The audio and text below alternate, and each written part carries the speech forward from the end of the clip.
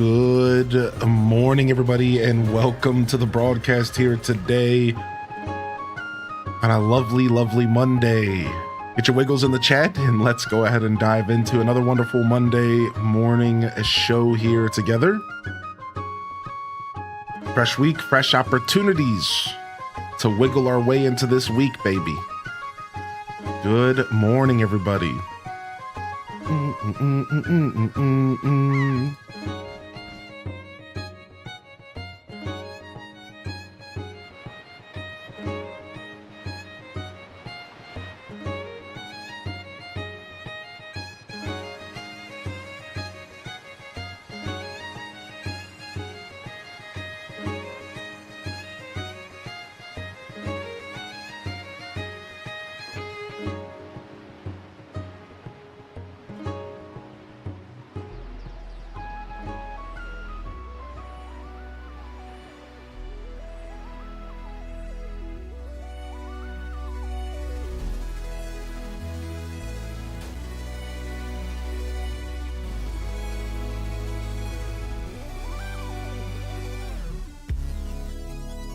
Welcome in here, fam. Welcome in here, fam. Good to see y'all back today. Welcome to the Monday morning show. Good to see y'all in the building. We'll get those alerts going here. Silver Blink first in the chat. Welcome to the show, yo. Ryan Perp, yo. Oz is in the house. Toad's in the house. Welcome to the building. We got Kyle Ecstasy in the building. Lunar's in the house. Courtney Brielle's in the building. Welcome to the show, Impatient Pay. We got Sweet D out there. Good to see you back. Fat Cat Plush, Chell, Dog, Ryan, Perp. I think that's a double for you, but you know, got to keep it consistent. Casino Roy, welcome to the show. Great Bambi. Good to see you in the building today, dude. How you doing, chat room? Welcome to the Monday morning show. I'm happy to be back and locking in for some fantasy life focused Monday morning show shenanigans. That was a mouthful.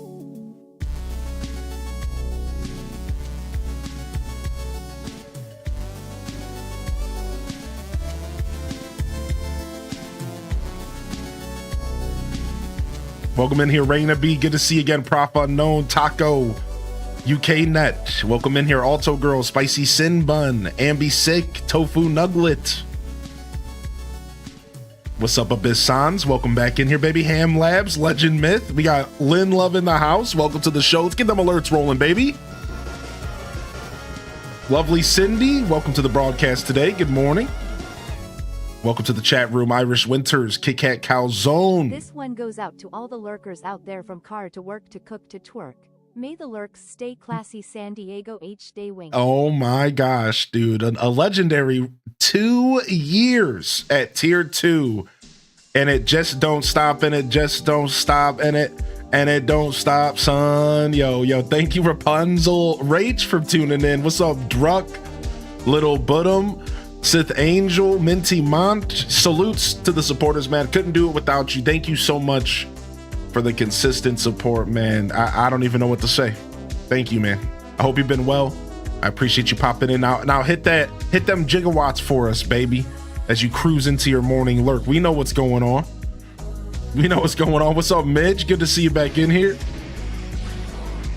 Yo, Tofu Nugget. Hope you're feeling good. Good to see you back in the chat. Tima, good to see you back in the chat as well. K-Cat says, thank you, Rachie, for the gifted sub. I'll make sure that they get that message just in case they're not here quite yet. Welcome in here, fam. Good to see y'all here for the Monday show. Another gaming-focused Monday morning show. While we all sit around and relax and think of sweet sugar plum thoughts of the Switch 2 and the next generation console. Now, I can't speak for everybody, but I think a good amount of us are pretty excited. So 3 more days, 3 more sleeps, right? Because tomorrow, then, yeah, 3 more sleeps. 3 more sleeps, dude. I'm hoping I can get mine on the 5th. It might take me a 4th sleep. We'll see, man. I'm gonna be calling GameStop today to figure out if I can be a part of this whole thing, dude. If I can be a part of this release. I'm hearing Best Buy employees are saying people are going to be camping out 24 hours in advance for the extra consoles they have if you don't have a pre-order. They said people are going to be camping out 24 to 48 hours in advance is their expectation to purchase their Switches that are not pre-ordered already. Yeah, the week is upon us. A new generation is locking in. Feels like the good old days, dude. Oh my gosh, dude. Oh my gosh. So I'm going to be calling my GameStop trying to see how early they're expecting me. Let me turn these jams down. I was jamming out a little too hard. My bad. I was jamming out a little too hard. I was getting it. I didn't even notice.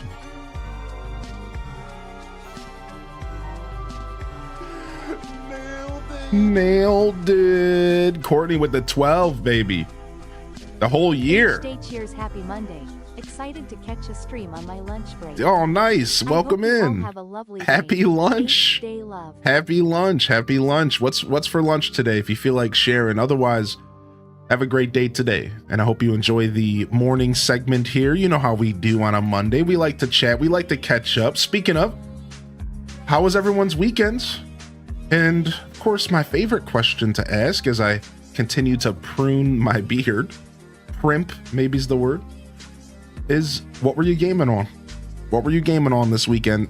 We got a new set in TCG Pocket, so I've been playing that. Mostly just ripping packs. I did build a deck. I'm trying to do a Shiinotic deck with Blastoise. So all in on Blastoise with Shiinotic to help me get Blastoise guaranteed every game. That's my current experiment. All in Blastoise, so 2/1/2 Blastoise, 2 rare candies, 2 computer whatevers, 2 Shiinotics, 2 of the Morlulls. And the idea is to have the Shiinotics sitting on the bench most games, but they can't attack because it's colorless energy. But Shiinotics sitting on the bench, or maybe taking my first kill, taking that first point from me. Like I would prefer not to lose the Shiinotic at all, and just let my 2 EX Blastoises show up and do work.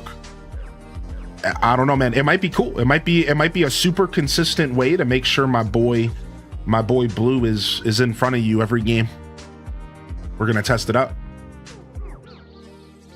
And of course, we've been playing Fantasy Life. Of course. We've been playing Fantasy Life. Mine's set for delivery for Thursday. I'm unreasonably nervous about it. Yeah, mine's set for delivery on Friday, and it's like, when on Friday? You know what I mean? It's a whole game, dude. It's a whole game, dude. I'm up to 81% completion in Balatro. Every 1% is a grind, dude. That's cool, though. That's you're gonna feel, even getting up to the point you're at, you could stop playing and you should probably feel pretty fulfilled. You know what I mean? Like that's that kind of game. Started playing Sticky Business over the weekend. Anyone else a fan? I know some of our mods are. Some of our mods are a fan of that game, and there's definitely a couple people in the chat room that are Sticky Business enthusiasts. Yeah, so there you go, Keyblader. Good to see you back in here, bud. Mossy Paws. What's up, Lyndon Bookie? A simple baguette with mayo, chicken, and bacon today. Sounds delicious, Courtney. Thank you for sticking with me, man. Hope you're having a wonderful day at work. You've been back into Pokemon Go lately. I've been trying to get back into Pokemon Go as a reason to get out of the house every day. Hey, what's up, Gumdrop? What up, Gumdrop? What up, Teach? Welcome back, Teach. Welcome back, Gumdrop. Good to see you back in the chat today. Drex says, I even have my mother-in-law taking the kids to school on delivery day so I don't miss the package. Yeah, dude, you gotta do what you gotta do. You're gonna be camped out on your front porch waiting for the delivery. You know what I'm saying? Holy heck. Very nice. Oh, that's super cool, Midge. I hope you had a good time exploring the universe with the Filipino Twitch streamers. I woke up at noon, so technically breakfast, but I woke up today and decided hell with it. I'm an adult. I'm gonna eat cake. That's what it's all about, baby. Let's go. We love that, dude. We love that. Yo, Sensory, welcome back, dude. What's up? Mar Pizza. Excuse me. Mar Pizza, welcome to the show. Welcome in here. Red Museum, good morning. Sensory, welcome back. Tima, totally tubular. Good to see you back in here, Nandez. Ham Labs getting the greetings in the chat. We love to see that. Don't be shy to welcome the fam on in. Don't be shy, baby. It's a wonderful feeling. Yo, what's up, Rio Keen? Good to see you back, Rio. And that's a good segue into the YouTube gang. Good morning to the YouTube squad out there. If you are tuned in over on YouTube, welcome to the Monday Morning Show. Fresh week, fresh opportunities is the theme of this broadcast. We've been doing this for 6 years. It was named Positive Morning Vibes back then. The Monday Morning Show. Fresh week, fresh opportunities. What opportunities are you going to snatch up this week? How are we going to make it so we can do some guilt-free gaming, baby? Let's lock in. Let's do what we got to do. Tommy Pickles style. A baby's got to do what a baby's got to do. The gaming will be there when we're done taking care of biz. So welcome to my show. It's just chatting with extra steps on Monday. It's a way for me to kind of connect with my audience, focus on the chat over everything else. I will have a game on in the background. And today is even what I call a gaming-focused Monday show, where I lean a little further into gameplay. Maybe I'm just not feeling yapping as hard. Regardless, welcome to my show. If you're on YouTube live or maybe watching the VOD in the future, like, subscribe if you're enjoying the vibes, baby. We're here pretty much every day doing the thing and doing it well. And of course, you can always come chat with us over on twitch.tv/HighlyInDescent. The link is in the description below. Currently, the YouTube is the lurker zone. Currently. No chatting over there. I put a poll up. My subscribers have spoken. They want to keep it that way. It might not always be that way, but it is for now. It is for now. So enjoy your lurks and thank you for choosing my stream to lurk on. What's up, Galactech? Welcome back, Galactech. Good to see you back in here. Took off Thursday, short week, switch to week. Gaming. Oh, the amount of Mario Kart that's going to be played this weekend. The amount of Mario Kart that's going to be played this weekend. Welcome to the show. We got Caden Crossings in the house. Good to see you today, Caden. Welcome in. We got Cozy. There it is, the sticky business call out. There it is. Yo, welcome in. Hopefully I get your Switch 2 by the weekend, Nandez says. Ordered abroad from official Nintendo shop, so not sure. I would imagine the weekend is the play, right? I imagine. I'm designing my bookstore's summer reading program for kids. It's D&D themed. Out here doing the Lord's work. Out here doing baby Tommy Pickles work. I don't know what that meant. I don't know. That's sick. That's sick. I like that. Holy heck. Yo, what's up, G-Ski? Good to see you today. An off day. Welcome in. Nah. We gotta run that back. Real quick. We gotta run that back real quick.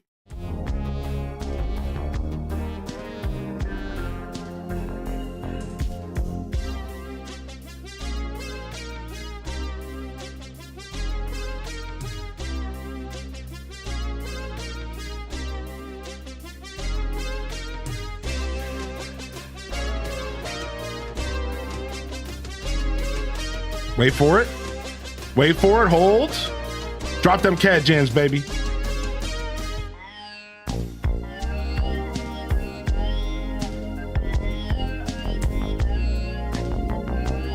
Isn't that just so funky? What a funky, smooth drop. Isn't that just a funk magunk? Isn't that just a crunk funk magunk, dude? What is that? Oh, wiggling into my ears, baby. What is that? Yo, what's up, Mike84? What's up, Kalika? Good to see you in the house today. Great Bambi. Welcome to the broadcast. We got GC out there today. Welcome in. Sunday, I played Minecraft and Animal Crossing, got laundry done and cleaned my kitchen. It was the best. Nice, dude. Locking in, Alto Girl. Locking in, dude. What's up, Sith Angel? I see you out here, baby. Welcome to the show. It's so wiggly. That's the way to describe that beat drop. Wiggly. I like that. It's wiggly. You turned 30 this Saturday. What's up, Zella? How you been, man? I haven't had a chance to connect with you. I know I've been busy. I'm sure you have as well. My weekend is going to be spent doing a death to my 20s party with some of my friends. You want to know what my death to my 20s party was? Eating like 3 pieces of ice cream cake and regretting it for the week after. Peace, 20s. We ain't doing that again. Peace, 20s. That's the last time I've eaten ice cream cake. That was a wrap. Welcome back in here, Tweed. Good to see you here today. That was the last time I ate ice cream cake. Death to my 20s. That was it. I'm 36 now. It was over. That was a wrap. That was it. It was done. Death to my 20s. That's cool. I never actually heard that before. I'm not gonna lie. I've never heard the death to my 20s before. That's really cool. That's actually super cool. I hope you have a wonderful time, man. Celebrate yourself, Zella. Please celebrate yourself, dude. Be proud. Treat yourself kind and honest and gently. And get out there and celebrate, man. Yo, happy freaking birthday. Happy early birthday to you, dude. Yo, welcome in. Last Monday's show without the Switch 2 being released. Isn't that crazy? The last Monday.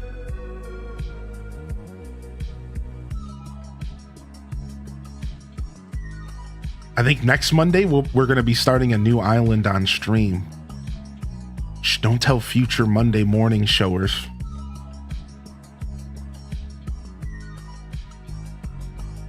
Fresh week, fresh island, fresh opportunities. What's up, Stratocaster? Good to see you today, my dude.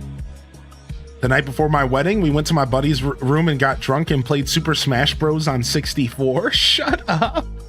But you have so many other things going on. You want to add a new island too? Hell yeah, dude. That's the grind, baby. That's the grind, baby. That's what you got to do. You got to take it all on because you're capable of doing anything that you put your mind to. That's it. That's it. That's it. I'll take it all on and I'll slay it while I do it. Welcome to the Monday morning show. Fresh week. Fresh opportunities, baby. Let's lock in. Let's lock in, baby. We're doing it all. We're doing it all and we're doing it well. And if we ain't doing it well, we might be doing some of it half-assed, but we're still doing it regardless. Y'all know what I'm saying? I'm doing it regardless. Some of it might be half-assed. Some of it might be done well. I might forget to do some of it too, but we're doing it all regardless. Can you have more than one save file in this game? I don't think so. You're talking about fantasy life. I don't think so. I don't think so. What's up, Dear Diary? Good to see you today. What up, Nora? Welcome to the show. We got Pokemon fan in the house. Welcome to the show. Yo, yo, yo. Holy heck, dude. Holy heck. That's right, dude. We're just going to keep piling on top of the cake till the cake collapses. Either way, it's still cake.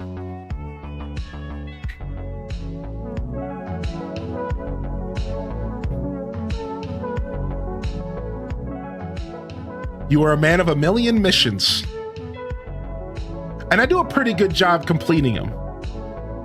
The move really messed stuff up this year, though. It was also sudden, and I'm still recovering. I'm still recovering. The move really threw a wrench in my whole vibe, but like in a good way, in a necessary way. But I'll admit I still have not recovered my flow since I've moved when it comes to like navigating all the things I want to do as a creator. I really have not locked in. It was overall a good thing though. Exactly. And I'm just trying to go with the flow right now. I'm just going downstream. I'm going to do what I can. I'm going to make the best content I can. I'm going to try to bring the best every day. And overall, it's all been good.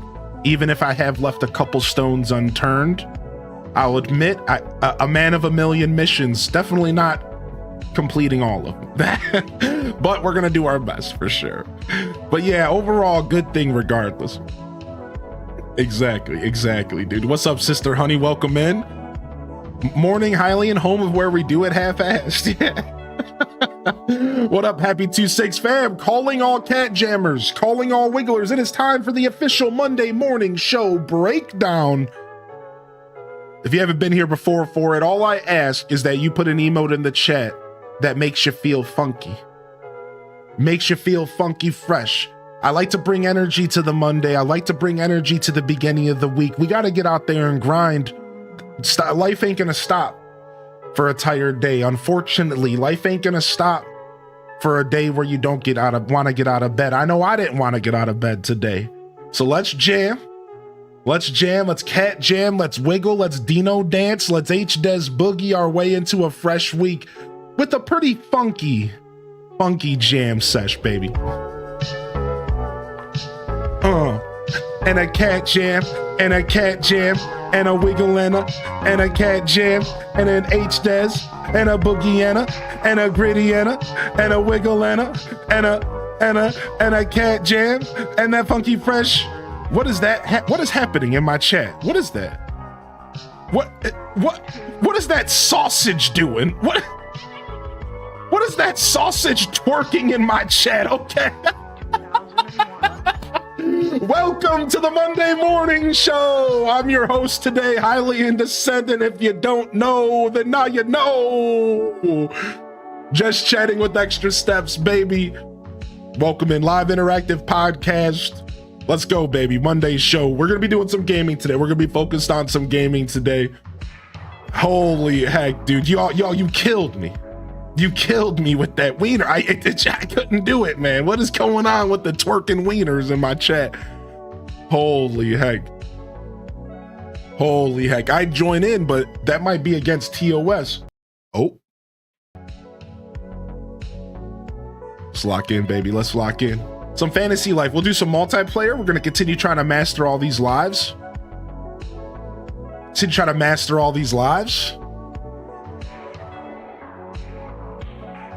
What's up, Masquerade? Good to see you today.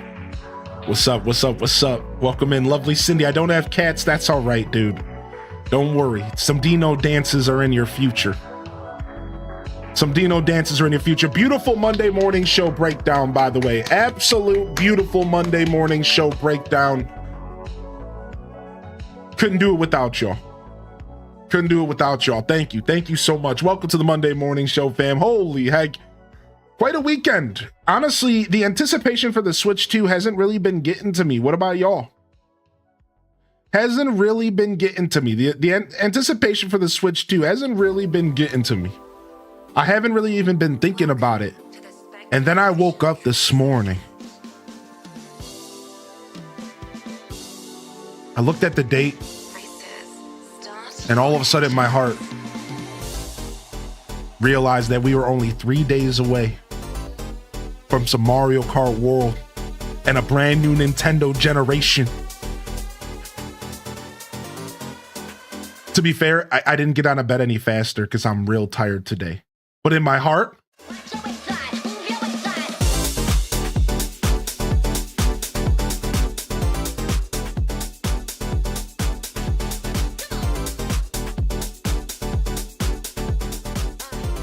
still took me like 20 minutes to get out of bed. Finally, I got some coffee in me and I took a shower, but I'm still real excited.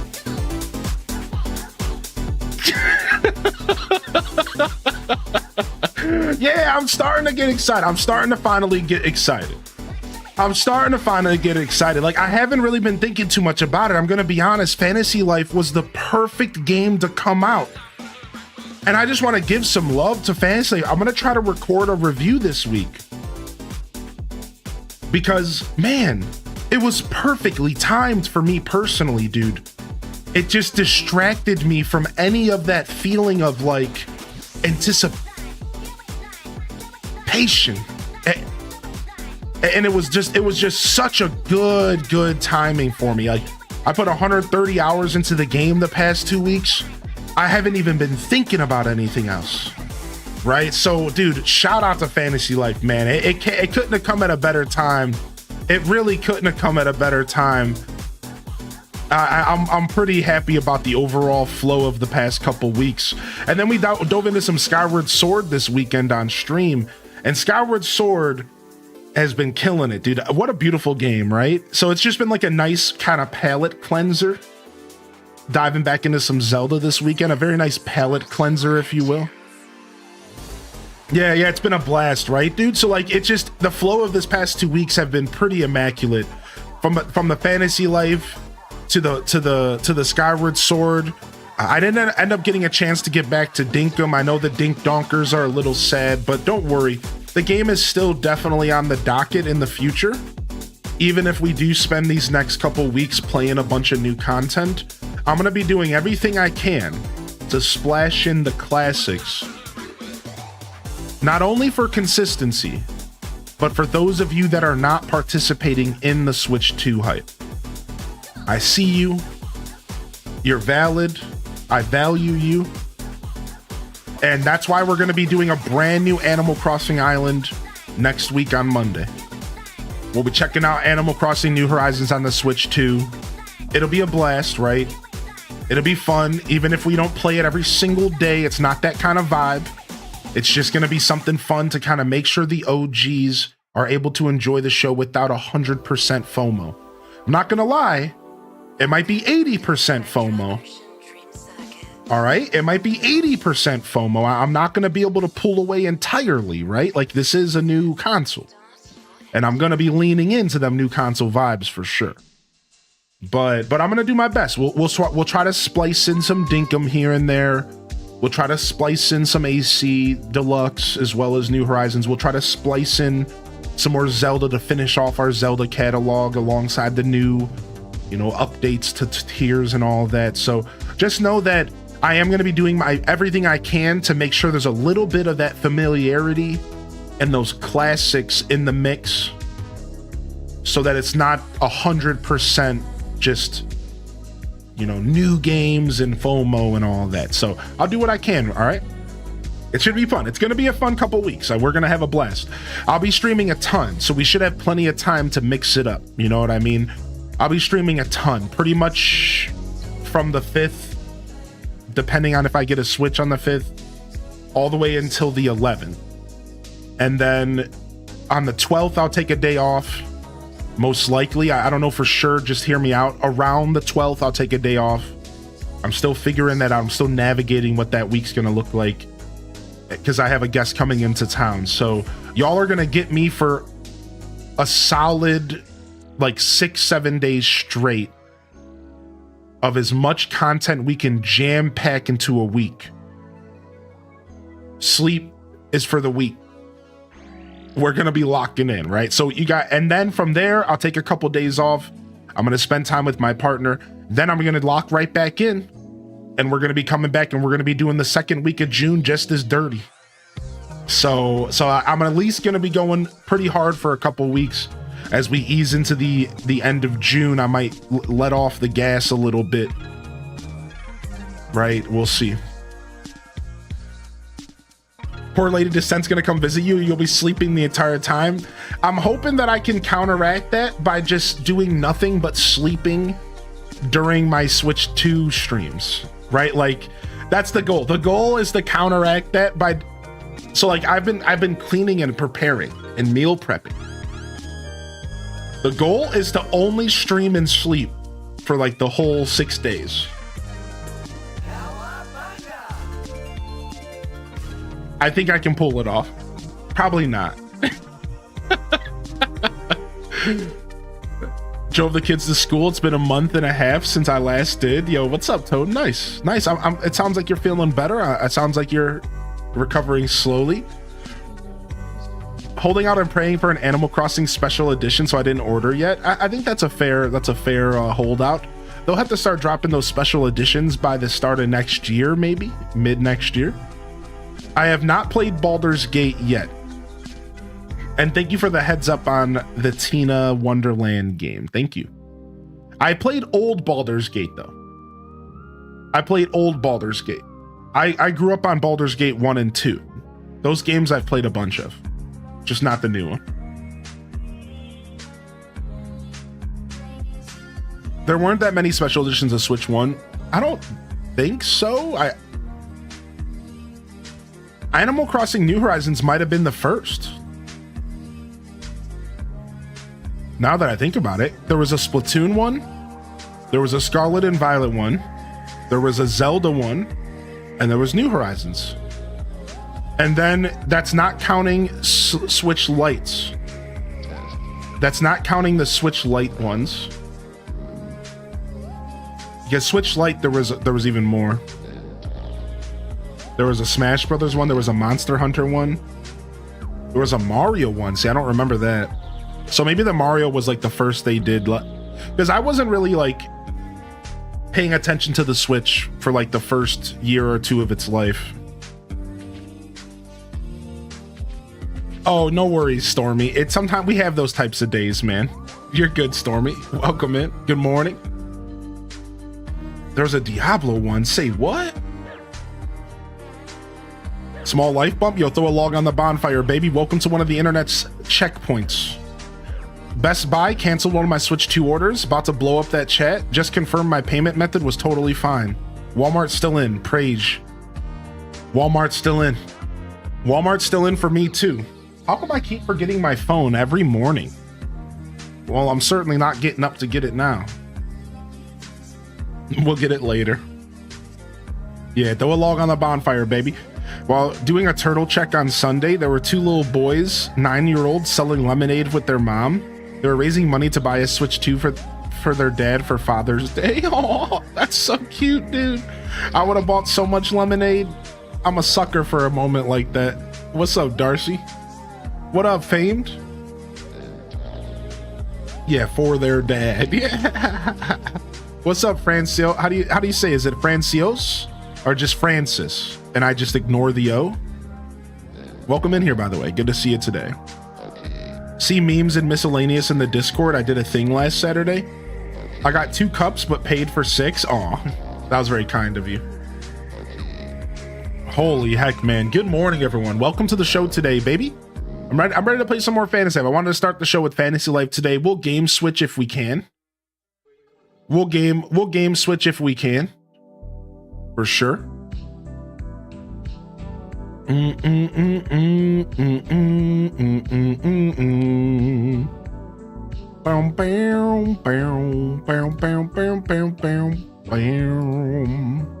dropped the pen on the rim, not in the glass. What? Nice. That's finesse right there. Back to the office. Game on. Game on. Game on. Have a good day, dude. Enjoy the rest of work. H-Day Wave. Yo, what's up, Lenny? Yo, thank you for 8 months, man. How are you today? Hey, appreciate you, man. I hope you've been well. What you been gaming on, bud? I don't need to Switch 2 until they start coming out with some games. Yeah, I understand waiting. We've been talking about that a lot, you know, like Donkey Kong isn't really selling a ton of people yet. I think people are waiting to see if the game is more than just breaking stuff. The concept of breaking everything is cool. The concept of an open world environment where you can literally break and dig anywhere on Minecraft style, that is really cool. But I don't think it's selling anyone yet. I think the thing with Donkey Kong is it doesn't ooze Donkey Kong vibes yet. So the Donkey Kong fans are hesitant. And then the regular gamers are just kind of like waiting to see more gameplay. I think there's a small group of us that are excited. I am. But regardless, and then what, you got Mario Kart. If you're not a fan of racing games, Mario Kart's just another racing game. Now, I'll be honest, I grew up on Mario Kart.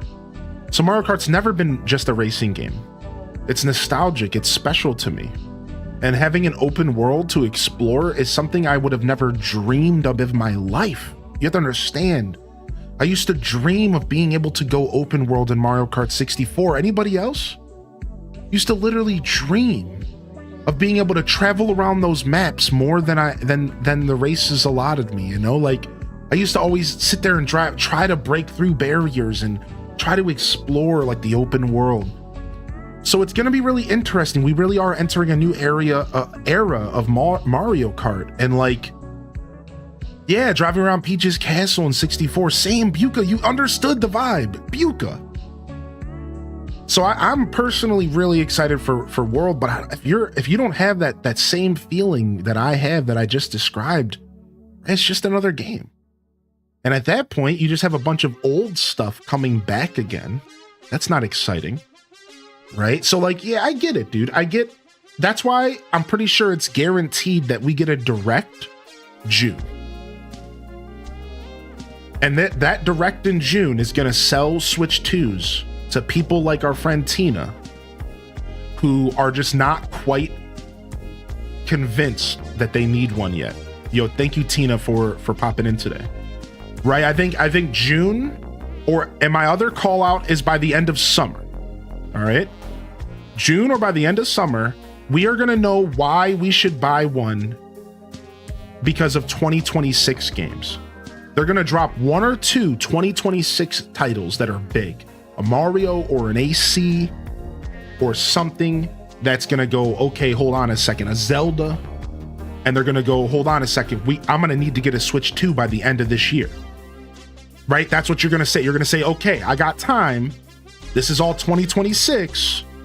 I can buy one for Christmas. I can buy one in spring. Right? They're going to try to provide something to make you say, okay, I don't need one now, but I'm going to need one by next spring, right? Like that's going to be the vibe, I think, by the end of summer. A lot of people are going to be saying that. And then they'll get their summer sales, they'll get their early spring sales, they'll get their end of the fiscal year sales. Keep in mind, if you don't know how that stuff works, the fiscal year ends at the end of March. What that means is they have to report their sales and they have to talk to their investors at the end of March. So they're going to try to sell you something from the start of January to the end of March. They're going to try to make sure they're selling Switch 2s in that window of time, Christmas to March. So watch, I'm calling it. There's something is going to be releasing in spring next year that's big. And that's how they're going to make sure the end of this fiscal year is nice and clean and they can continue on to the next, right? It's like, that's how it's going to go. That's the flow that I'm predicting. I'm surprised it's only launching one game. Yeah, me too, actually. But I think it's because they're kind of pumping stuff out monthly, right? It's like World June, Bonanza July. Not sure about August, but we do have some games that we don't have dates for. October, we have Pokemon. Metroid Prime 4 is probably Christmas. So you see, they're doing like every month, every other month. I think they're trying to kind of stagnate it. Maybe they're confident that third-party games will be enough. You know, the Cyberpunks, the Rune Factories. Maybe they're just confident in third-party. Yeah. Because there is a lot of third-party coming out, so. And you figure they'll release more GameCube games once a month. You figure, right? If you ain't first, you're last, Ricky Bobby. What's up, Silent Geek? What's up, Samara? Good to see you today, Samara. Welcome in. Yo, Buka, hope you've been well, man. It's good to see you back in here, Buka, my favorite troll. Yo, Cat Lover, good morning. Darcy says I turned 25 today. Whoa, what? I've been in this community for 5 years now. It's got me through my early 20s. Dude, Darcy, yo, love in the chat. Happy birthday, Darcy. Yo. Dude, you've been with me for a long time. Seriously, it's been absolutely insane. And I couldn't be more blessed to have people in my life that I've managed to surround myself with you and like-minded individuals. It's so surreal. I could get emotional. I kind of am. Thank you, man. Thank you for sticking with me, and happy birthday, man. Please celebrate yourself, dude. What's up, Nugs? Nugs says, exciting update. Baby Nug is 2 weeks old and back in her birth weight. So now we're just chilling. Hey, Nugs, congratulations on the babe. I'm glad everything is going well. I'm glad they're nice and healthy. It sounds like they're nice and healthy. Thanks for the update. I appreciate you. Some fresh Hylian Descent fans have emerged. Oh my gosh. Yo, what's up, Profound Pearl? Welcome back, Pearl. Good to see you today. Is GameCube emulator confirmed on launch? Yeah. GameCube games are confirmed on launch. 3 games. 3 games. That's it. And then there's a bunch that they've confirmed for release. What's up, Jeffrey? Yo, welcome to the show, baby.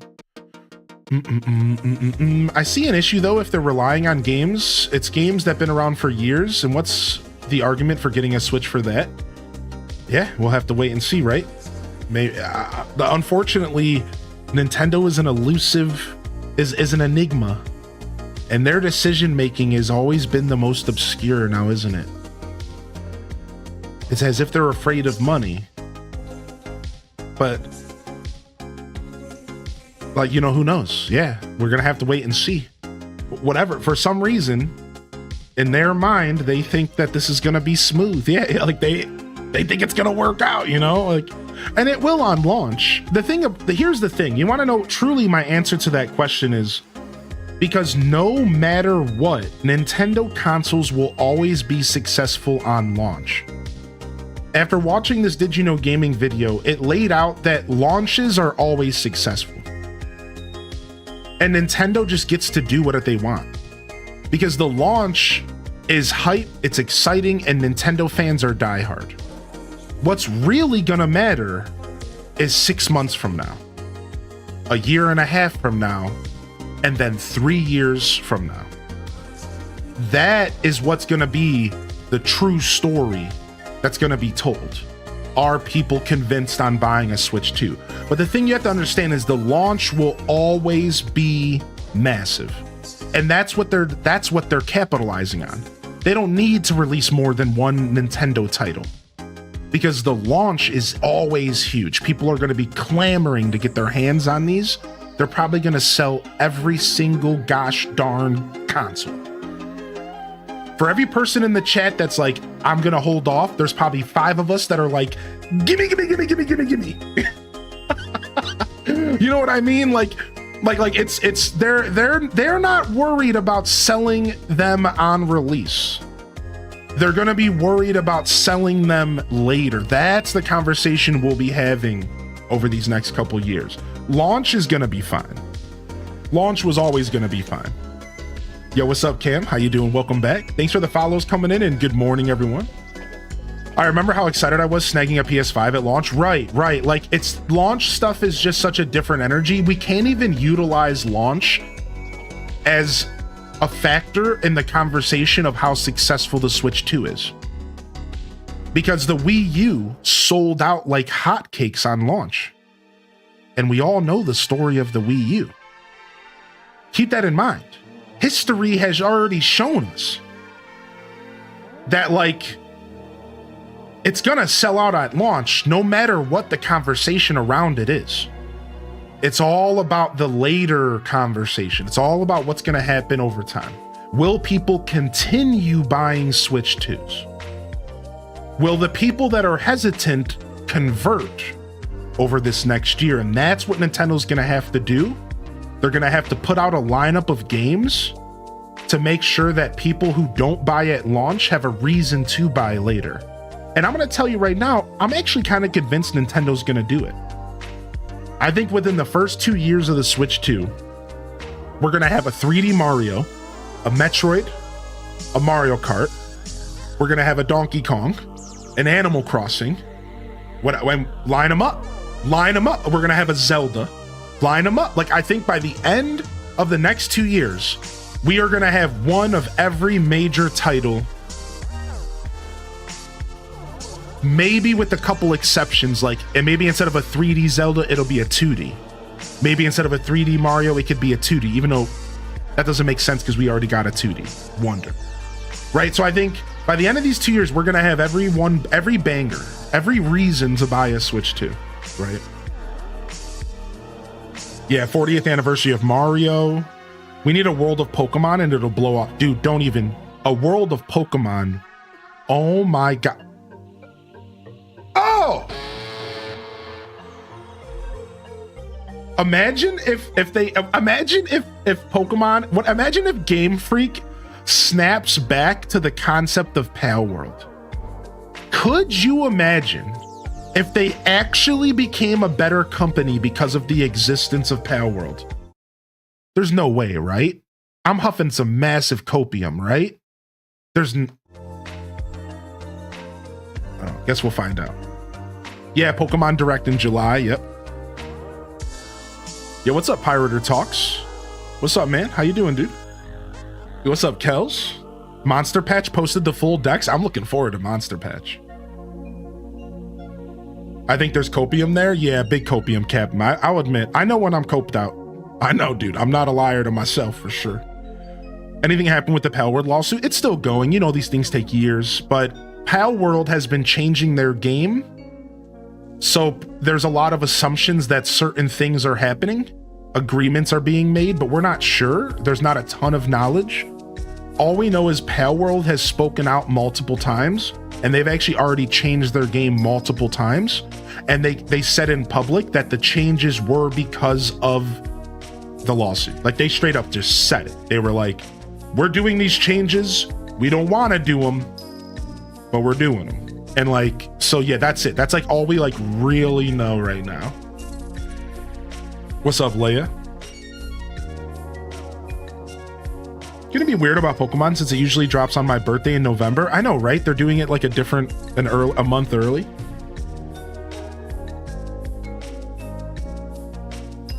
Yeah, there you go, Captain, dude. I understand that, man. Internet slang will get us all, dude. I'm praying for a reimagining of Poke Park. Honestly, I would love anything like that. Give me a reimagining of Poke Park or Poke TV or Hey You Pikachu. Give me a new mystery dungeon. Give me a Let's Go Johto. Give me the old games on the Switch finally. We're waiting. Give me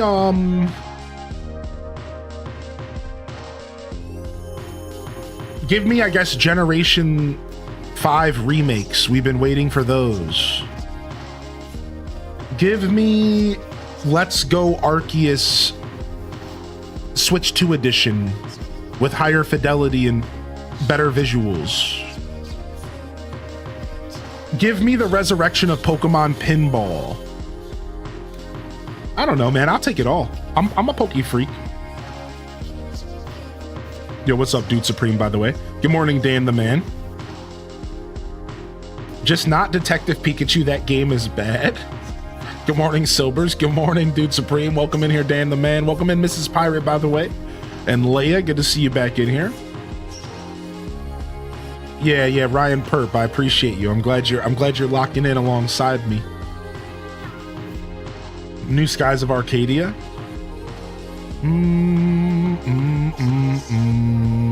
Bam, ba, bam, bam. A new 2D Pokemon with Echoes of Wisdom vibes. That would be cool. A 2D Pokemon that looks like Link's Awakening and Echoes of Wisdom, and it's open world. That would be fire. That would be sick. That'd be dope. I'd like that.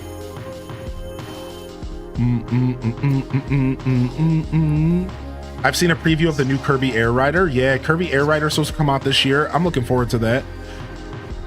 A Fire Emblem with a bit more emphasis on characters and story wouldn't be bad. I think we'll be getting a new Fire Emblem relatively soon. That's for sure, right? It's been about 2-3 years. They pumped those bad boys out because they're making all that phone app Fire Emblem money. Yo, Silbers, I hope you're feeling better. I'm sorry to hear you're still under the weather. What's up, Flower Child? How are you today, dude? Is Fire Emblem on the basic NSO stuff? No, you would have to have the expansion, sorry. It's only Game Boy Advance right now. There might be like a very old one on like Super Nintendo, but I don't think so. Have you played the new Fire Emblem? No, I haven't played the most recent. Yeah, Engage. I want to play Fire Emblem Engage. I have not bought it yet. Yo, Delore with the tier 2. Good morning, Hylian and folks. Thank you for your continued great content and appreciate the care and time you No, thank you. Streams both here and the YouTube H-Day Wave H-Day. No, thank you, man. Thank you for 33, dude. Thank you for the kind words. I'll continue. That's the value exchange here. That's the exchange. There's always a value exchange in life, no matter what's happening. And the exchange here is I will bring my best day in and day out. If I got 50%, you can take 50. 70, have 70. 20, take the 20. I'll do my best, all right? Thank you. Thank you for supporting my dream and my journey, and welcome to the show, Delore. Hope you're feeling all right. Have you made it home yet? Are you still out abroad, traveling? Did you see the Pokemon Crystal remake that people are working on with the Unreal Engine 5? No, I have not seen that. I have not seen that, dude. Oh, thank you, Leia. I appreciate you, man. What's up, Cushy? I see you out here. How's the move, man? Did it work out? That was yesterday, right? I think so. Yeah, because Saturday you said you had to get new people. I think so.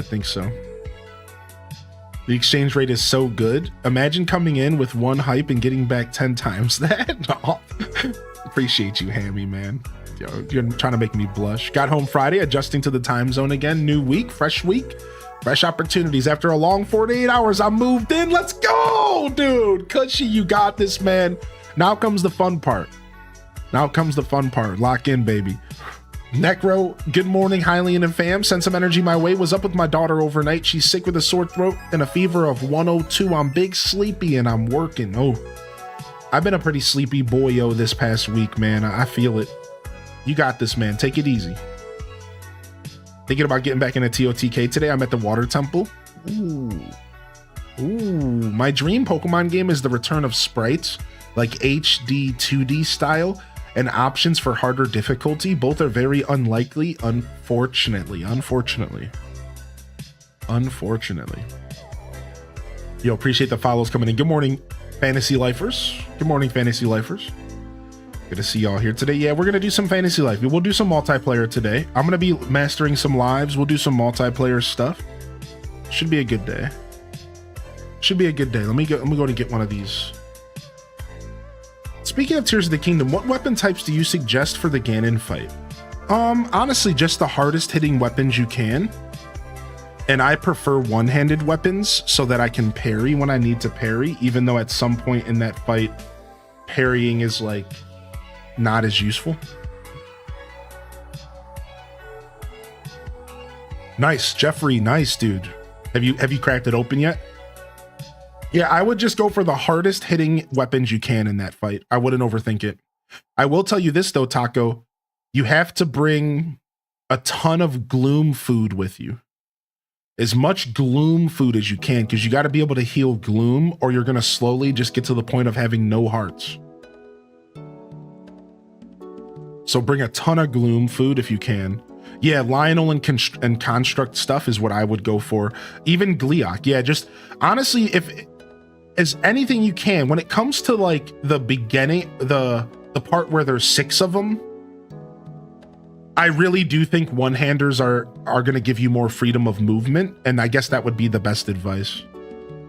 Yeah, because when there's 6 of them, it's rough. I think it's like, what do they spawn? Like 1 for each of the sages.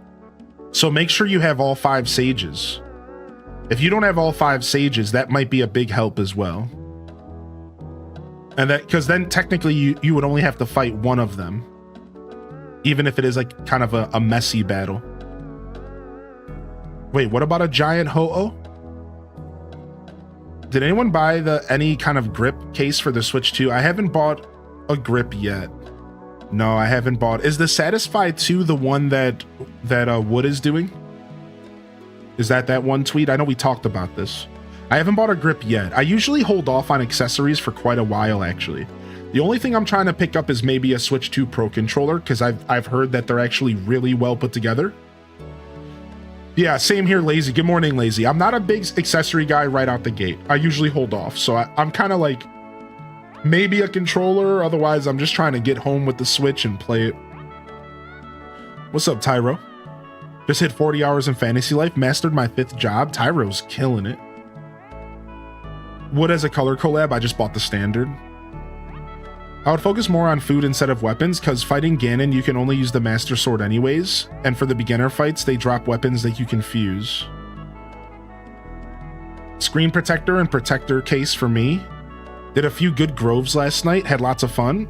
Yeah, no worries, Stormy. I saw y'all in the Fantasy Life channel in the Discord playing together. I'm really happy that people are coming together in the Discord and enjoying our Fantasy Life section. It makes me happy. What's up, Tyro, by the way? I have yet to beat the game yet. That's a good pace. Hopefully that will I'll be able to get this week, since I wasn't able to pre-order because of the $700 ones on Etsy. Yeah, there's already reports that Target, Best Buy, and GameStop are gonna have stock on day 1. So good luck. I just heard from a Best Buy employee that they're anticipating lines up to 48 hours in advance. I don't know if they're just over speaking, but I don't know, man. I don't know what to. This is technically the official release. It's not like a pre-order thing.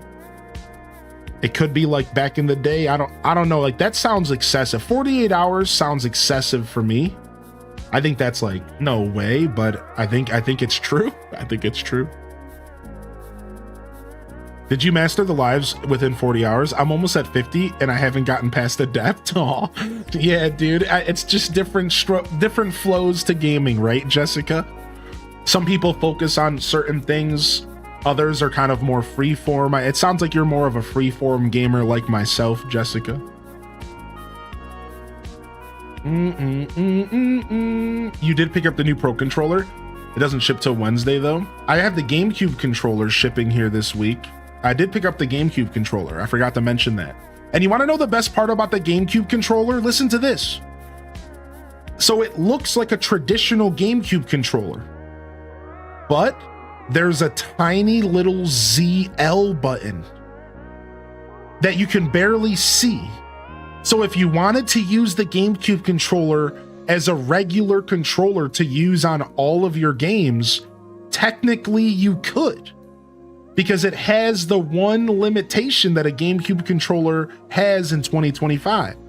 It has the ZL. It's just like small and like kind of hidden so that it still looks like a GameCube controller. So I think I might skip the Pro Controller and just only use the GameCube controller for like everything for like a while, because it seems like I'm going to be able to use it just like a regular controller. I don't see what limitations I would have besides for the D-pad being kind of small, which it always has sucked. Right? Found you a week ago and enjoying the vibes. Oh, thank you, Angie. Yo, welcome to the show. Yo, hearty welcomes in the chat if you got a free hand, dude. Nice, man. Yo, I appreciate you, Angie. And we got a bunch of it on YouTube as well. So if you want to get back and dive into my playthrough, don't be shy, all right? But thanks for tuning in today. Can you use the Switch 1 Pro Controller for the Switch 2? Yes, you sure can. You sure can.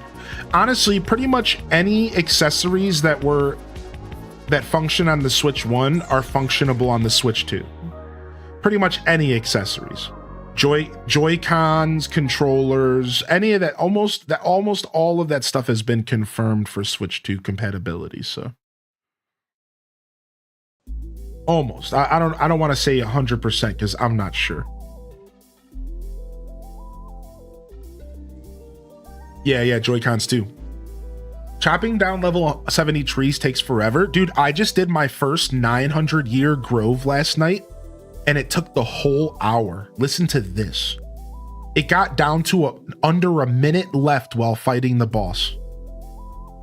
We had 3 of us, and one of us were kind of like, I think this person was like falling asleep, but like, that's okay. Meanwhile, I was fighting this fire drake at the end of the dungeon. We were fighting this fire Tyrannosaurus Rex, and my bow was doing only 1 damage. And I didn't realize until after the fight. That I should have switched bows. I should have switched to a water bow because it was a fire. I was trying to use an earth bow on this Tyrannosaurus Rex. It was doing 1 damage. I didn't realize. So that's just like a really cool knowledge drop for me. I was like, I never hit a point in this game where I had to switch weapons. But apparently my super souped up earth bow was only able to do 1 damage to this fire-based monster. And I think if I were to switch to the water bow, I would have been more successful. Luckily, we had these 2 mages with us, and they carried us through the final fight. It went down to under a minute. It was my first ever maxed out grove. 900 years, all the way down to the 1,000 year, and we fought a level 100 boss, a level 100 enemy at the end. It was crazy, dude. It was not, dude. At one point, there was a level 100 fish that we had to fish up, and it took everything we had. This level 100 small fish, it took like all the food in my inventory and all of the buffs. It was like insane. I was sitting there like we were, all 4 of us, where we finally got this stupid level 100 fish, dude. Like, it was crazy, man. Oh, you just explained while I'm struggling with the endgame boss, I'm using a dragon bow. You might want to switch up your bow. Yeah, I'm not sure, but I'm learning that this game actually does matter the element that you're using. I need to start paying attention to the elements and stuff. Though the problem is like if it's the first time you're interacting with an enemy, you might not know what its resistances are. So we have to like do some research and like pay more attention, I guess. Yo, what's up, Majinx? Nice. Good to see you back in here. The Switch 1 Pro Controller can't wake up the console from sleep. That's weird. I didn't know that. What? All right, here, let's jump over to some gameplay. And then we can continue to yap. Does that sound good? Thank you, Peaches Danny, for 34, by the way. How are you today? Good morning. I really want to try multiplayer out. I haven't been able to play multiplayer since it came out. I have some in real life friends who play, and I haven't been able to link up with anybody. They typically have a little icon if they're an element. From there, you just poke them on it. Right. So yeah, I didn't realize. So I had a huge learning moment last night when the whole final boss fight, I was only doing 1 damage, but I was panicking because you know what I mean? We only had a minute left. So I didn't like think about switching my weapon. I was just like, I thought that I was just a scrub, or I thought that the enemy was like resistant to physical damage. Here, let me go ahead and pull the enemy up and I'll show you guys what I'm talking about. I fought this guy down here. I bet you he's down here. I fought H-Day Boogie, H-Day Boogie, H-Day Boogie.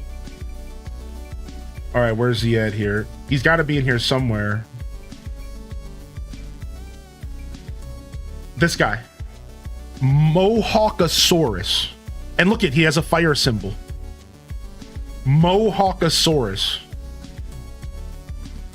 And I was doing no damage to him. This guy was scary. He was a level 100. They should rename this game The Game Who Steals Time. Yo, what's up, Blue Phoenix? Thank you for 22 months, dude. Yeah, he's pretty cool, right? Thank you for 22, man. How you doing today, Blue Phoenix? Yeah, I should have some space today, Druck. Yeah, we're gonna do some multiplayer for sure. Let's go ahead and do our dailies this morning, and then we'll do some we could do some multiplayer today. Yeah, sure. I would love to do that.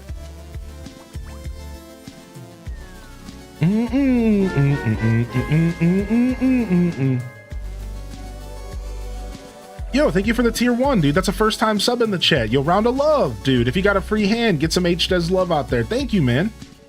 Holy heck. Appreciate that. Appreciate that. Respect that, but never expect anything. Yeah, Necro, hit up the DecuScrub Discord and the Fantasy Life channel, and if you want to participate outside of my stream hours, you know, maybe you work during my stream or whatever. That would probably be the best bet. Happy to support. Thanks, man. Watched the guy with maxed Ginormosia map yesterday. There's some pretty nice bosses on it. Dude, that's my plan. I realized that maxing out Ginormosia is going to be the end game for me. Yeah, that's my end game. Is like, because getting rank 7 takes a lot of grinding. And I realized, like, I only have 1 rank 6. I have 1 close to rank 6. And then I have a bunch of rank 4s and rank 3s. So I think that getting your Ginormosia map maxed out is total like end game vibes. That's like the real final boss, in my opinion. The real final boss of this game is getting that map maxed out. What's up, Quoth? Yeah, it's a task and a half. Yeah, that's gonna be the real final boss, I think. Yo, how you doing today, Quoth? Good morning, dude. Saflina, good morning. I'm gonna miss playing this for hours on end now that I'm back to work. Oh no, Minty. Go ahead and give me your boss's phone number. I'll handle it. Yeah, correct, Ashley. You just need to collect area points. Now, there are some techniques that maybe can help you grind it faster, and we can even talk about that if you guys would like. But at the end of the day, you just want to go and do the challenges, and you want to collect what's called area points, and you get area points for doing anything. mining a rock, killing a creature, fighting a boss, and you get the most area points following those stupid little challenges. And that's like that's like the best advice. You should do one send-off Mario Kart 8 stream. No, I'm good. No, dude, sorry, man. I'm so over Mario Kart 8 Deluxe. I might throw the game in the garbage can after the Switch 2 comes out. It's a digital game, so what I mean by that is uninstalling it, but no, we're done with Mario Kart 8. We did our send-off Mario Kart 8 stream. We did that.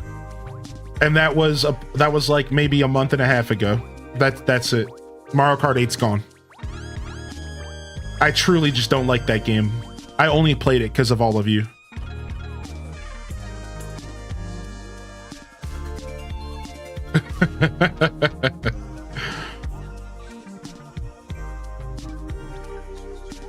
I noticed that the multiplayer is pretty good for getting those tasks and doing them. Yeah, I haven't done enough Ginormosia multiplayer. What game? Mario Kart 8 Deluxe. Mario Kart 8 Deluxe is just my least favorite Mario Kart I've ever played, dude. It's just not a well-tuned game. What don't you like about it? Well, the big one is the item distribution. So it feels like you can be in 3rd place and get a bullshit bill or a star. You can be in 12th place and you can get a banana. So the item distribution is whack, and it makes it so it turns the game into this. This is the biggest flaw with Mario Kart 8. If you're in 1st place, you will never lose 1st place. Then, if you're in 2nd to 5th, you're never going to get out of 2nd and 5th. You might drop down, you might get back up, but you're never going to break that barrier. And then anything under 5th is a literal fest. And it's just people destroying each other with items. See, Mario Kart wasn't always like this. Mario Kart was not always, if you get 1st place, you cannot ever be taken back. Like, that wasn't how the game was back in the day. And now I could sit here and I could explain why I'm pretty sure it is that way. But that's for a conversation for another day. All I know is that in my experience, I have never played a Mario Kart game where if you get into 1st place, you are basically just never ever leaving that spot. Unless somebody just luckily gets like 4 blue shells in a row or something. So like it just like it's just not a really well, it didn't feel good. Didn't feel good to play. And I think a lot of it had to do with the weird boosting mechanics. I really hope Mario Kart World does not have the boosting mechanics, man. The idea that you can boost off of any ledge, any little bump in the road, it really made for some weird optimization tricks.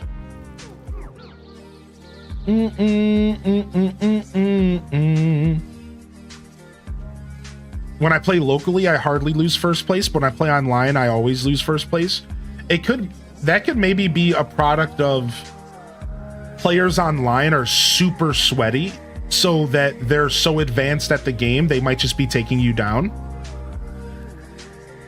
Whereas like when you play locally, you're not necessarily playing with the best players all over, right? Whereas like if you play Mario Kart 8 Deluxe online right now, you are playing with the sweatiest, best players that have ever played the game. Because that's the only people left playing online. And whereas like playing locally, it's like casual, it's relaxing. Here's something you can do the next time you're playing Mario Kart 8. Count how many races the first item box gives 1st place a coin and 2nd place a red shell in it. I rarely win online. So yeah, but again, this is very anecdotal. I should say that my experience with Mario Kart 8 and the reason I don't like it is very anecdotal. I could be wrong. I could just be bad at the game. And I'll admit, I never put the effort in to get good at Mario Kart 8 Deluxe. I did with other Mario Karts. I did. I never even wanted to learn the maps in Mario Kart 8 because I just didn't like the vibe of the game. And like, so honestly, it's probably a me problem. It's probably a me problem. I just didn't put the time in. And if you don't put the time in, then you're gonna struggle, right? Like you gotta learn the maps. You gotta know when, being able to know when you're gonna be doing a hard turn, a soft turn, understanding the courses and understanding where you can get every single boost in that game is like super important, right? So yeah, I admit that it's a user problem for sure, but I still think the game is not structurally as strong as Double Dash or Mario Kart 8. I think that there's something going on under the hood that makes me feel this way. But like that, and that's where my theory is. That's where my theory comes from. I think if I were able to look under the hood of Mario Kart 8 Deluxe, I think I would see a reason why the game doesn't feel as good. That's like, I think so, but I can't do that, unfortunately. Do you still enjoy Fantasy Life? Oh yeah, too much, in fact. It's all the meta tryhards and worldwides now. Tryhards and people who Googled best Mario Kart 8 build. For an FLI, what magic? For magic, what is good against what? I know light and dark are good against each other. So yeah, then water magic would be good against fire. Fire would be good against earth. Earth is maybe good against water, but I don't know if that's true. I don't think there's electricity, right? So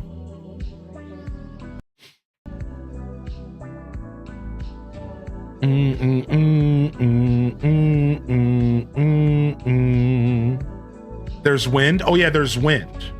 So maybe wind takes out fire. I don't know, man. I actually don't know the answer to that question. Good question.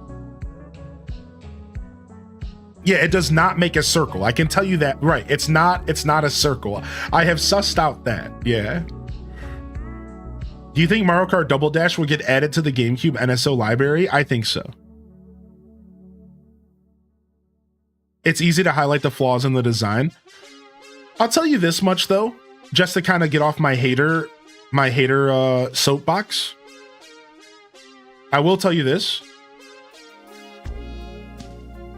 Mario Kart 8 Deluxe is fun to play in a party setting. Why can't I?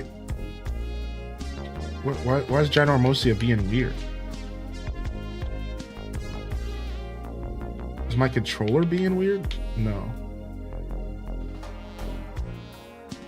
It won't let me move around the map. What?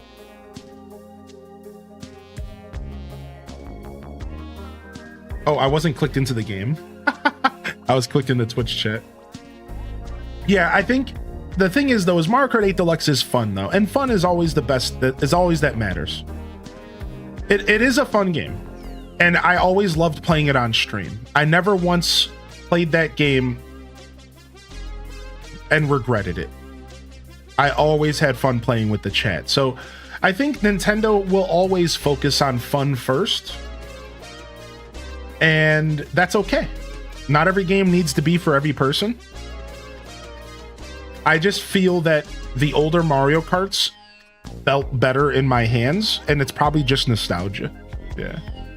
I'm still sorry for when I banana sniped you, Hylian. No regrets unless somebody picks Baby Park. Yo, what's up, Bookworm? How you doing today, homie? All right, I put a bunch of shadow carrots up in Ginormosia last night, so we should have a bunch of currency coming back. After we do our dailies here, we can do a round of multiplayer this morning, if y'all are down. Let me go ahead and do my dailies though. So my dailies in this game right now are checking my crops, going to Ginormosia and checking my shops, and then usually I think I want to start incorporating the Coliseum, because I finished the Coliseum and apparently there's like daily challenges there that give you some decent rewards. So what's the best combat class? Seemingly Hunter. Seemingly Hunter is the best combat class. But I think as the game progresses, I think as the longer this game is out, the more people are learning about the game entirely, and I don't think that's the case anymore. Right? Meta evolves. And I've been playing this game since release, and I've noticed that online there's more mages now, there's more mercenaries, there's more paladins than ever before. So I think that everyone started with Hunter, because it was a very fast-paced class and it has a lot of mobility. But I'm realizing that over time, Hunter isn't becoming the main class, the main pick anymore. People are starting to diverge from Hunter, level up other lives, and it seems like it's not just Hunter focused anymore. So I'm not really sure what the best class is outside of my personal opinion. And you should know that I haven't actually played all the classes yet. So I'm biased. Hunter's the only one I've really played. I've played Magician, it's fun, but it ain't no Hunter. I'll tell you that much.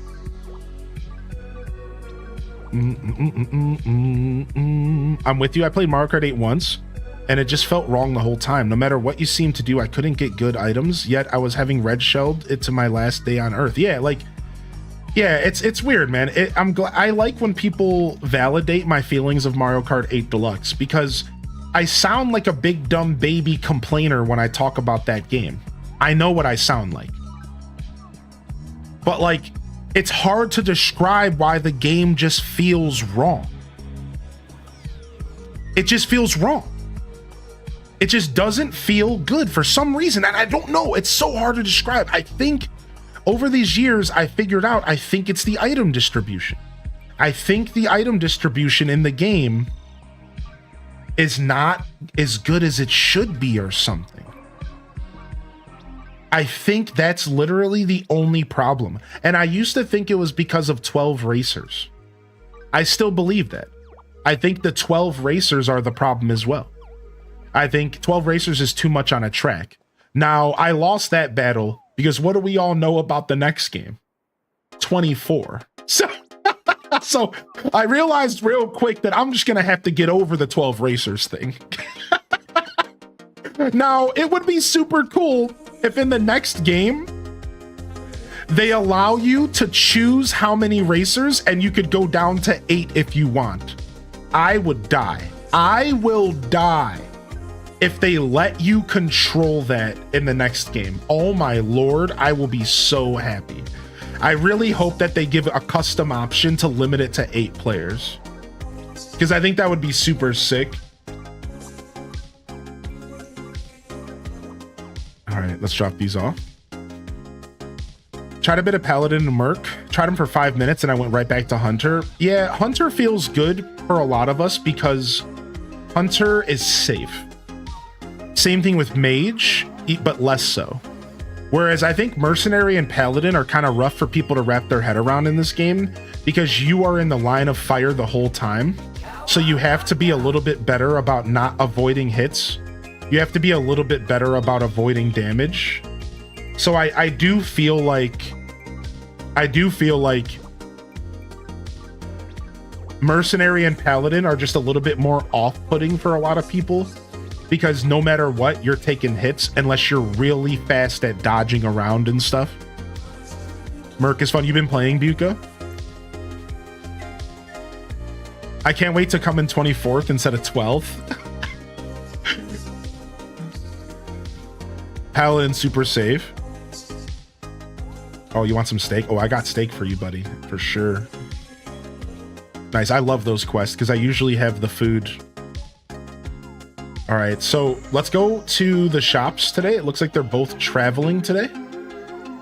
Let's go to the shops here. Where's the second one? Over here at the campfire. All right, let's go to this shop real quick. And while we're on the way, we'll take down these enemies super quick.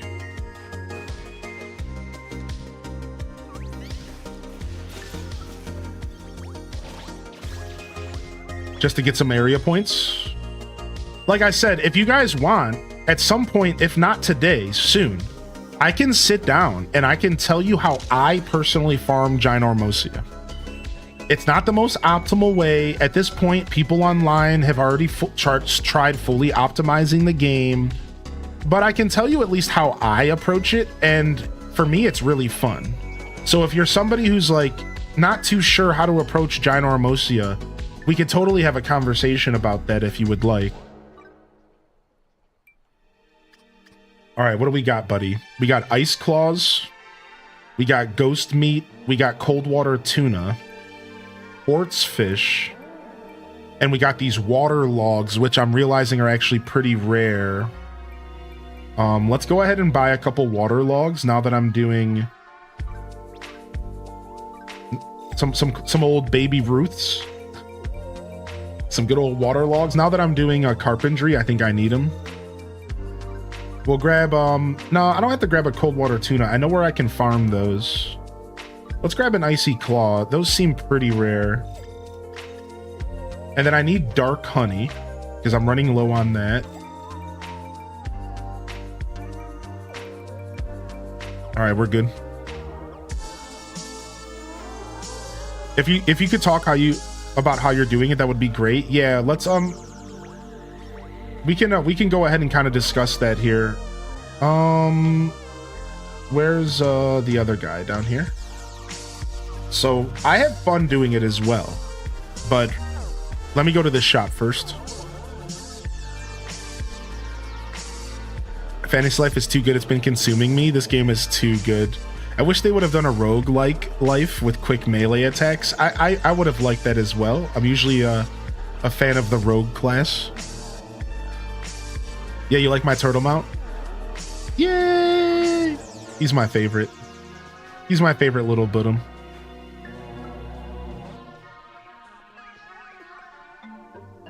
All right, and what you got here, buddy? Some black onyx, some evil carp. Don't need that. Dark fish is kind of rare. Let's go ahead and grab these.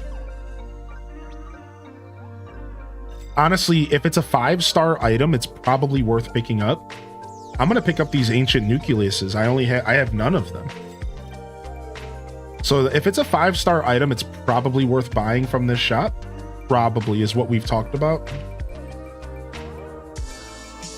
But some of the stuff in here is like fake. Like you can like farm some of this stuff regularly, like the fish. Like you don't need to be buying evil carp necessarily. That stuff's actually not too bad to farm up. So. All right, cool. So the way that I've been approaching farming this area is like this. First off, I've chosen a couple areas to focus on. So I'm focusing on Viridia Plateau because I want to get this to my first rank 7 because it's farming. I also am focusing on the East Dry Ridge Desert because I found out that caves upgrade when you upgrade the area. And I wanted to get a cave that was going to be max level. So as I upgrade this area, the stuff inside of this cave will upgrade. So I'm kind of experimenting and doing that. So this is my rank 5, this is a rank 6, everything else. So this is how I personally do it. And again, it's not the most efficient, but this is what I do. First, I go around the map only traveling to towers that have missions very close to them. So I'll kind of do it a little bit just to show you. So I open up my map and I look for challenges that are right next to towers. And then I go and focus on them. Right? So if it's right next to a tower and it doesn't take much travel time at all, that's what I focus on.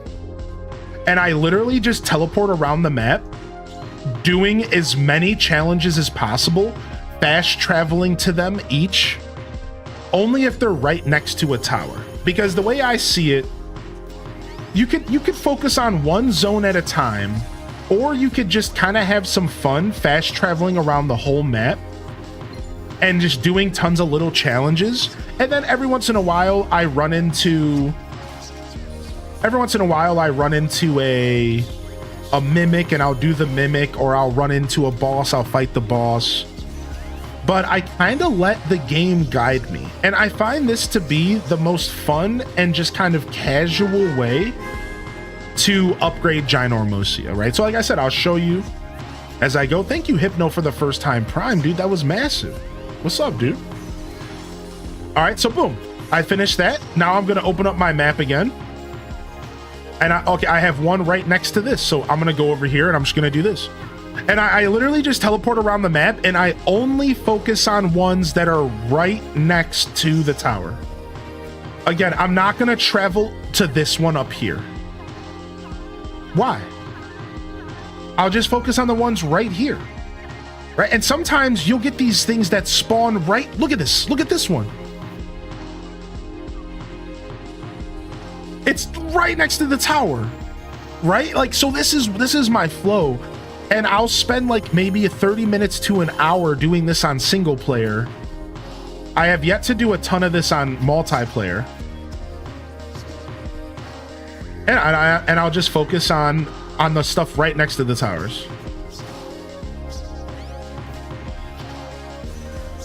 The game does a good job not wasting the player's time, making things easy to get to. Right. So it's like,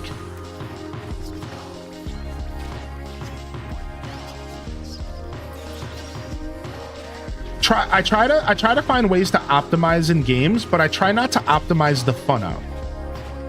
That's the kind of gamer I am. I try to play optimally, but I try not to optimize the fun out of the experience, because at that point, what's the point? So now I'm going to go up here. So these missions give you what exactly? So these missions not only give you materials and things that you would need to craft, which is good. It gives me experience for my character as well as for my strangelings. You'll notice that I'm currently leveling up 3 characters. It also gives me what's called area points. So if you look at this tower, there's a number here called area points. These area points are required if you would want to upgrade the area.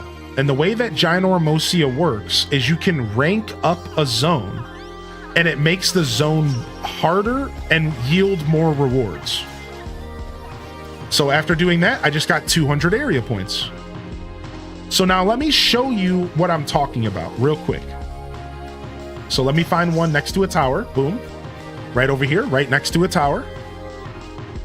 And let me show you what the ranking system looks like and how easy it is to switch between them. So if you go to the tower and you click on it and you choose area rank settings, you can rank down or up freely at any time. So rank 1 costs 100 points, I think.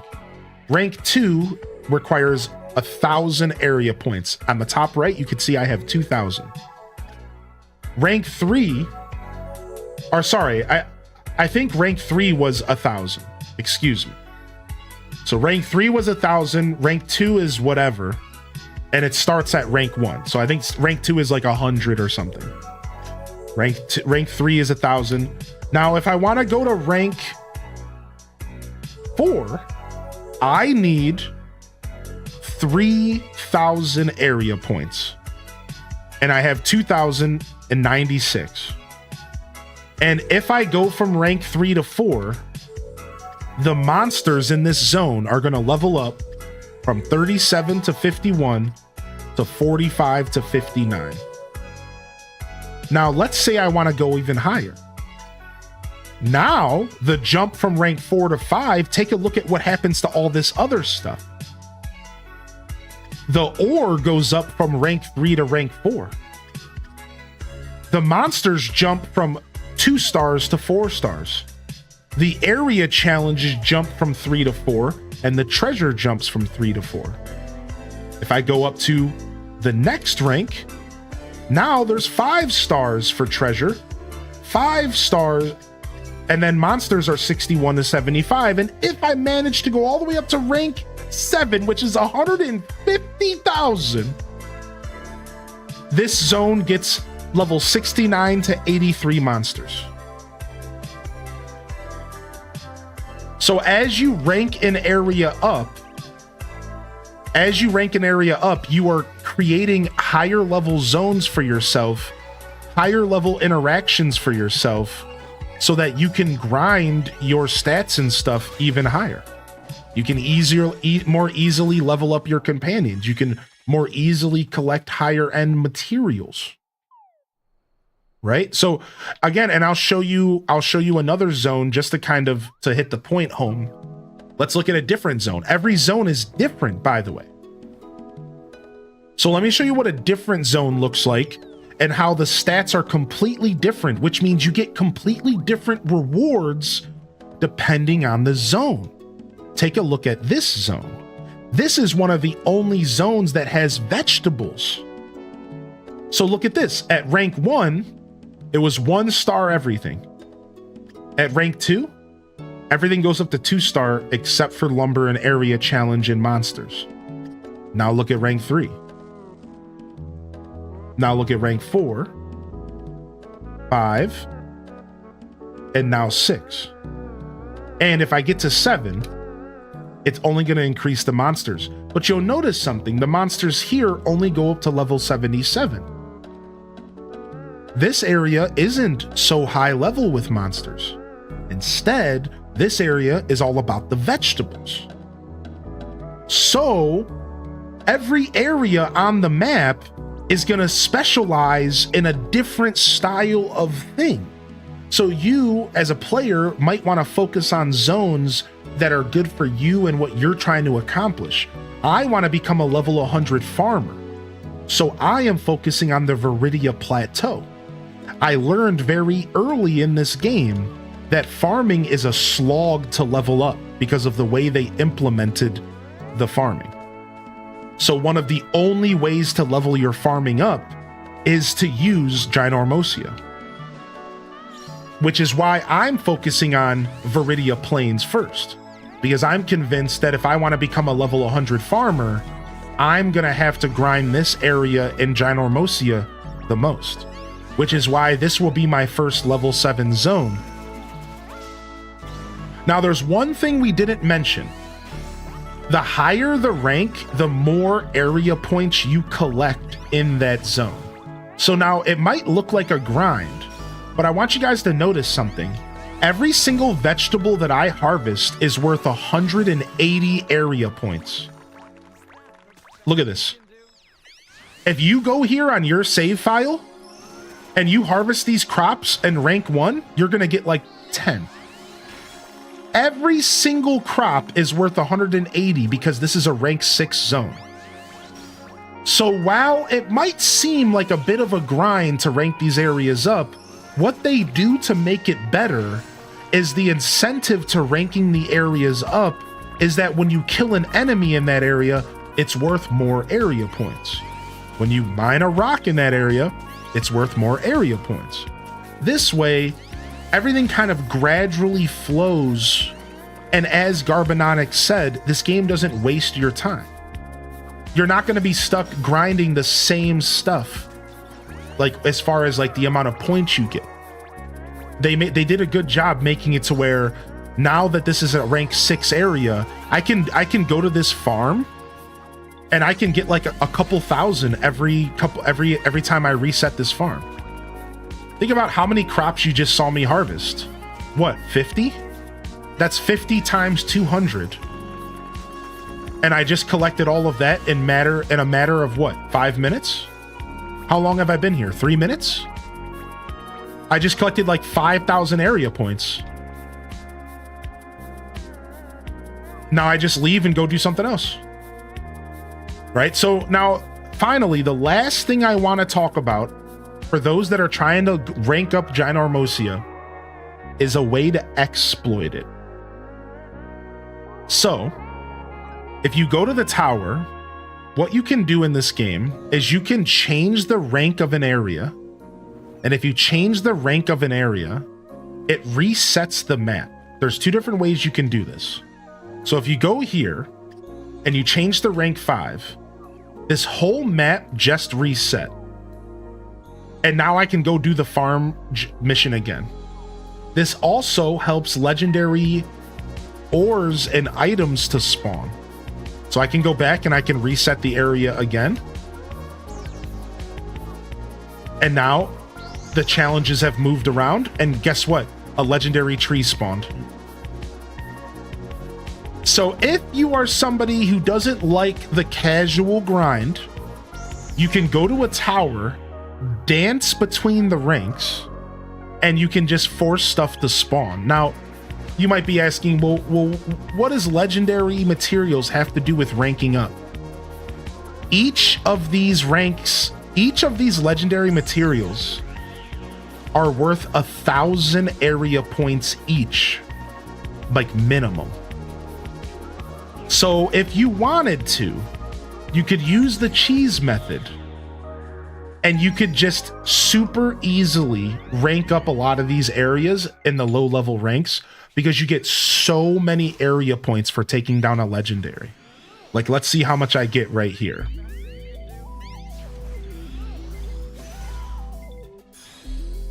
So what you're saying is we need to raid your Viridia Plains to gain Buku area points. Well, yes, actually, if you were to join me online, you would be taking advantage of those 180 points per crop. Yes. And that's where multiplayer really comes in strong. Yeah, I think that is how it works, Tyro. Yes, I think if you were to join my game, you would be getting my area points.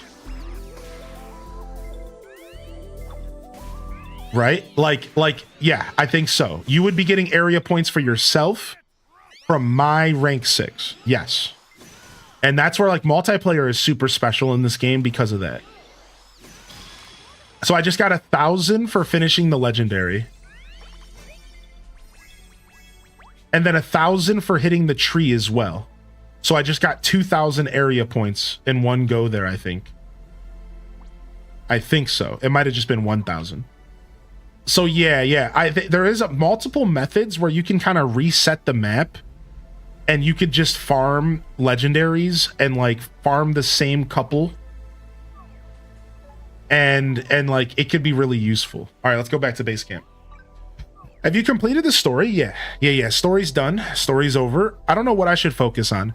I think that just focusing on the story is a good start because otherwise you could get overwhelmed in the idea of trying to do everything. So if you're not sure where to go from here, I think you should just go complete the story. I've been recommending that to everybody. Just go finish the story because the story unlocks features. So the truth is that you unlock features as you play the story. So in all reality, everybody should just finish the story first. I'm not saying, play the game the way you want to play it. Some people like a nice slow grind. But if you're looking for advice, just go focus on the story. Just finish the story. Because you're going to feel a lot better. You're going to have access to the whole game when you're done. And then you can decide, okay, what do I want to do post-game? Do I want to level up lives? Do I want to master everything? Do I want to just put the game down and go play something else? Right? That's your choice.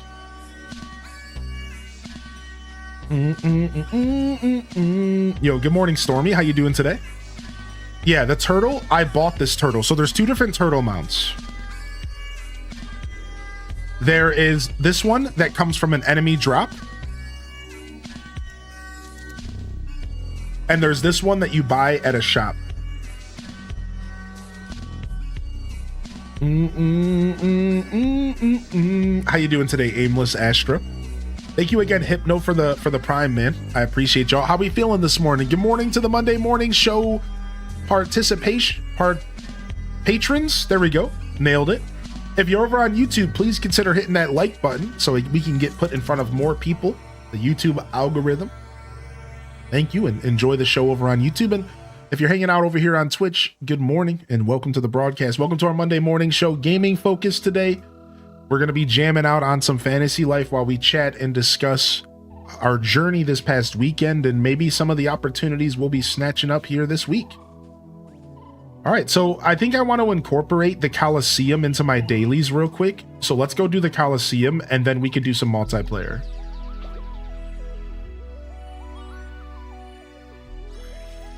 All right, let me go check my crops. I think we're good. Okay, no, they do need to be watered, it seems.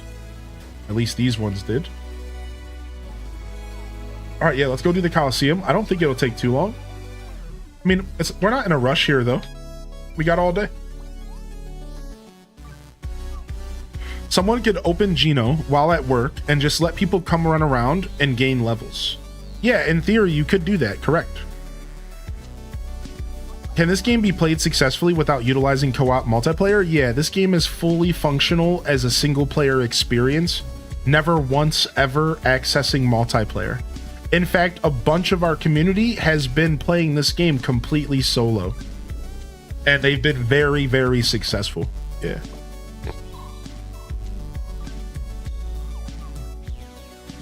I am going to be checking out Rune Factory. If not, actually, we brought the wrong companions. Oops. Oh well, looks like we're giving these guys some experience. So yeah, to answer your question,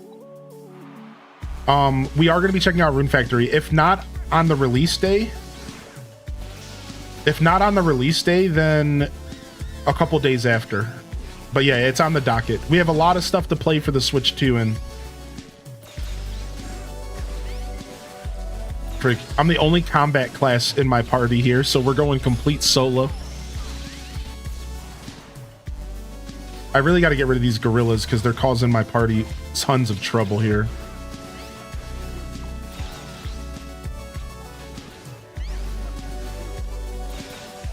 Got him.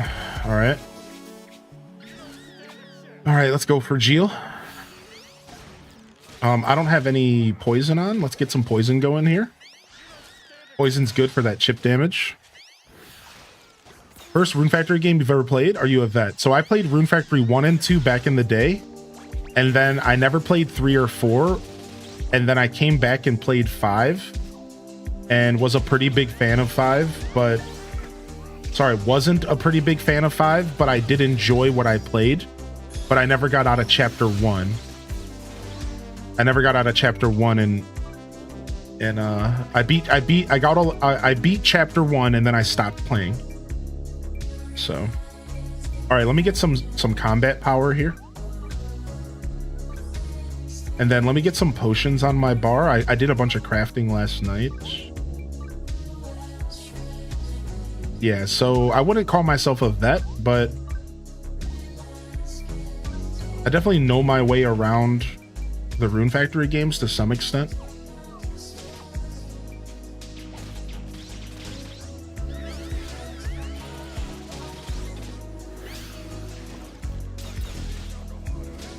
All right, once we have poison locked on, we want to be switching over to paralyze.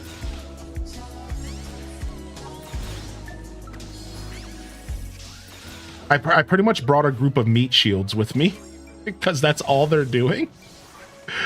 I pretty much just brought a group of meat shields with me.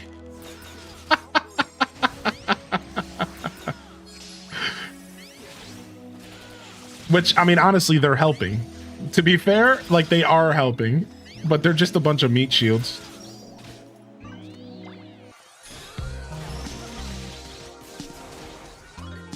Boom, boom, boom, boom, boom, boom, boom. Cajun spaghetti squash chicken Alfredo for dinner tonight. Dude, what? There's 7 chapters in the game. 7 chapters, yeah. Frenzied phase, here we go. Homie's giving himself some boosts.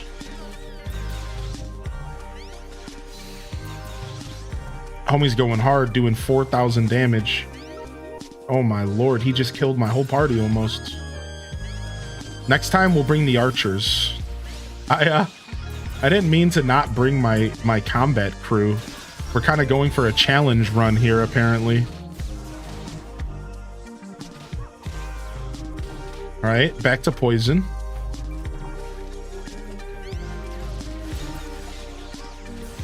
Ow. Ahab's been throwing haymakers. Yeah, dude, he's just punching them, dude. He's so funny. Dude, I keep missing because I'm using my attack. I'm like reading chat and not using my attack properly. Gotta wait for him to stop moving to use this arrow attack. Otherwise, he dodges my stuff.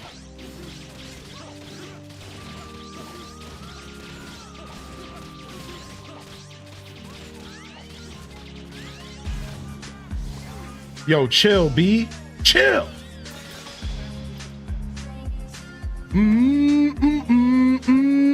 So I forgot, where can you buy arrows in Tears of the Kingdom? Just like random shops, Leia. Yeah, just random towns. Kakariko is a good place to go, actually. So I can do that twice a day. Is that the whole thing? We can do this twice a day. Let me quickly switch my party out. Let's grab our warriors real quick. Nice, we maxed out our second carpenter. Close to maxing you out and close to maxing you out. All right, let's grab our combat. So we have a team of archers that we roll with, and we haven't been using them a lot. So let's get them some experience here.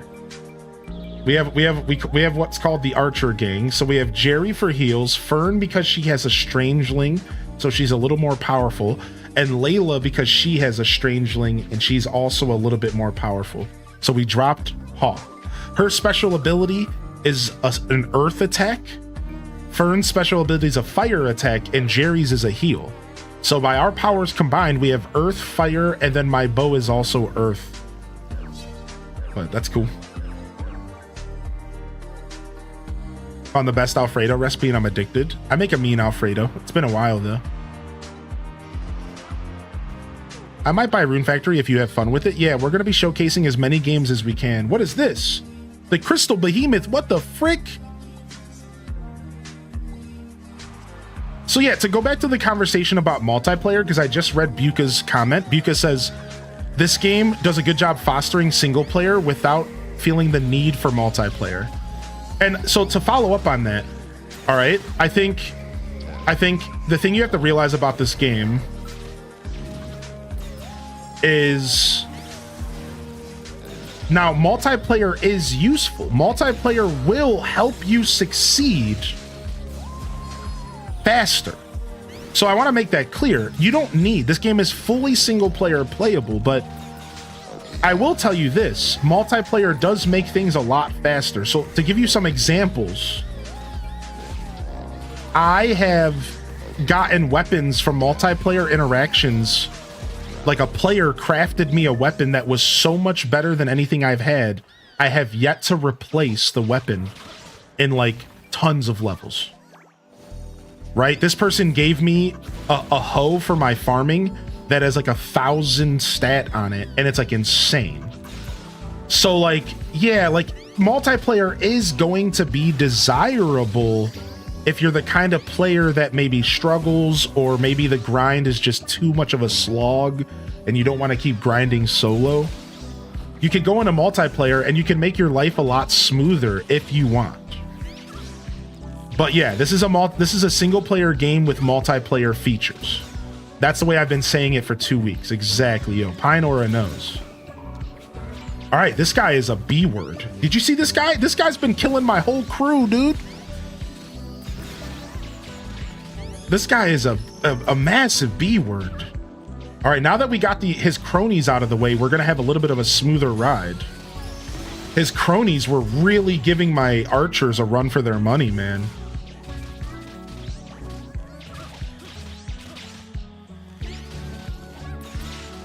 Let's go ahead and grab ourselves some food. Let's get some, I have a bunch of food laying around. Let's get some weak defense food, and we'll feed all of our NPCs, including myself, and now we all have a minute of extra defense. So, well, and then Fern instantly dies, and I guess my timing was a little bit bad there.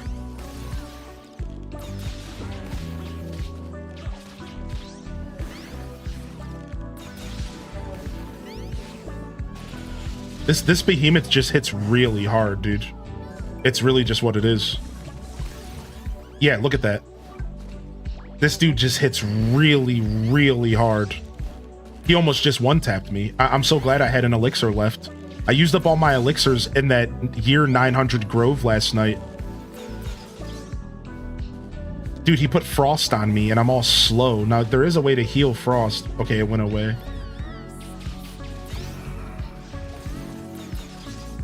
Yeah, this guy sucks. Nice, paralyzed. I didn't mean to switch to sleep. I want poison. All right, we're good. Stun him.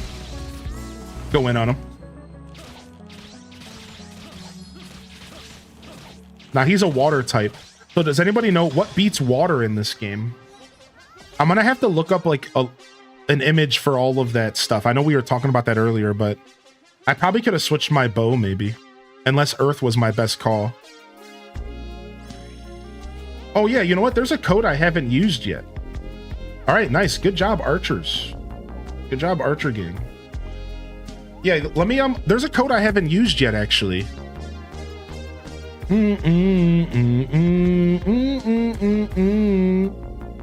Yeah, there's a code from just yesterday. Oh, and there's another one this morning. There's 2 codes I haven't used now. Yeah, let's use these codes really quick.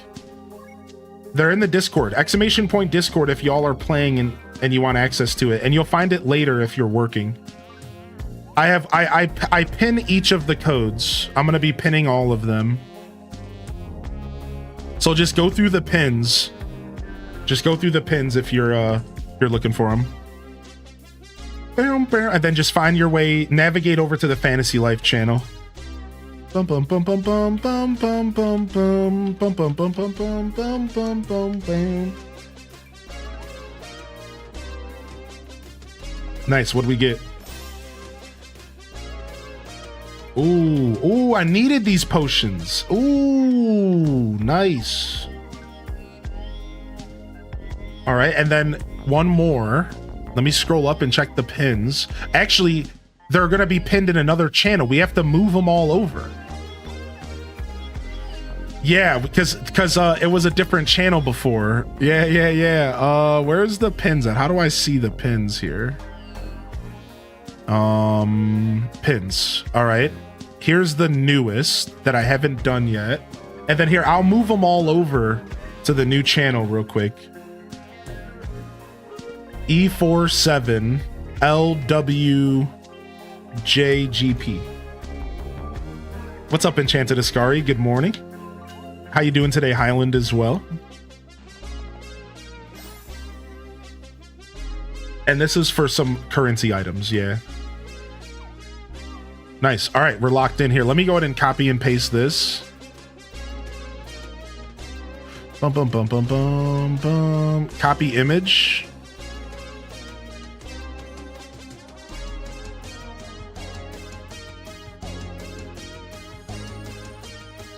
That's an old one. Boom. And then let me go to this channel and go back to pins. Let's go ahead and move over this beautiful guide that was posted by Toad.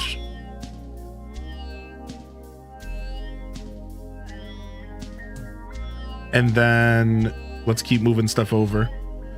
Fire beats earth, earth beats wind, wind beats water, and water beats fire. Wind beats water. Okay, I had a feeling it might be like that, actually. All right, copy. Let's go to this one here. Yeah, give me just a second. I'm gonna transfer all these codes over to the new Fantasy Life channel for all the new players that are gonna be joining, because I don't think these codes ever expire. So you guys can have access to all of them. Since I made a new channel, I want to do this myself real quick. And I think, and then this one's from Easy. This is a guide to where all the strangelings can be found, and it's probably been updated since. So that's a beautiful guide for those new players looking to grind up those strangelings. All right, copy image here. The promotion to gladiator battle was the toughest for me. Oh yeah, dude, those battles were no joke.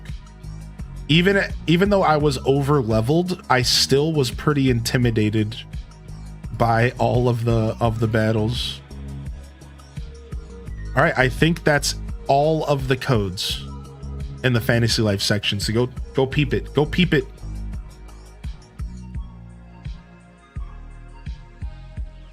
All right. Earth, Wind, and Fire beat the 21st night of September. Get out of here. Absolute goon. Get out of here. Get out of here, dude. All right, nice. All right, what I did my dailies. We can go ahead and do some multiplayer. My Grove is a little bit tough though. We might have to tone down this Grove. I don't know how many of y'all are ready to do a year 900, eh? Like, this is tough, right? Are there people here that are confident that they could do a year 900, or do I need to tone it down a notch? Not harvesting? All right, let's tone it down a notch.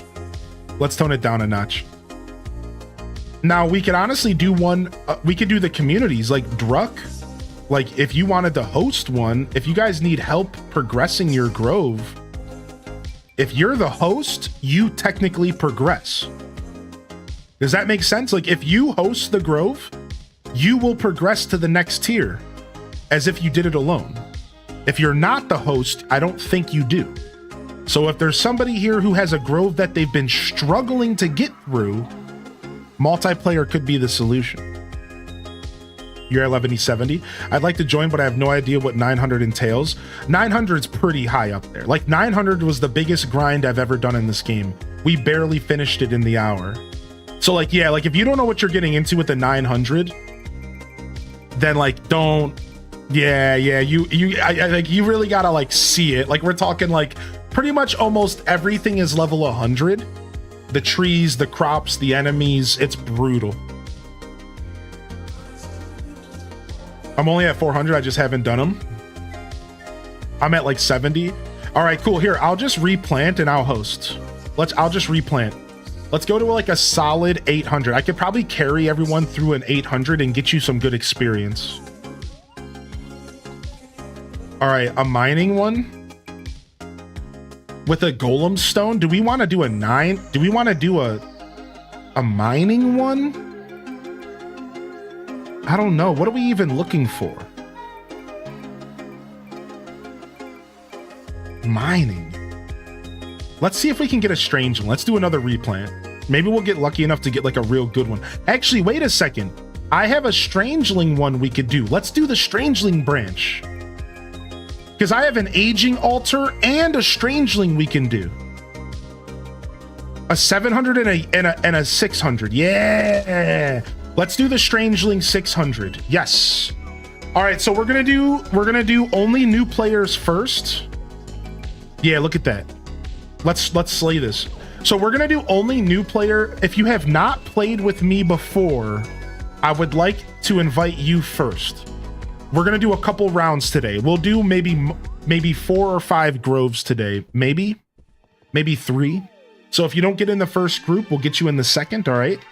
So if you have not played with me before, I want to give you street cred first. All right. And then once we get those people in, we'll do first come, first serve. All right. Like that's how we're going to do this today. So let's start off with new players first. And then after that, we'll just do our normal first come, first serve. Easy peasy, right?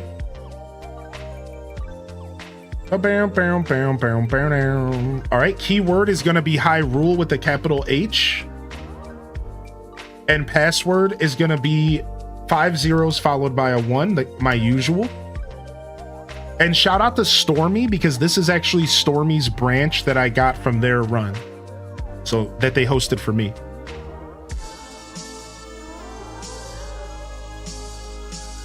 Yeah, sure, Silverblink. Yeah, we'll do a couple today. We might even do a run through Ginormosia today. All right, so Hyrule. That's the code. Again, new players first, please. I'm trying to get Druck in here. Druck's been around for a bit waiting. And then we'll do first come, first serve. Yeah, only yeah, exactly, Derps. Exactly, Derps. All right, we got Buka and Tyro. So probably the last space for Druck. It seems like it's going to be the play here. No, you're good, Tyro. You're good. Thank you for being so kind. This community is always so kind. We're good. This is perfect. Yeah, you guys are good. All right, let me do now. Listen, there's a rule in this house. Yeah. You're good, Profound. I just wanted to do one run of only new players. After this, we will do anybody can join. No problem. I just felt like I needed to throw a bone to some people who've been missing out. You know what I mean? Like, just to be kind. All right, now there's a rule in this house. If you show up here, you gotta eat.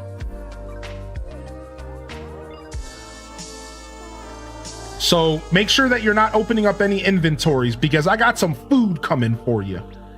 Sinister Seafood Bowl coming at you. All right, we'll come back to you. You clearly had an inventory open. That's okay. Buka, let's go to you next. Buka, we're gonna hook you up with 150 Gathering Summer Nectar. This is some good stuff. This is some juicy summer nectar. You'll like that for your gathering needs. All right, Druck, we're gonna hook you up with Ooh, 150 combat power seafood stew plus. Coming at you, Druck. And let me go ahead and go back over to Tyro real quick. Not a problem at all. Sometimes this stuff needs to be resent.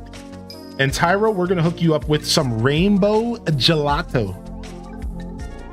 That's right, Master Chef in the house here. Master Chef in the house.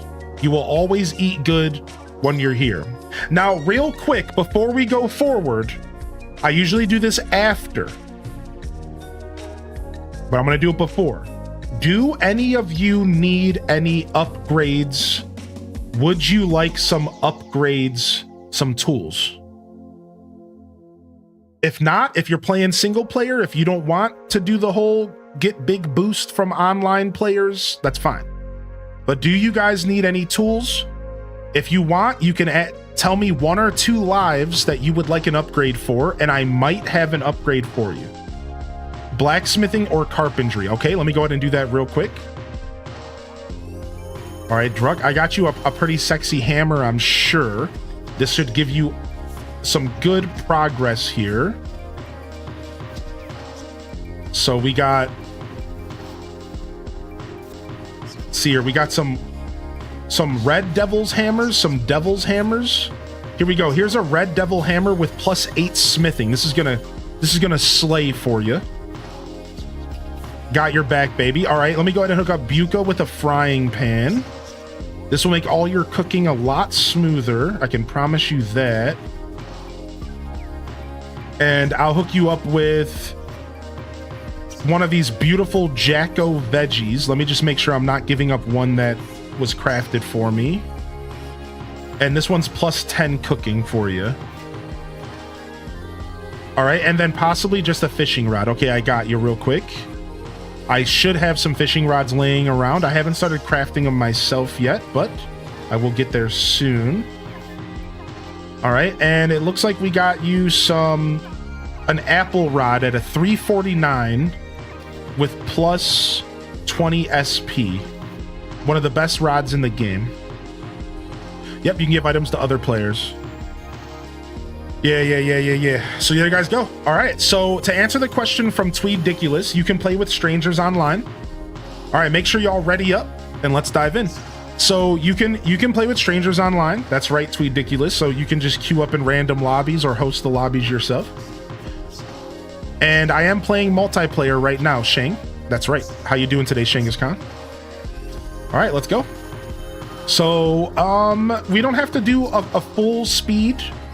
This doesn't have to be super high octane, but I will say that I can run a pretty high octane ship here. So if I'm going a little too fast, feel free to ask me to slow down. I don't mind if we want to grind a little extra. We can do a little bit of extra grinding. What I usually do is I go straight to the boss, and then depending on how much time we have, we'll do some extra rooms afterwards. So we're gonna make a path directly to the boss, and then if we have time, we'll go back and do extra stuff. That's usually how I approach it. So don't be afraid to voice your opinion if things are a little bit too spicy. Also, Druck, it looks like you and I are the hunters here.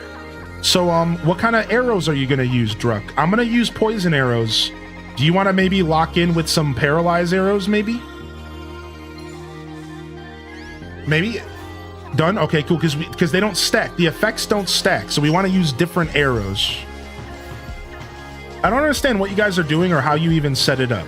Well, once you get to a certain point in the game, you unlock multiplayer. From there, you can go back to an NPC in the back of your guild base, and you can activate either hosting multiplayer, or you can activate joining somebody else's party. There are multiple different ways to participate in multiplayer in this game. You can go around and explore the different story islands and farm up loots and even level up your lives and do your life quests together. You can also go to Ginormosia, which is a big endgame map that is dedicated to multiplayer and single player alike, and it's larger than life. You can run around exploring and you can do all sorts of stuff. Lastly, you can do what we're doing here, called a treasure grove. Treasure groves are unlocked through the story. and they're essentially a dungeon. It's a dungeon that is procedurally generated, which means it's completely random every time. And these dungeons can be done either single player with NPCs, because you have a group of NPCs in this game. You have party members, AI party members that you can bring with you to do all sorts of things. Otherwise, you can also do them with people online. That's what we're doing. This is called a treasure grove. So it is a big dungeon that you can adjust the difficulty of. You can do ones that are focused on mining. You can do ones that are focused on battling, ones that are focused on tree cutting, harvesting, whatever. And we're doing one that is focused on combat, I believe. We have to fight a boss at the end, a big monster. That's what we're doing. I hope that helps.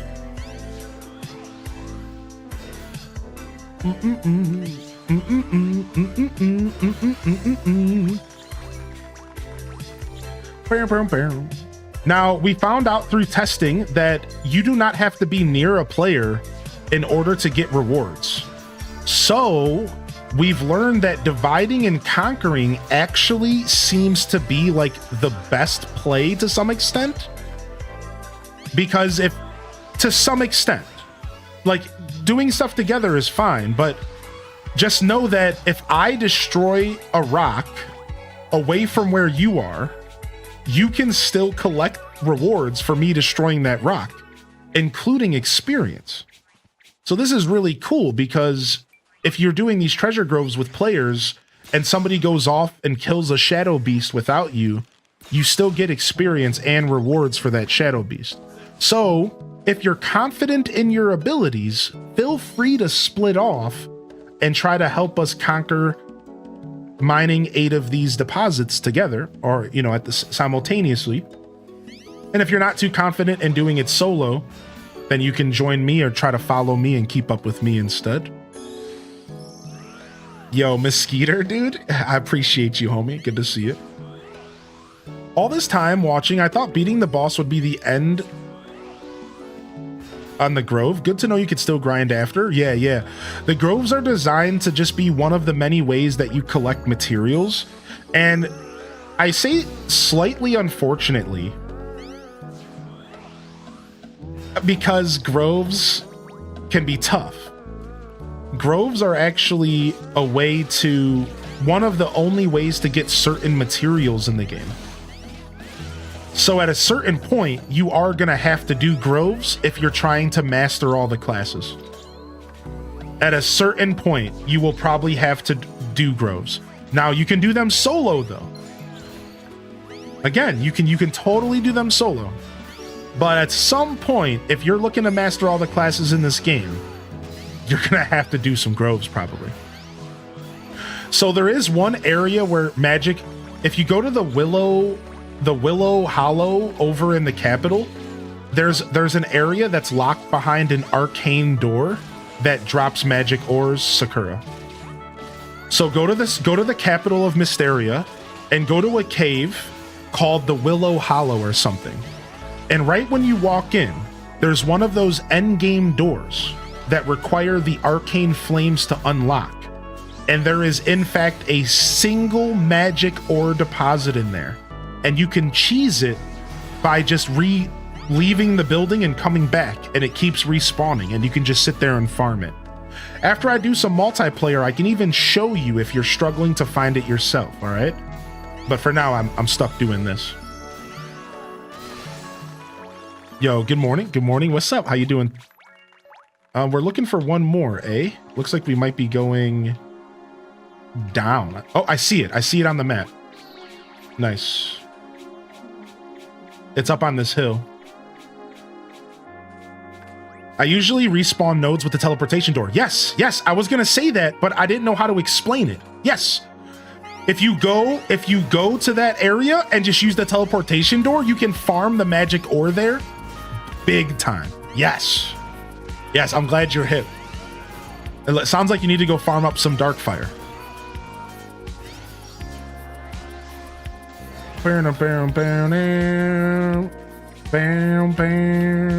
All right, nice. Not a bad job on the first floor. they gave us a tough mission right there out the gate, making us farm up eight nodes. That's tough. This game came out about 2 weeks ago, Aimless. The last patch made it easier to get by not needing treasure groves, but I'm not sure where to get them. If you're talking about arcane flames, you can get them from anything shadow related, I'm pretty sure. So any shadow beast, any luminous dark trees, any magic ores, rare fish. I've gotten dark flame from anything shadow. So what I recommend is the depths level 3. If you go to the depths basement 3, there's a good amount of shadow beasts to fight, I'm pretty sure. Wait, I might be thinking wrong. Hold on. Is it the depths? I'm thinking of something else actually. Either way, there's a couple places where you can farm up a pretty good amount of shadow beasts. Yeah. The castle in Ginormosia has shadow mobs you can farm. Is that what it is? Yo, what's up, Inyo Base?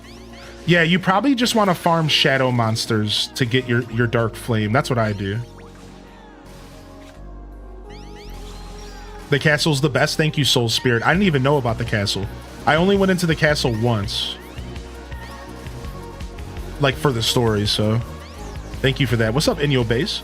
The fact that I'm 40 hours into the game and you still say stuff I've never heard of is pretty exciting. This game's pretty deep, y'all. It really is, dude. It really is, man.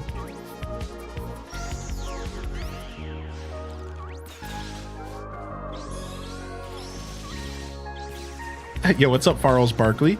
My partner has almost beaten Echoes of Wisdom. She got sidetracked by the dozens of side missions that appear across the map. Echoes of Wisdom is pretty good for that. Oh, speaking of luminous dark trees, here we go. Here's a chance to get some shadow stuff. Taking my sweet time with the game. Gonna get a lot of hours out of it. This is a 1,000-hour game for sure if you want it to be. What is this game similar to? Honestly, nothing. There's not a game out there that this game reminds me of whatsoever. So I'm sorry that that's such a weak answer, but this game is like nothing I've ever played. Now, I can tell you that the genre is like blurred. It's kind of an RPG game first.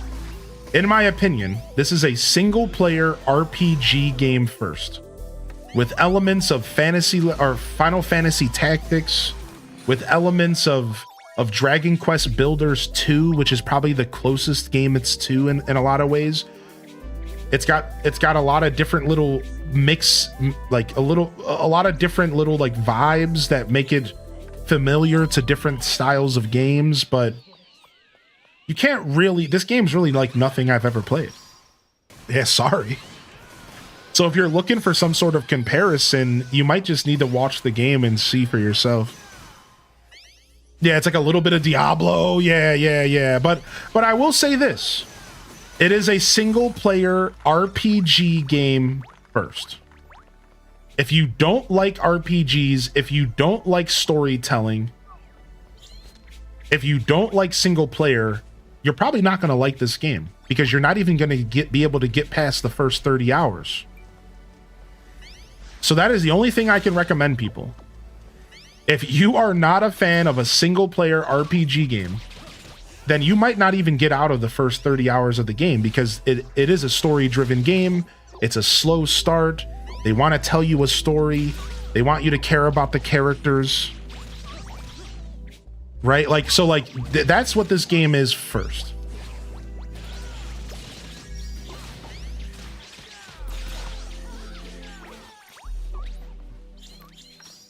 This franchise started on a 3DS, yeah. I call it the game that steals time. Right, so the best game to compare it to would be itself back on 3DS. Yeah, the best game to compare it to would be it literally itself. Yeah.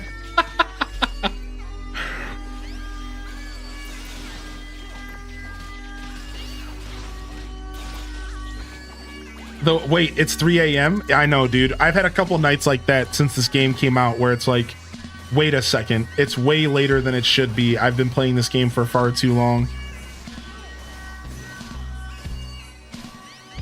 pretty much. All right, boom. I can't believe it's the last tree we cut down. We got pretty unlucky, y'all. We got pretty unlucky. We're still getting unlucky. I swear, dude, like we're getting super unlucky with these trees. But I'm here for the experience and I'm here for the grind, so it's really not a big deal. There's not even a tree here. Yo, what's up, Burrito? How you doing, dude? Welcome in. What's up, Dark Lord of the Pickles? Major Beef, good to see you back, by the way. Good morning, Atlantic Chaos. And what's up, Autumn Sweater? Good to see you back as well. Super bad luck with this one, dude. I normally feel like I get the Eternium fruit like relatively quick in most Eternium fruit based rooms. I haven't had much time to play recently. I need to get back on it.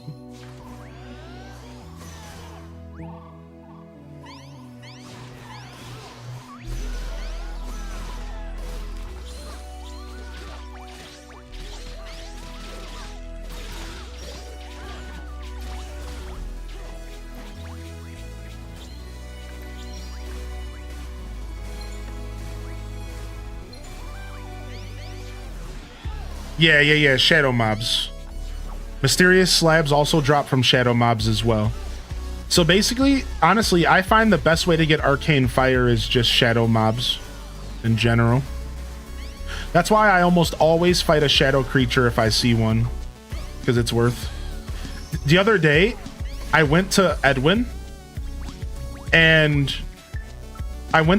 dude, and I had 81 shadow mobs. I had 81, or sorry, mysterious slates. 81 to turn in. I was like, what the frick? I guess I had forgot to turn them in after a couple days of grinding. Yo, what's up, Setter? How you doing today, Sim? Now that I think about it, I need to do treasure groves for some mats, so I might as well do them anyways. Yeah. And especially if you host them yourself, then you don't have to worry about people. If you host them yourself, you don't have to worry about people skipping shadow mobs and stuff, because you can set the pace. Holy heck, that was the longest lumberjack room I've ever participated in my life.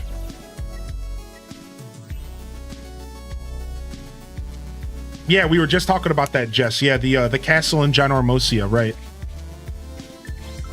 Yeah, that was the longest run I've ever had in my life of lumberjack room. Using Xbox controller, I'm using an 8BitDo Pro Ultimate controller. So 8BitDo is like a third-party company that makes controllers. And oh wait, we're doing ores.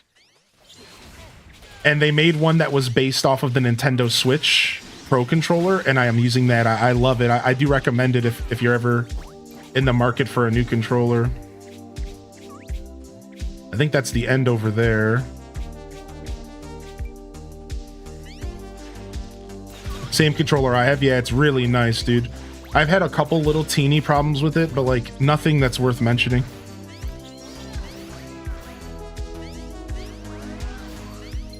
I just need the carrot to show up to get hero. Yeah, and they're affordable. Yeah, pretty nice controller. I'll be taking this controller well into the next 5 years, I'm imagining. But it's mostly my PC controller. I could use it on my Switch, but I like to focus on...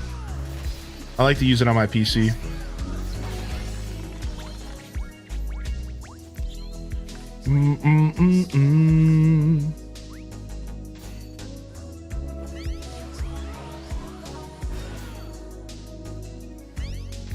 I got Master Tailor and Farmer last night. The onion finally showed up. Nice, Doodles. What's up?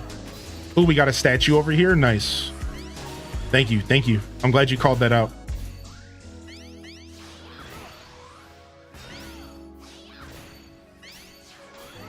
Yo, what's up, Liz? Hey. Good to see you back. I'm going for it. Duke, I'm going for it.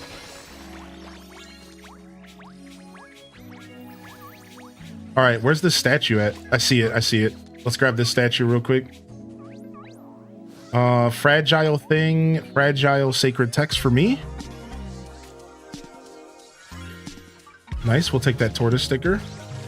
All right, I'm out of here.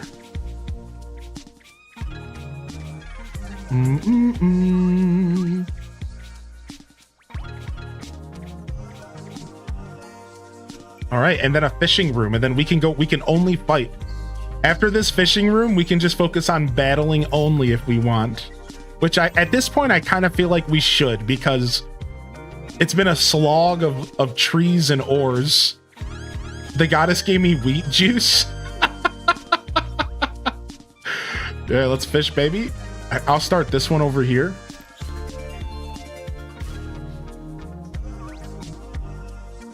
Oh, no. I didn't think these guys aggroed, to be honest.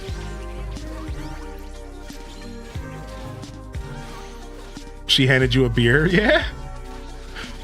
What's up, Ann? Hey, good morning. We can do that mining room. We can do that mining room if you'd like. Yeah, we can do whatever you guys want.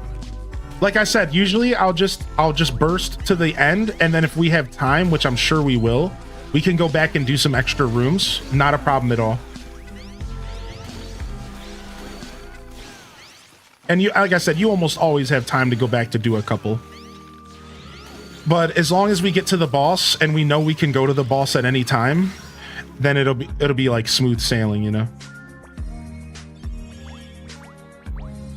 I kind of don't like that you have to wait for the fish to bite, so all the players have to stand in front of the fish and wait. It's actually one of my least favorite mechanics. I think when you're fishing in multiplayer, they should have just made it happen instantly or something. Now that's a tall ask, but I don't like how the fish interacts with multiplayer. When I'm doing solo, I like doing extra rooms when I get extra time. When I'm in multiplayer, I try not to because I don't want to waste people's time. Yeah, same. When I play online, like with strangers, I do the fastest, most high octane runs I can do. Yeah, I'm flying through these zones. Flying through them because I think that that's what people want online. I've come to the conclusion that people are looking for these runs to be as fast as possible online. And like, that's fine. I understand. Because there is a value to getting as many treasure groves done as possible because of the bosses usually drop the loot you're looking for. So that's the thing people have to realize is that a lot of people are doing these groves specifically for the boss. They might not be interested in the grind, right? So like, I think there is like an art to going as fast as possible.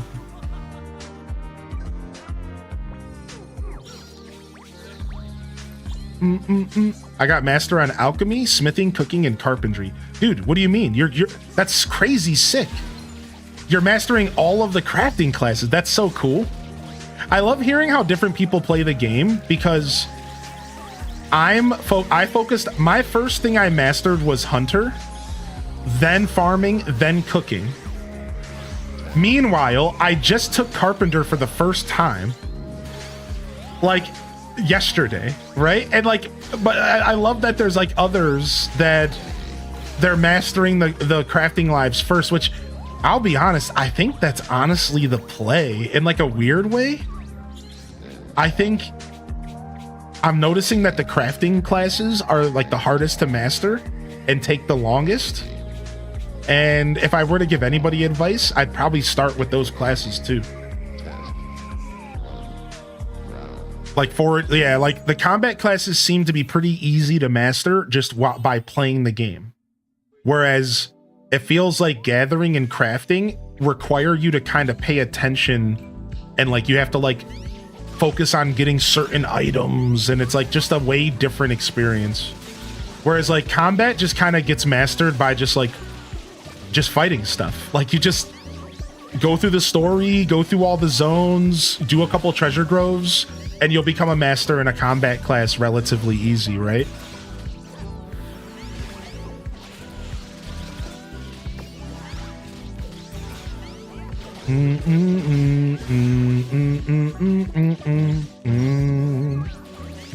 Gathering is easy because I'm a loot goblin. Crafting's much harder. I love the foraging and crafting classes. Yeah, it's cool. Besides, I've been carrying my friend through groves and having fun with that. We've been doing a little bit of that stuff on stream as well, and it's nice.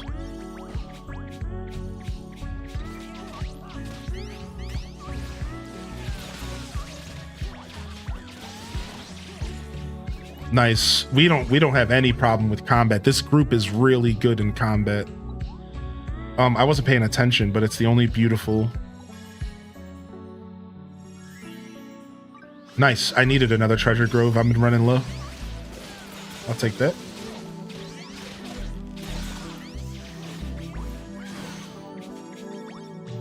Boom, boom, boom. I got a moon cluster. Sick. Can't believe how good this game is. I know, man. Like, it just came out of the blue, dude. This game wasn't even on a lot of people's radar. It was just like, oh, by the way, here's one of the greatest games I've ever played. It's been so much fun.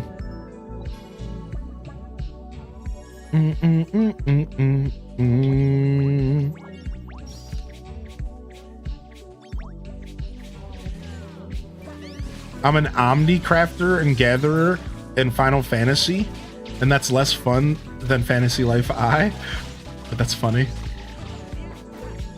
Ooh, rare shadow. 2 rare shadowfish. Ooh, let's go for those bad boys. 2 rare shadowfish over here. Let's take them down. These shadowfish can give us mysterious slates. I don't know, they're rare. It says rare in the name. You can't walk past something that says rare in the name. We ain't talking no Donkey Kong Country.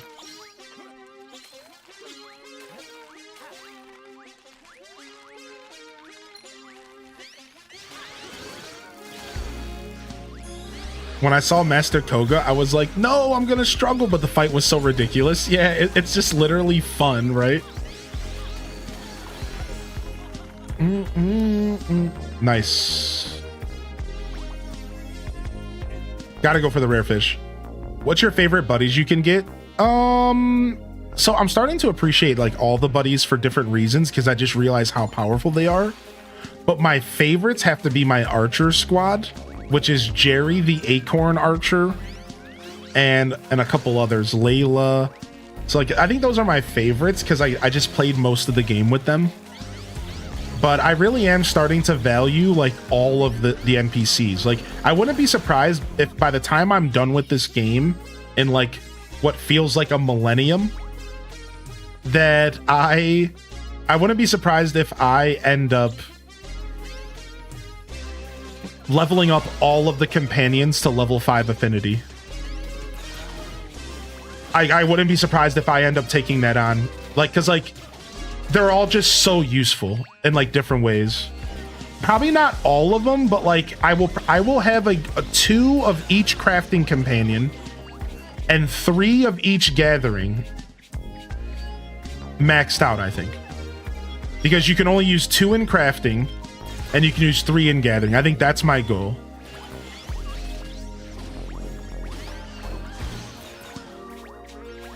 And you can even go further and you can base it off of the abilities that they offer. If you wanted, you could even go further and you could just only focus on the ones that give you abilities that you think are like worth your time. And so I'm kind of thinking about the abilities as well. Nice, we got out of here. The monster floors where you have to kill all the monsters are the most grueling to deal with for sure. Do you think you'll buy it on Switch 2? I think I am. I think I am going to commit to the Switch 2 version of this game and the Switch version. I think so. I really do like the idea of playing this game on Switch 2 and being able to just play it handheld and enjoy the cross-save feature. I might treat myself to another $60 purchase of this game. And I know that sounds ridiculous, but it can be really cool to sit down and play this game in my living room on my new big TV and stuff, you know? And not be stuck playing it on my PC. As much as I love PC gaming, like, I kind of would rather be playing this game, like, in a more relaxing state. Because, like, I've been glued to my freaking computer for days because of this game. And, like, I work on my computer. So, like, for me, it's, like, not ideal. I don't want to be sitting at my computer all day. Right? Like, that's why I'm thinking about spending the money on this game. Because, like, I want to be able to get off stream and then go and do something else, but also still game. And I'm in love with this game, so it might be worth the investment.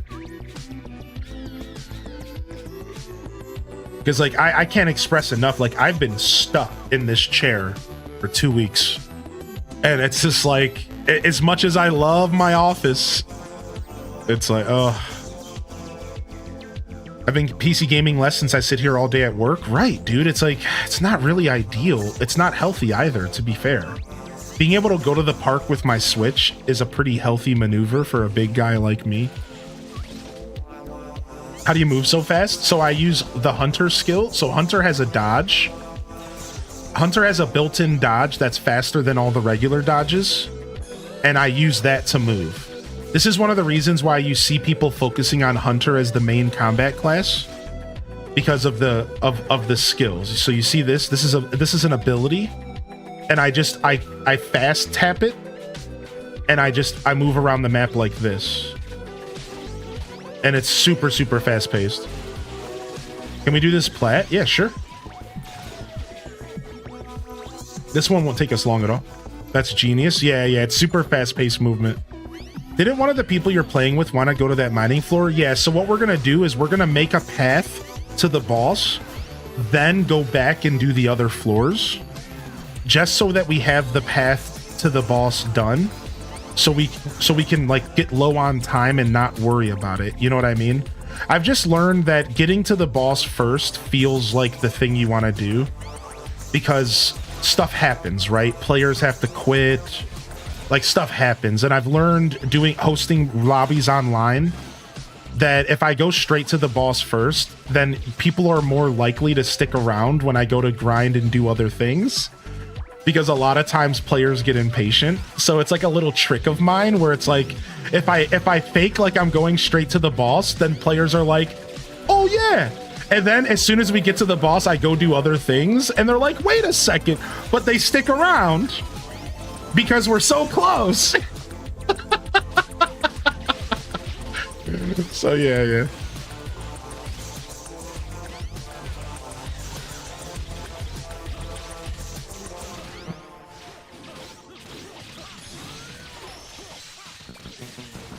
Nice. Shredded.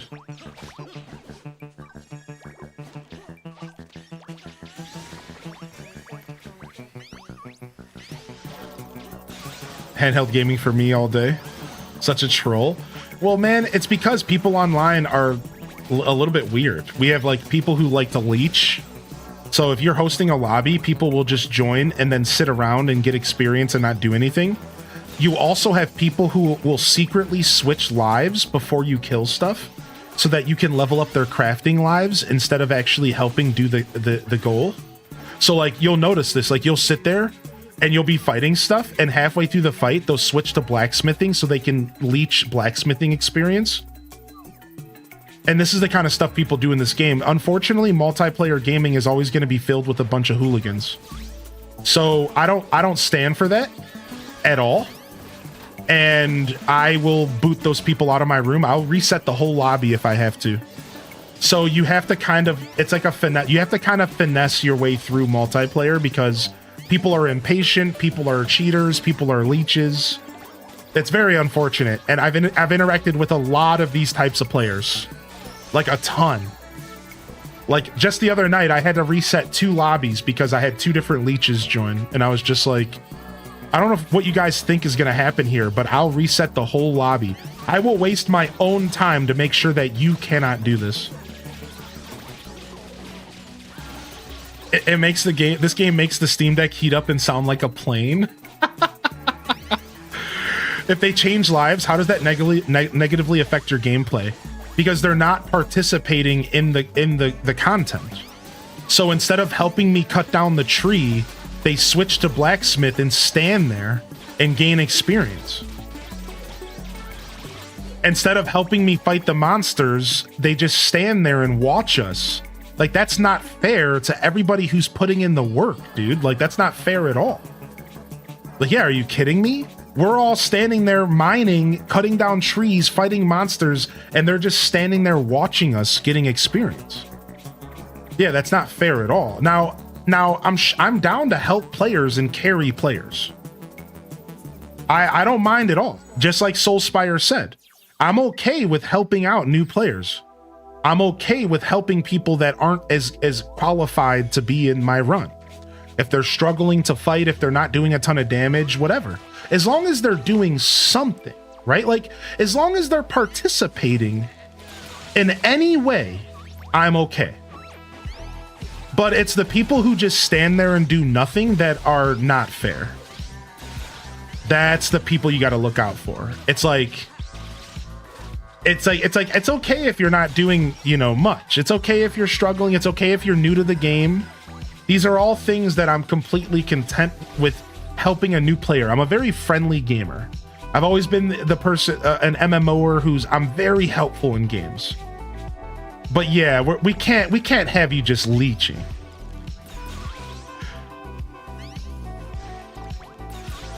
Yeah, or like ask ahead of time, right? Or even just ask. Yeah, correct. Or even just ask, like, hey, can I level up Blacksmith a little bit? Like, oh yeah, sure. Yeah, you know what I mean? Like at least ask.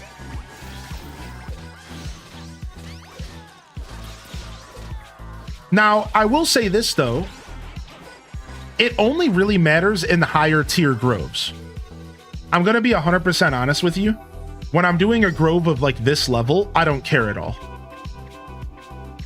I'm not really picky, because the thing is that in these groves, one person can kind of carry a couple people.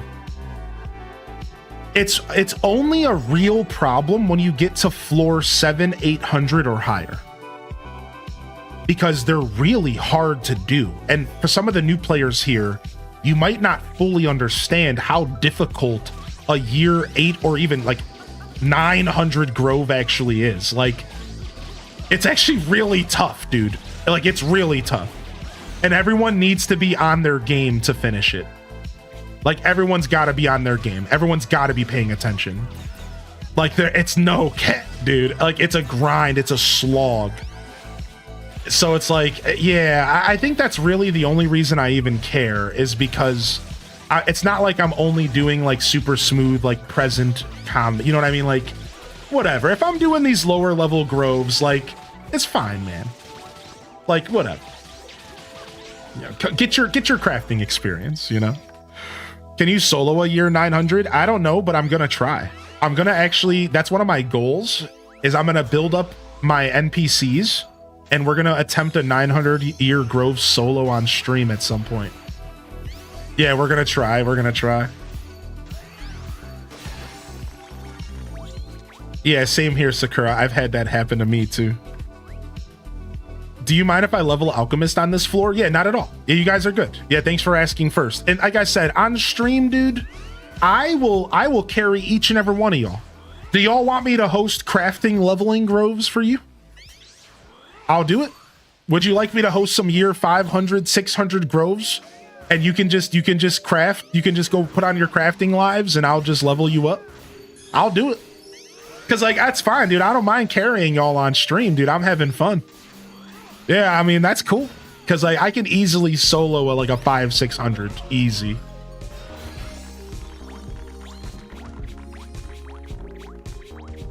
All right, we're looking for what? We're mining, right? Yeah, here's another one. Yeah.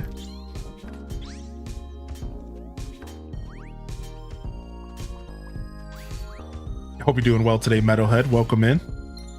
Gotcha. I just installed the game, so I don't quite understand the mechanics. Yeah, no problem, Genghis Khan. You asking the question is not a problem at all. If my tone was a little defensive, it was because I was a little worried that I might be coming off like kind of rude. Oh, there's a statue real quick. Yeah, like I want to make it clear, like I'm totally down to help new players. I've been actually making a point off stream to help as many players as I can. Like I'll try to like make the room accessible by a new player. Like, so if I'm doing like a year 700, I won't put a level requirement at all, so a brand new player could join. So like I'm definitely putting in the effort there, but these leeches, man, it's like a little tough. Like they'll play games, they'll pretend like they're AFK, but then they'll go and they'll grab the loot. Like last night, I had one join who sat there AFK up until the boss, and then they came and helped at the final boss. I was just like, what? Like, what are you doing, man? Like, that's not fair, dude.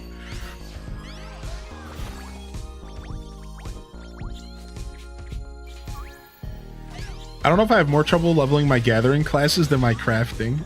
I guess it just depends on your play style, you know? How you doing today, Inflamora Notorious? Dude, what's up, dude? How you been, man? It's good to see you in here. What the heck? Hope life's been treating you well. So, like, here's a good example on how you could do positive sharing of experience. Listen to this.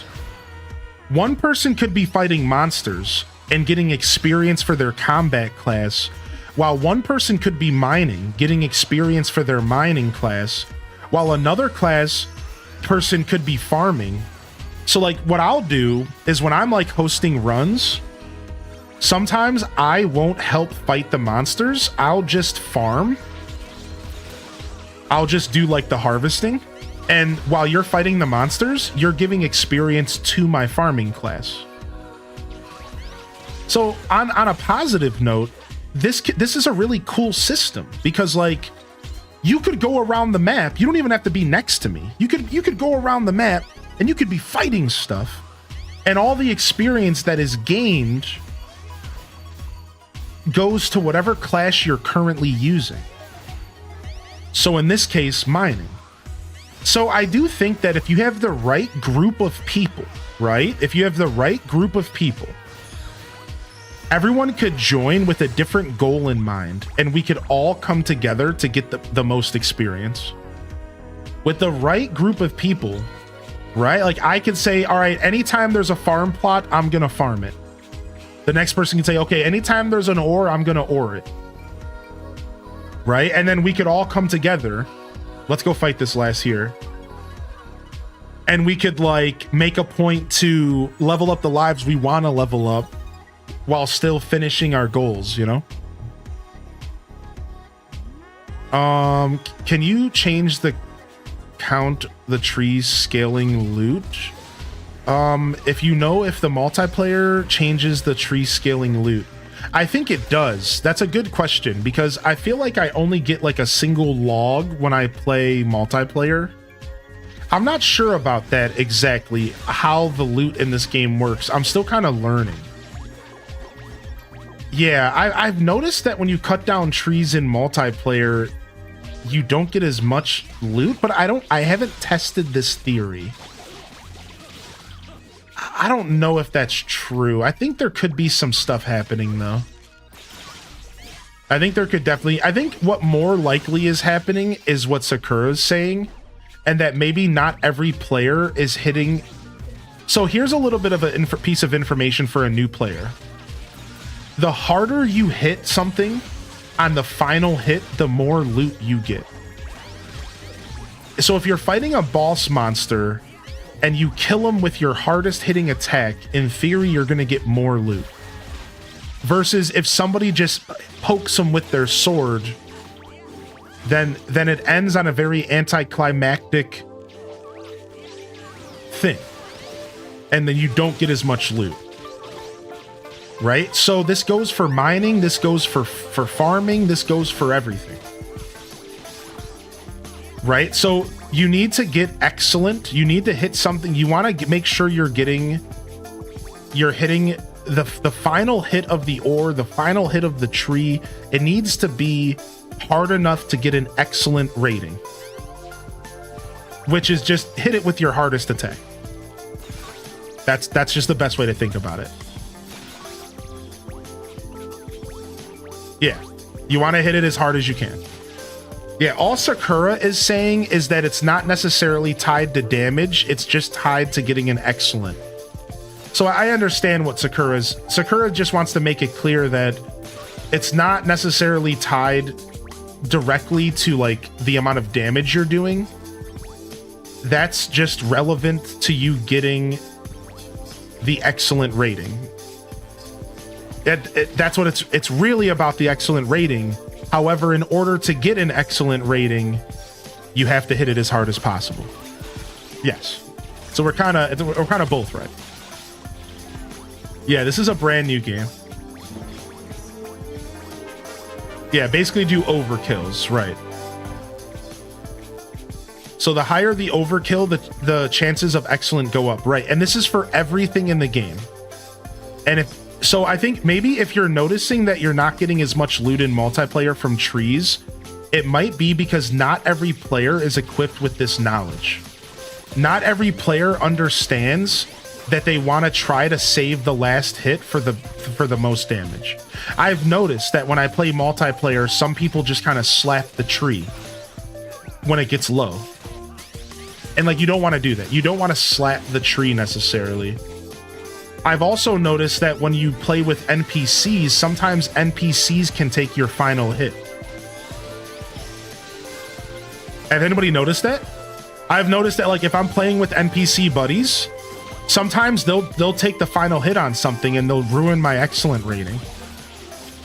So you have to be like really careful about that too. Yeah, because you want to get that excellent rating.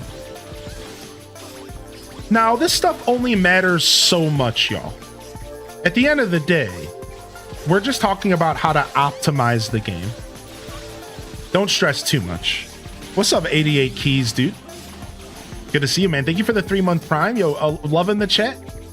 Thank you for the 3-monther, man. I appreciate that. Thank you, dude. I think we're going up. Yeah, we're going up.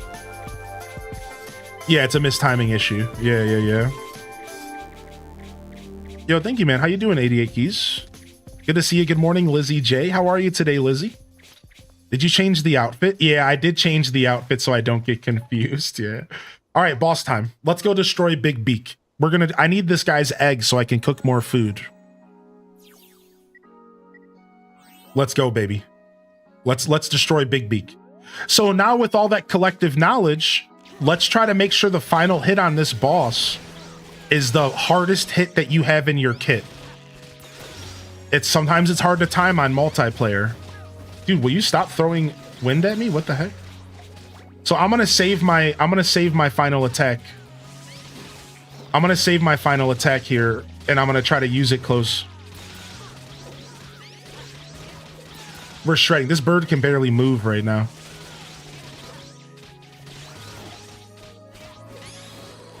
All right, he's going through heated phase.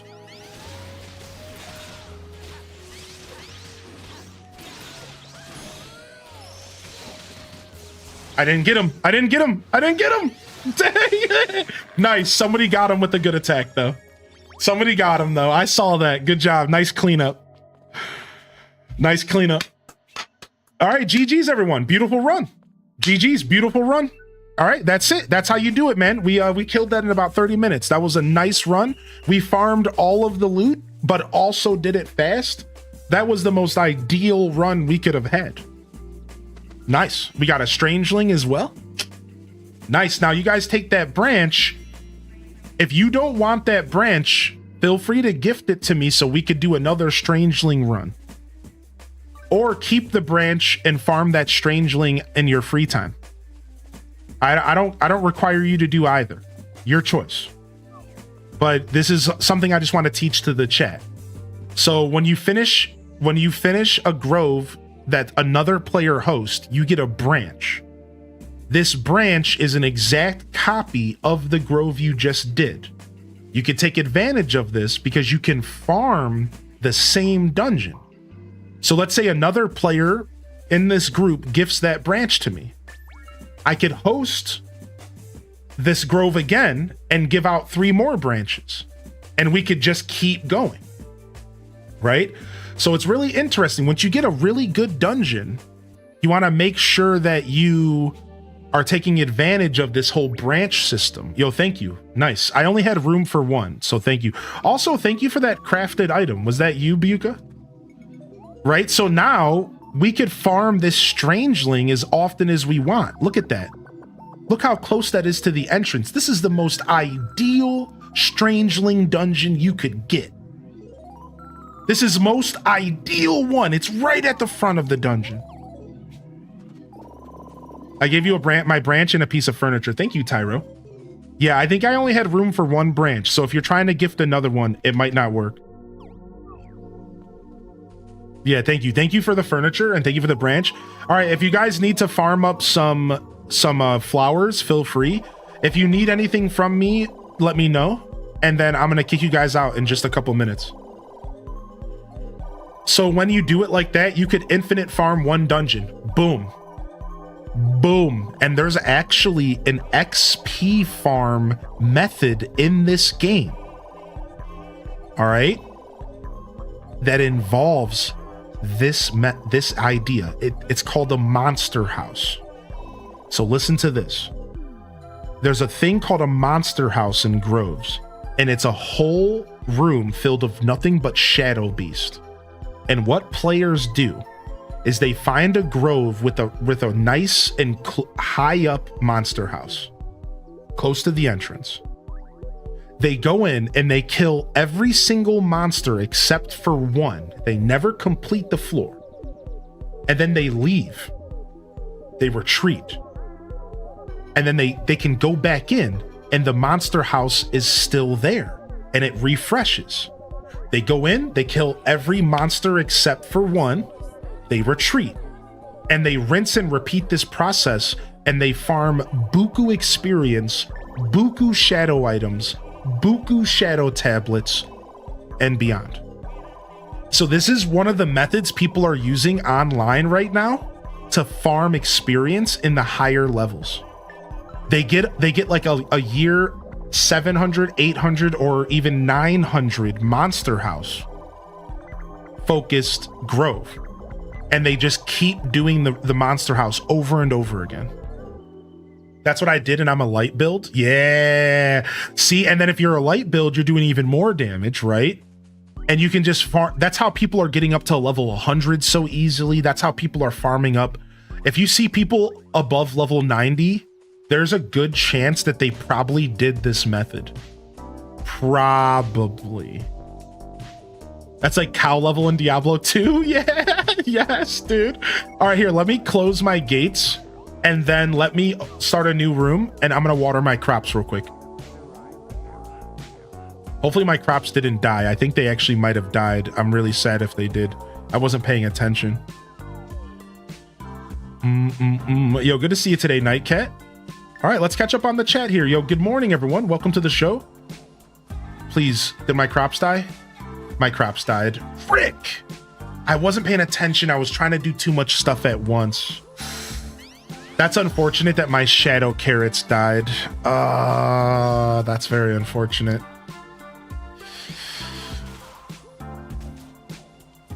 Thanks for the run. Yeah, dude, that was fun, man. That was a blast.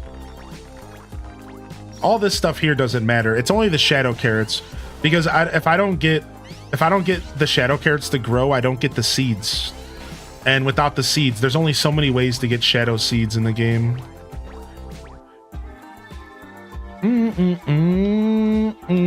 I met that divine hoe, and it made me join that divine build.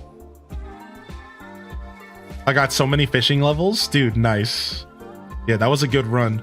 All right, we'll do another round here of multiplayer in just a moment. Yeah, you can only buy 9 a day from the shop. They limit it. You can only buy 9 a day. So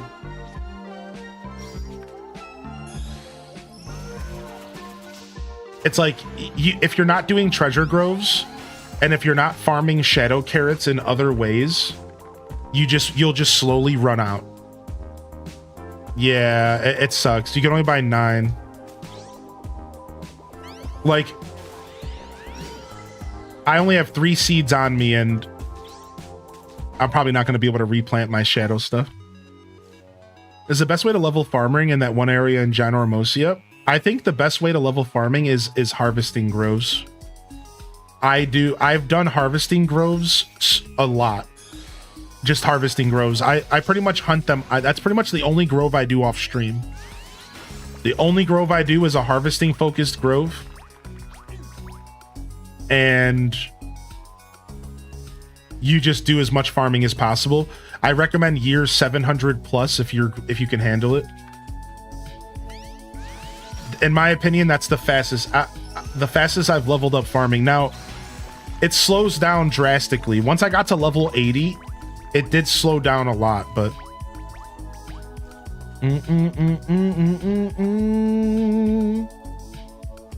the true weapons of time are a hard grind. That's what I've heard. Yeah. Could you show us a harvesting grove? If we can get our hands on one, yeah, sure. It's the same thing you just saw, but instead of, it's just a lot of farming. Yeah, let's see if we can go replant right now. All right, let's go. Oh, thank you, Baxter.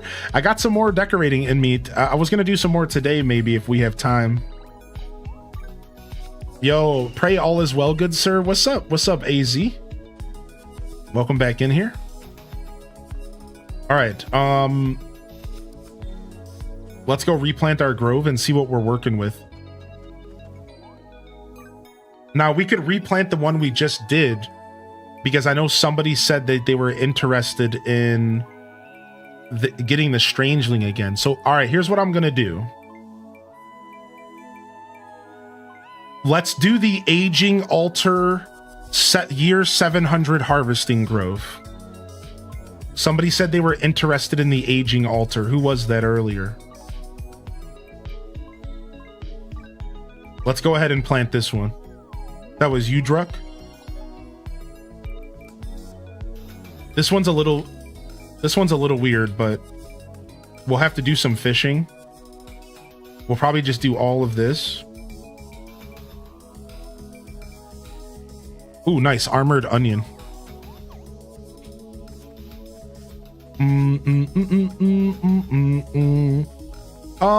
I think it really just comes down to your tool. Yeah, we'll do an open room. Anybody can join. First come, first serve. And if you, for some reason, if you make it in and you're like, you feel like you're under leveled, I could give you a hoe. I got some spare hoes laying around. You know, I could hook you up.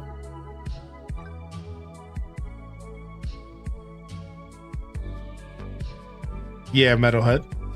My man. Yeah, I got some hoes laying around. No problem. No sweat.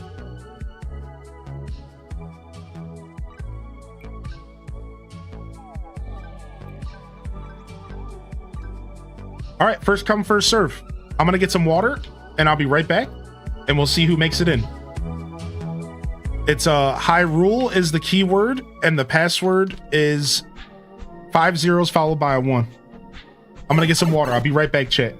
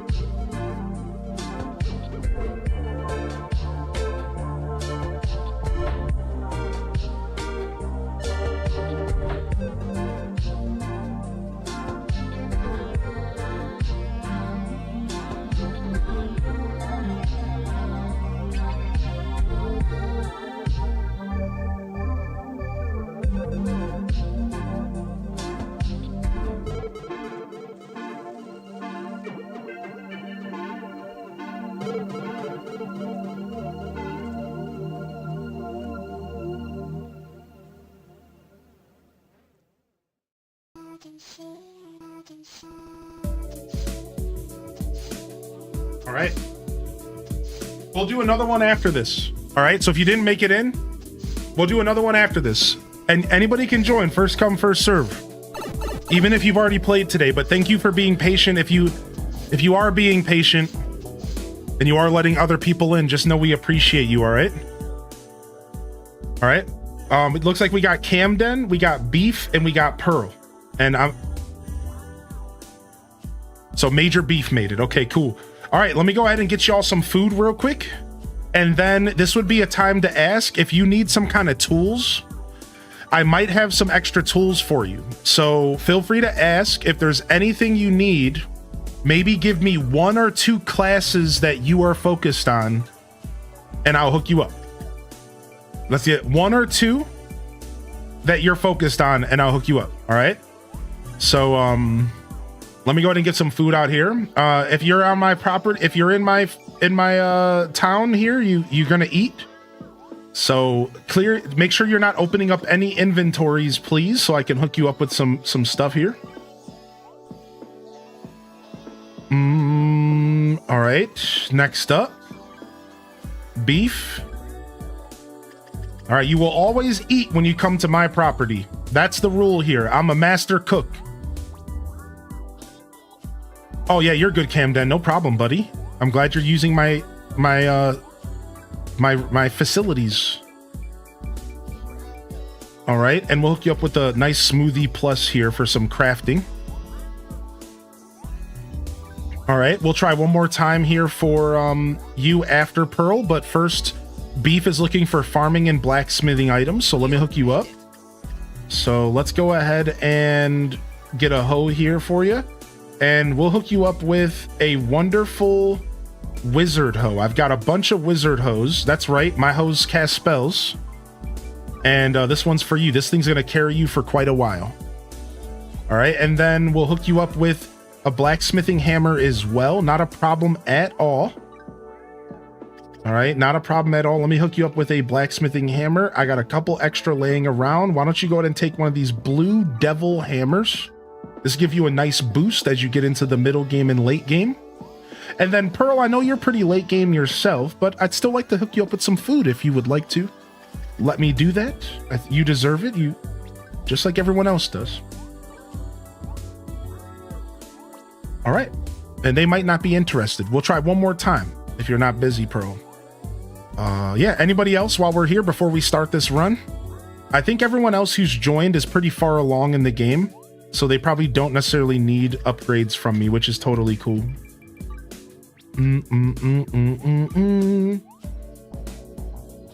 All right, nice. Food is delivered. All right, enjoy your meals, everybody, and then hit that RB button to ready up so that we could start this grove and we could dive in. And no problem, Pearl. Yeah, you're good. You know, I don't expect you to not have your inventories open. You can't type while you're gifting. Oh, I didn't know that. Yeah. Thank you for letting me know. CeraVe just posted that Scarlet and Violet's running at 60 FPS and it looks so smooth. We're going to be checking that out. We're going to be checking that out on release, man. What's up, Black Diamond? Good to see you. All right. We're ready to dive into this grove, baby. Let's go ahead and make it happen. Let me catch up on chat real quick. I see some follows coming in. I want to say thank you for the follows. And I want to say thank you to all of you hitting that like button and joining us over on YouTube. You can find my Twitch link in the description below if you're looking to jump on over and say hello. Good morning, Dancer Wifey. Good to see you here as well. And welcome to the broadcast today, Dancer. I know, right? Doesn't it, Brittany? Yo, what's up, Brittany? Yo, Shady Jake, welcome in here, Artifice Nations. Welcome in, Lamo. Yeah, Lamo, we're playing this game, dude. Yes. All right, so we're gonna start off by going to fishing because I want to get a lot of these done. No, we have to make our way to the aging altar, so we're gonna go here. Okay.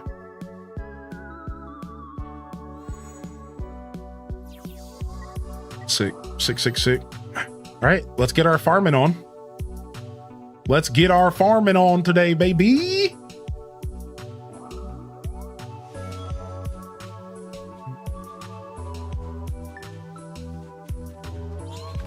Yee-haw! We got Square dancing at 6 p.m. and spaghetti and meatballs at 7. Come and get your partner, cause it's gonna be all down. Exactly, dude. Exactly. You get me, chat. Oh man, I gotta fight this guy now because I aggroed him like a boob. My goal is always not to aggro enemies when I'm doing harvest troves because I'm just trying to get through them as fast as possible. But on stream, I kind of like us taking our time because I think we could all use some extra materials and we're not as rushed. You know what I mean? So like, I don't necessarily mind. On stream, I'm like a lot more patient and relaxed when I do this stuff because I think that's the environment that we thrive in here.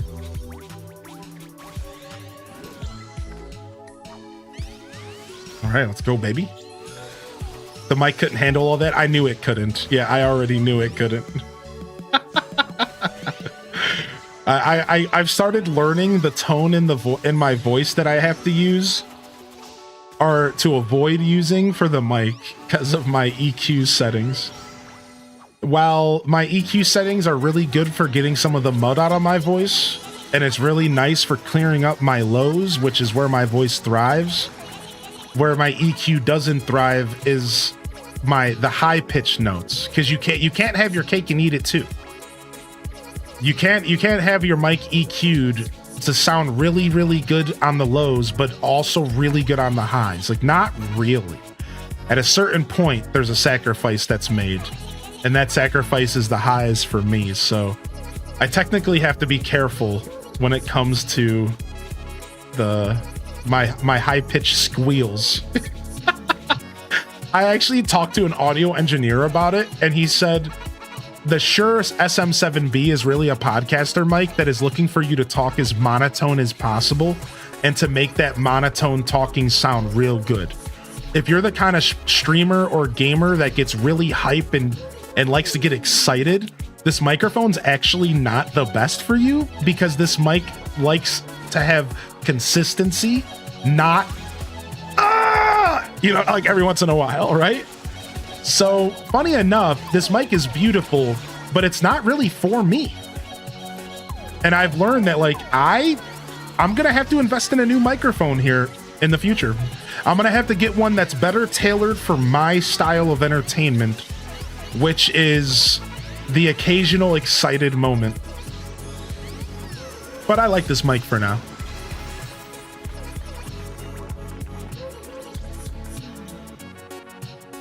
It's got to be here. It's got to be here. Don't drop the mic.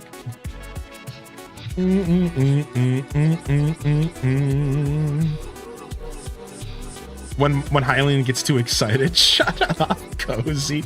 How you doing, dude? How was your morning? Didn't you have an event this morning? You back? Occasional chaos mode? Yeah. The truth is that this mic is so nice for my voice that I probably wouldn't give it up. I've just learned how to be a little bit more tame, right? Like when instead of getting excited and screaming, like and talking at a level in which the mic doesn't like, I've learned how to be excited in a lower vocal range. I've learned it's just a part of the performance when it comes to streaming. It's a performance art, and I've just learned that when I'm getting excited about stuff, instead of being I need to be I bet you my everyday viewers have already noticed that over these years. Instead of going that high, I just go instead of and that just enough is already better. But I still have lots of learning to do still. Like, it's still not perfect. Plus, I'm a very grounded individual, and if something makes me scream at the top of my lungs, I can't really stop it. So sometimes I just get so excited that it doesn't matter, and I can't help it. The event was dumb, Zug. The event should have been an email. Hope everyone's having a good start to their week so far. Happy Monday, everyone. If you are just tuning in, jump in the chat. Let me know you're out there. What's up, Talara? I see Quay checking in, and Silver Knight, and Arquette, and Mandy Bear, and Exhaustion. I see you pop in Exhaustion. Appreciate you. Enjoy your lurks if you're lurking out there. And welcome in here, Cozy Assassin, as well. What's up, Alley Cat? We got 3 days, 3 sleeps until the Switch 2 is released. It's gonna be pretty hype. Ooh, nice. Give me those shadow carrots. I need them shadow carrot seeds, man.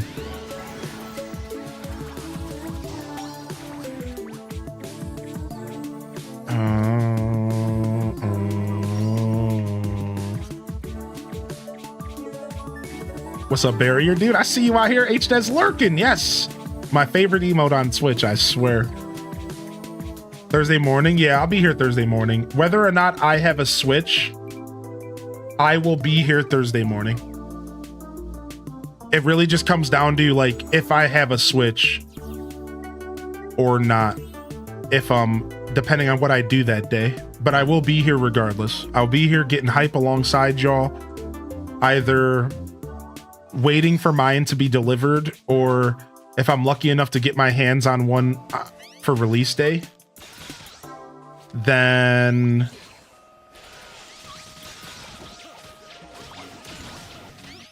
we'll be playing Switch 2 games Thursday morning. So there is a chance that I show up Tuesday morning or Thursday morning and I don't have a Switch, and then we just hang out and get excited together, which is still fun.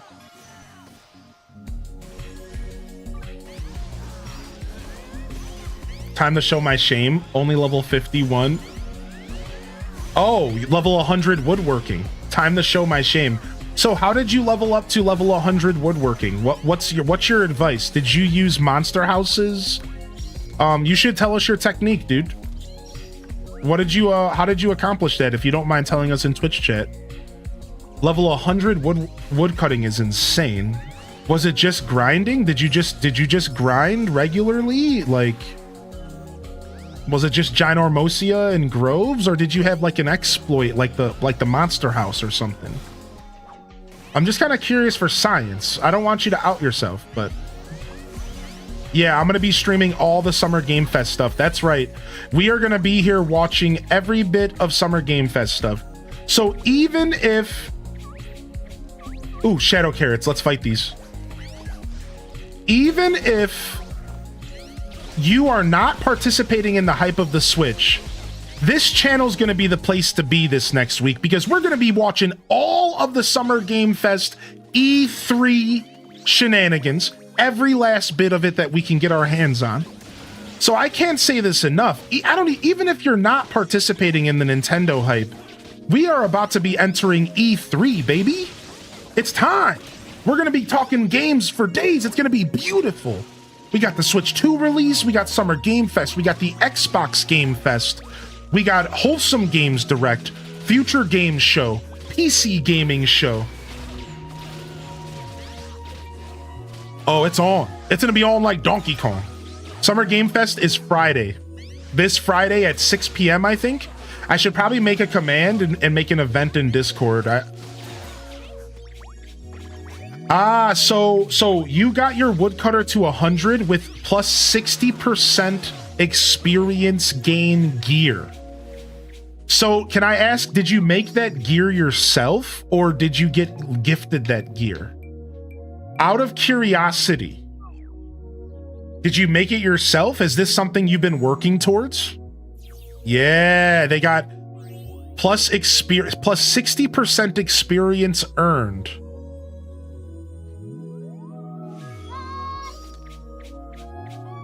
That's nice. Oh yeah, so the strategy is the paladin. So apparently you can get plus experience on your shield. So what you do is you get 3 NPC companions. All right. And then you give them plus experience gear. And that plus experience gear apparently affects you, the player. Did y'all know that? So if I were to give an NPC item drop rate gear or experience gain gear, that affects my item drop rate, my experience. This is what we've learned. All right, what do I want to age? Go on, give me a second. I need to age my wizard hoe. Where is my wizard hoe? Where is my wizard hoe? Is this the one that I've been using? No, this is the one I'm using. All right, we're gonna age the one I'm equipped. So I'm gonna lose a little bit of my skills, but we're gonna get a new age skill. So does anybody know, can you control what age skill you get? Or is it really just, is it just random? I know this is, I think you can, but like, I don't know, man. I don't know. Let me get some vegetables to put in here.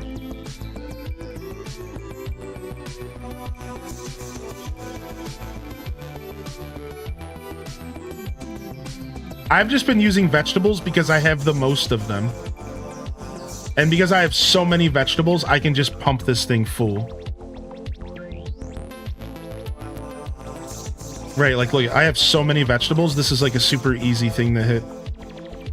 50 of those and 50 of these.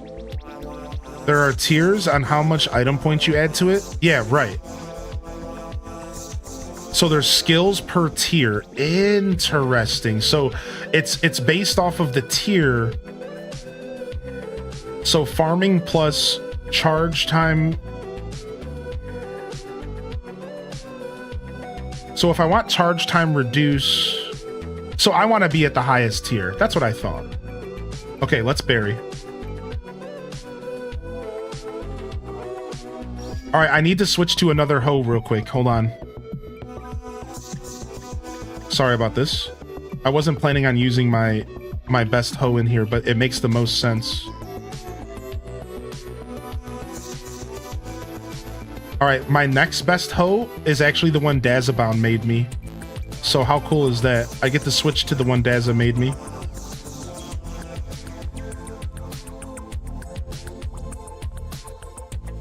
All right, whenever you guys are ready, please come here. Should have used the side hoe. When playing multiplayer, can the fellow players keep any loot they find for their game? Yes. Yes, yeah, the loot is all personal based. Artwood, thanks for letting me know. Thanks for popping in. Artwood, all the loot in this game is personal. So no matter if you're playing with people online, you still get your own loot.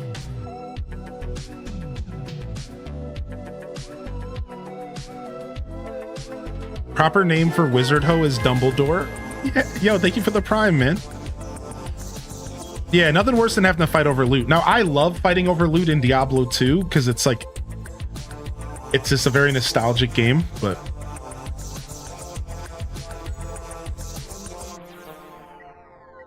So is using your main weapon a bad idea? Not at all. Profound, not at all.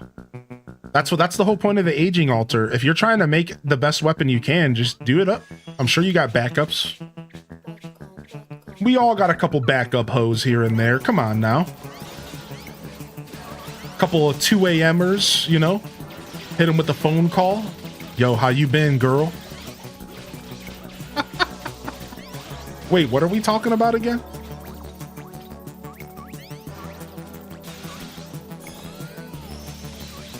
How do you age the tools? It's a special room in a grove, correct. It's a special room in a grove. That's right.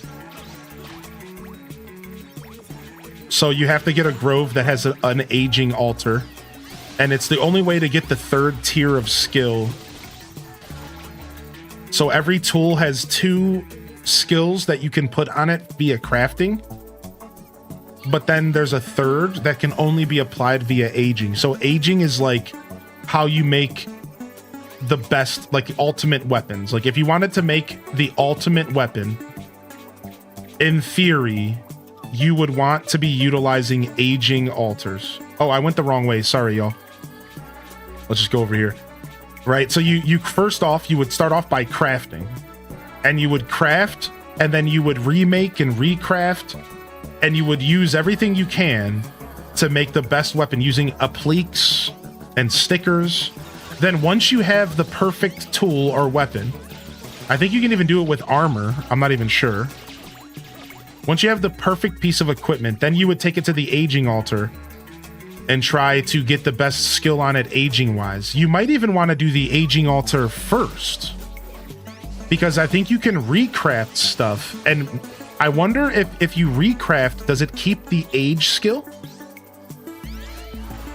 I wonder. If you recraft something, does it keep the age skill on it? Because like that would affect what order you do this stuff in. Finally picked up your copy of Fantasy Life. I'm excited to get started. Nice. If you have any questions, you know where to come, dude. You know where to ask. And we have a channel in the Discord, by the way, that we're trying to build a little Fantasy Life community around. So if any of you are interested in joining us in the Discord, I'm trying my hardest to kind of not only build, but support a little Fantasy Life community of our own, where we can connect as gamers over the next couple months or whatever and play this game together, because it's really good.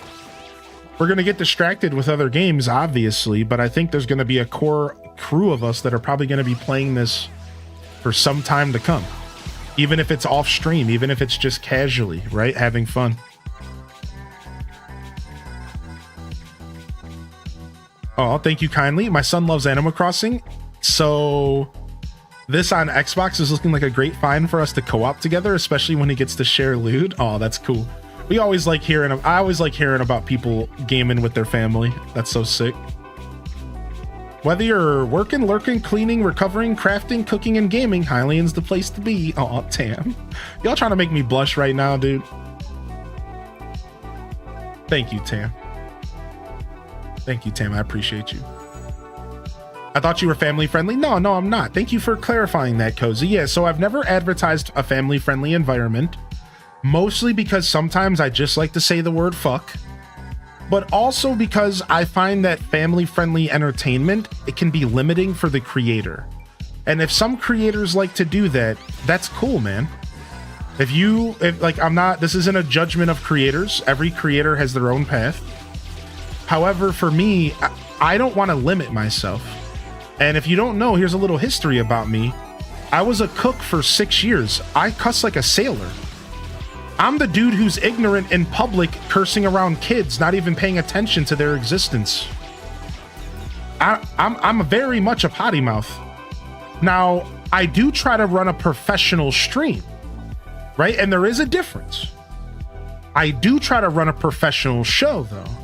I was a manager for a couple of years. I managed about 20 people under me.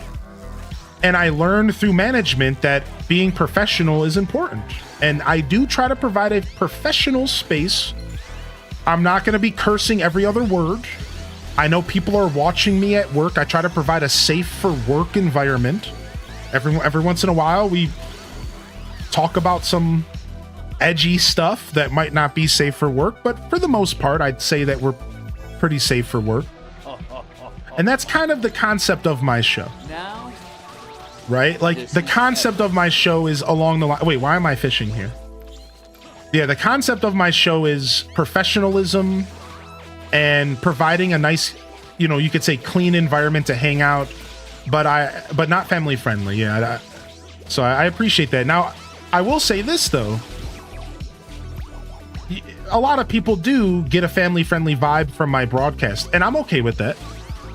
I think plenty of people watch with their kids in the room and with their nana in the room. And, yeah, I do provide a pretty solid experience in that sense. It's just know that it's not what I advertise. I've learned over the years that I'm apparently just a wholesome individual. Like, this is it. I've never tried to be wholesome in my life. But apparently I'm just one wholesome motherfucker. Okay, I'll stop. Apparently, I'm just a wholesome guy. And, people just misconstrue that for, family friendly. And it's like, no, I'm just apparently a wholesome guy. I don't know. I learned this through 6 years of streaming. I'm just naturally a wholesome guy, I guess. Again, I've never labeled myself this. I'm not that kind of guy.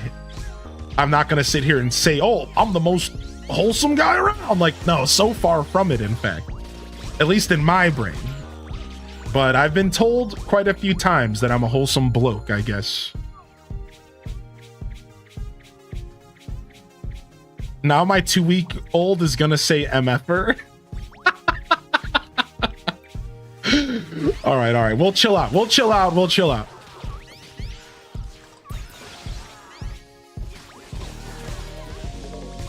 Maybe more than your average bearded streamer. Yeah, maybe it just comes down to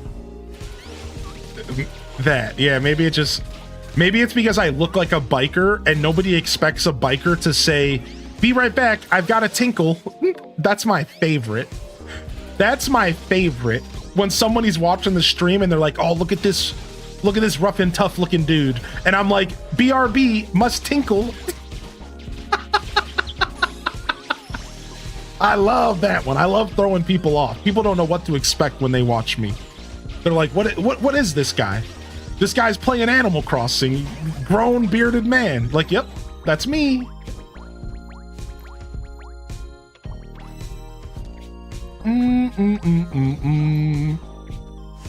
The turtles, man. Level 100 turtles are the worst. Last night I found out that floor 900, year 900 turtles are some of the worst enemies in the game. These things have so much HP. They were destroying our party. They were destroying our party. We couldn't handle these turtles. I'm a level 25 woodcutter, but the giant tree in the grove is a little hard to do. Do I need to level up or am I missing a strat? It sounds like you need to level up, maybe get some more skills in your skill tree, or get yourself a new axe. Equipment is pretty important in this game. You might need to get yourself a new tool. Also, I never said thank you for the 5 gifted subs anonymously, by the way. Thank you, Anon. Thank you, Anon, for the 5 gifted, dude. I was too busy yapping. Thank you, man. I appreciate you sincerely, dude. Whoever's out there being a goon. And thank you for the biddies, very nice pie. And thank you again, Artwood. I appreciate you, bud. And sorry if you're regretting your Prime sub now that I dropped 2 F-bombs in a matter of seconds. Whoa!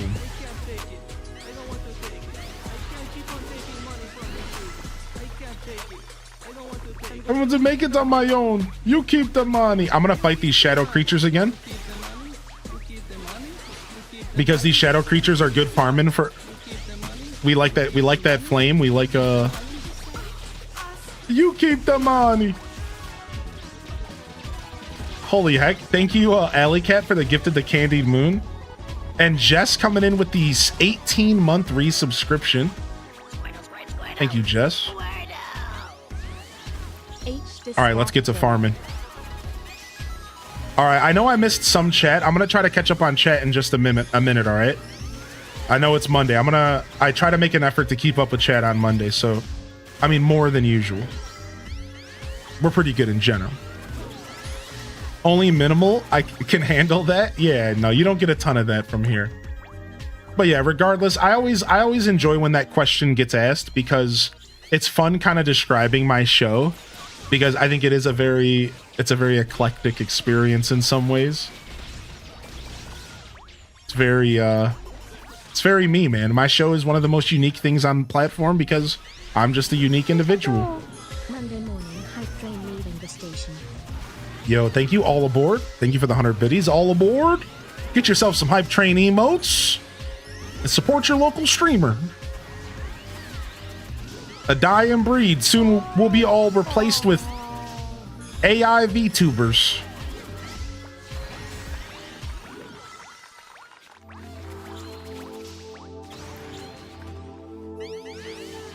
Literally a great swampy corner of Twitch.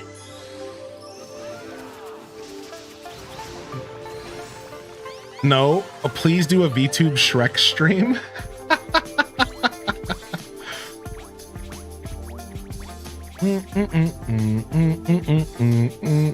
What time is it by you? 11:45 a.m.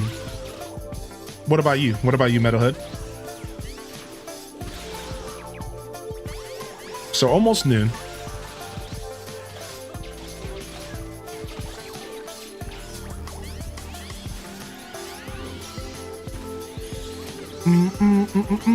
Do you really think AI will replace YouTubers and streamers? Never. Because a lot of the reason that people go to watch streams is for the human experience. My channel is one of the biggest examples of that. I call this place a checkpoint. This is one of the checkpoints on the internet. And through shared experience, we connect as humans. And it's a magical thing. And that's never going to be replaced by AI. Now, I do, however, think AI content creation is going to be a thing. And it is going to take over, especially YouTube. Oh, yeah. Oh, it's already here. But it's never going to fully replace streamers because people are looking for human interactions. People are always looking for a place to hang out with real humans. That's always going to be a goal, no matter what's going on.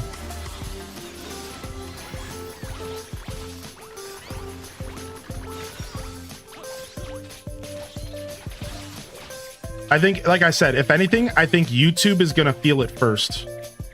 I think if anything, YouTube will succumb to AI a lot faster than live streams will. So when I say YouTube, I'm just talking about curated video content because it's already begun, right? And it's going to be like stuff for kids first in a sense, because not stuff for kids. Like, that's not the way I want to word this. It's going to be like Minecraft. It's going to be like Minecraft. Like, there's going to be an AI streamer on the screen doing Let's Plays of Minecraft. Like that kind of stuff. It's going to be like games that AI can wrap their head around easily. And it's just going to be an AI. It's going to be a human sitting in the corner of the screen doing a Let's Play.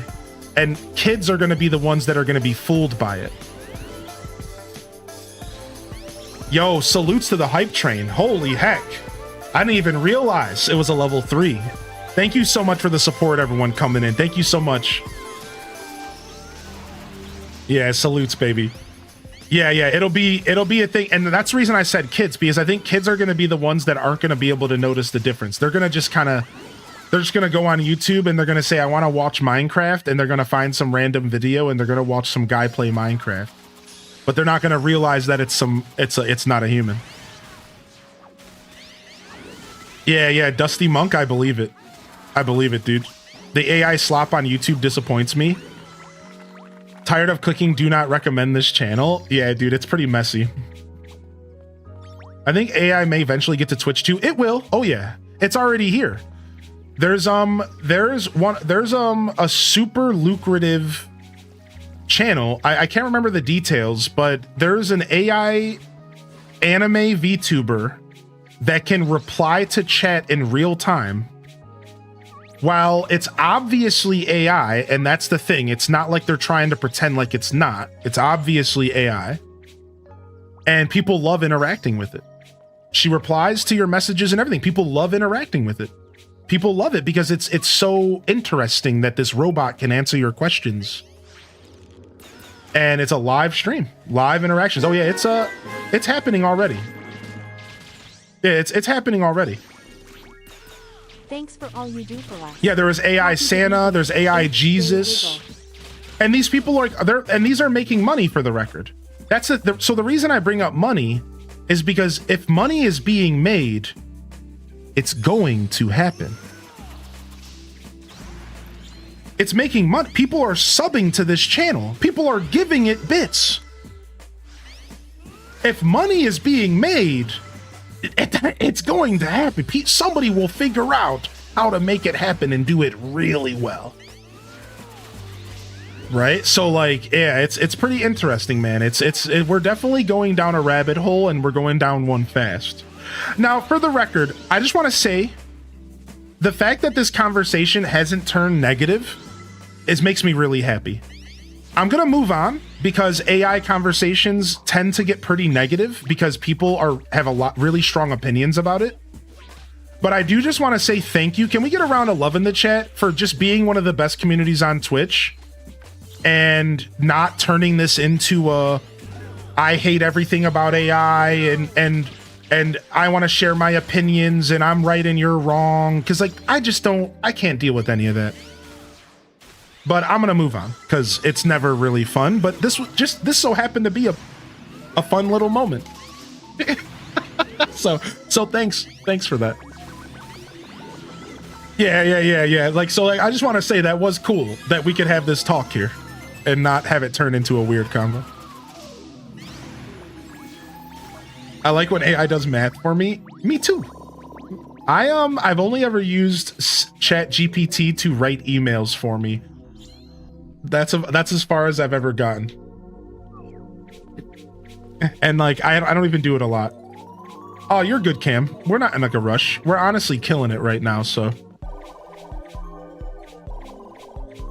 Oh yeah, it's this way. Right.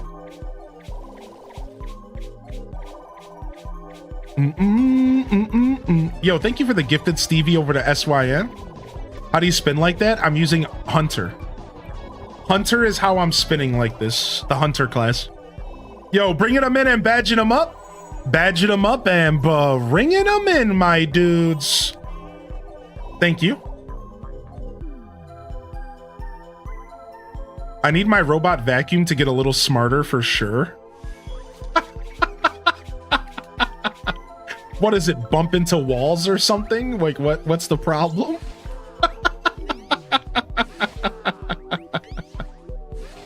What's the problem, right? Yeah.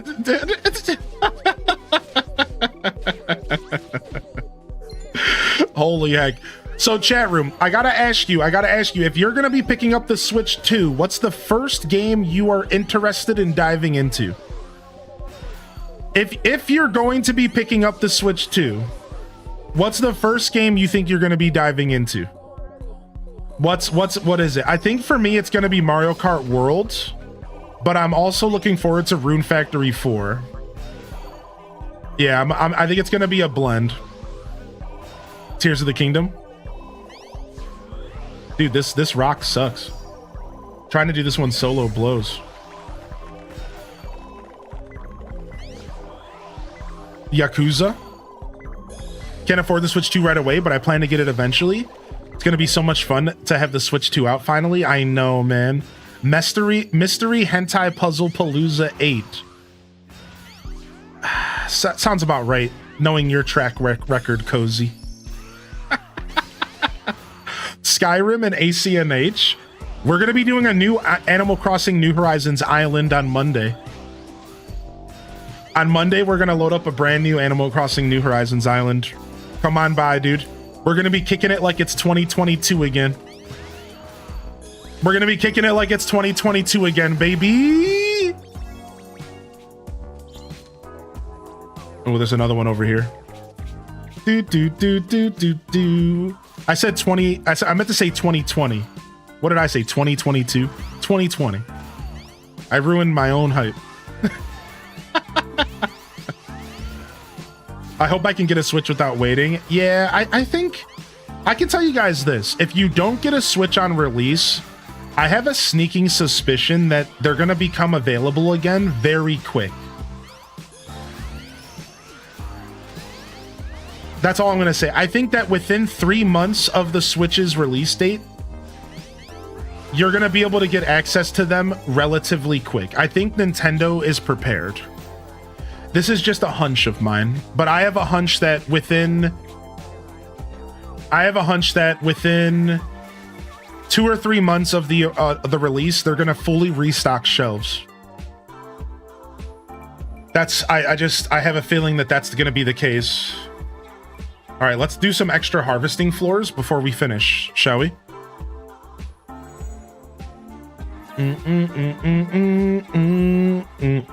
You're trying to pick up the Switch 2 camera when you go back, when you have to go pick up the pre-order? You doing the new ACH on the Switch 2? Yes. I'm going to do a new island on the Switch 2. The only thing I haven't figured out yet is I want to do a system transfer from my Switch 1 to my Switch 2, but I don't want to transfer my current New Horizons island off of my Switch 1. So I really hope they give me the option to pick and choose what I transfer. Because like, I don't know how that's going to work. But because I want to transfer everything off my Switch 1 to the Switch 2 except for my New Horizons island. because I want to start a new island on the Switch too. So I'm gonna have to figure out and navigate how that's gonna work. Again, I'm like really not sure, but I think ACNH its own transfer. I think that's what I'm pretty sure it's its own separate transfer. But then somebody in the chat yesterday said that not this time. I don't know if they're right, but like not this time. They said that Pokemon and Animal Crossing is going to transfer seamlessly over to the Switch too. They said not this time. So I don't know where they got their data from, but now I'm questioning the whole thing. And I'm like, wait a second.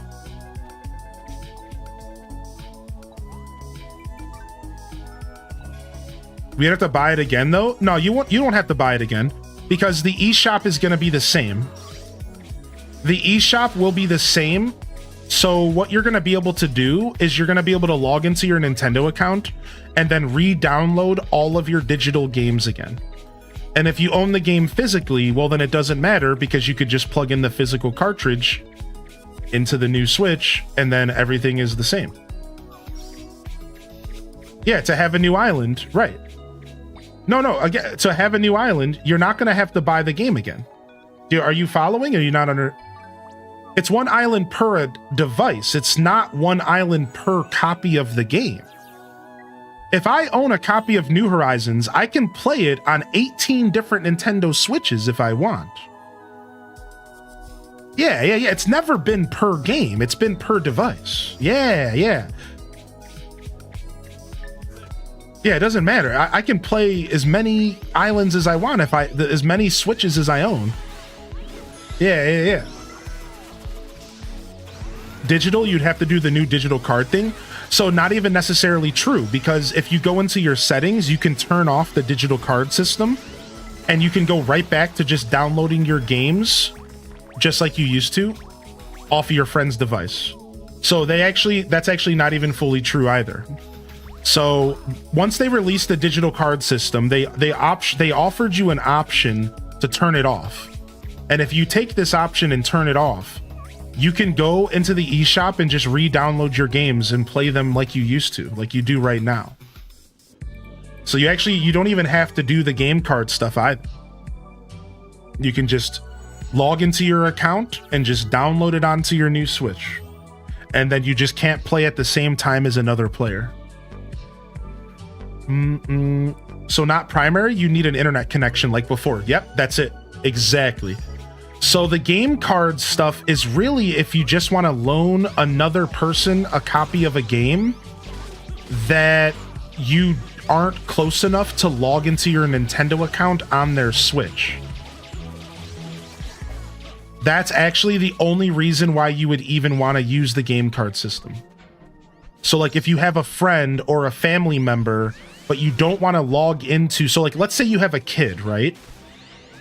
And that child has their own Switch, but you don't want to be logged into your Nintendo account on their Switch because maybe they could go buy stuff in the eShop, or maybe you don't want them to accidentally get your account banned for saying bad things online, right? So what you do is you use the Game Key digital card thing. You would basically give them a copy of your digital game to play temporarily for 2 weeks. So, but you can still do the original Nintendo account thing where you just log into your account, call it a secondary Switch, as you mentioned, and just play your games.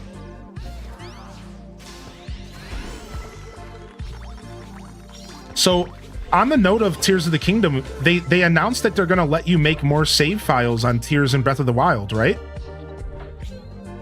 Just on the random side, just reading from chat. Did you guys, I think that's a thing they announced, right? You're going to be able to do more than one save file on Tears of the Kingdom, I think. Yeah, how gracious of them.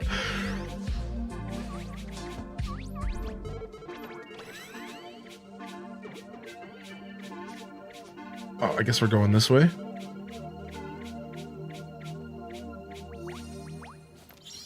Got a link for the Animal Crossing info if you want. Yeah, sure. Feel free to drop it in the chat. We'll take a look. Good to see you back in here, by the way, stepbrother. Boom, boom, boom, boom, boom, boom, boom, boom, boom, boom, boom, boom, boom, boom, boom, boom. An additional save file for the Switch 2 version. It's like how they're also holding CRT filter for the emulators behind the expansion subscription. Yeah, I don't know if it's because the Switch 1 was just that weak, or like, you know what I mean? Like, at first glance, it was like it almost was as if they were trying to make it seem like the Switch 1 couldn't have these features, but the Switch 2 can because of increased RAM and stuff like that.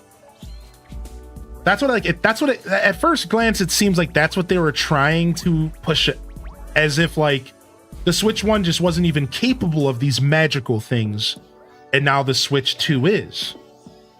But at the same time, it's like, but really? A filter? Yeah, exactly. Yeah. There is an option to hide your helmet. Yep. Yeah, you can change your whole outfit and you can like customize it, and it doesn't affect the gear that you're wearing. So you have like the gear that you're wearing for stats, and then you have the gear you're wearing for looks. Yeah. Yeah, it's really nice. It's really nice, actually. I really appreciate it.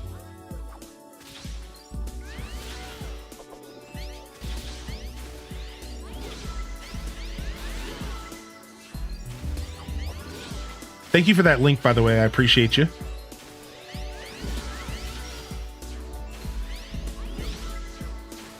All right, I'm going for a big smash here. I'm going for it. Garuga Bash! Nice. 2 armored onions out of that. GG's, everybody. GG's. Nice run, man. Nice run, man. Yeah, Cozy, what do you think? Do you think we just delete it and then start new? I think so, right?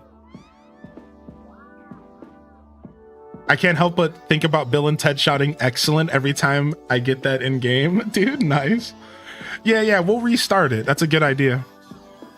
All right, yo, big shout out. Thanks for joining, man. I hopefully you got some good experience, Beef. Thanks for the carry. Nah, man. The pleasure was all mine. Not even a problem, dude. Not even a problem, dude. Party time. Excellent. Yeah, thanks. All right, if you guys want to collect yourself some flowers real quick, and otherwise I'll kick you out in just a couple minutes. I'm going to catch up on chat, all right? Let me catch up on chat. I've been missing stuff for sure. Thank you again, Stevie. Thank you, M and Beyond, for 7 months. How you doing, M? Thank you, Minty, for the biddies. Thank you, Cozy, for the biddies. Thanks for trying to save the hype train. Appreciate y'all. Hubby and I do AI slop wars where we crack each other up with the weirdest posters we can make. That's funny. Breath of the Wild or Wind Waker? I'm thinking of getting the Mario Kart bundle. Dude, Breath of the Wild or Wind Waker as a first game? Maybe we'll make our first game Wind Waker, just to do right by young me.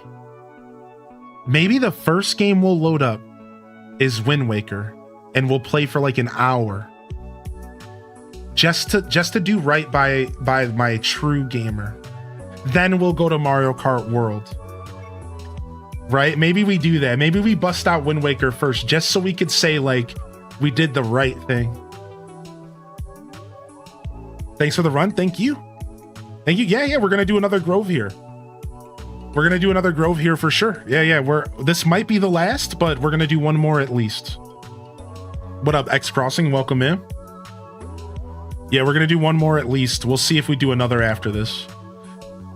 All right. So let's go see which one we want to run. We can go run the Strangeling one again. How about we do the Strangeling one again? Because it's not too high level. All right, let's make sure you guys get your aged items, by the way. Plus charge time reduced. Ooh, let's go take a look at my new legendary hoe. Let's go take a look at her. Look at that. Plus 8 farming, plus 5% charge attack damage, minus 10% charge up time. So let me ask you guys, can anybody confirm, if I were to recraft this, would I lose the aged buff.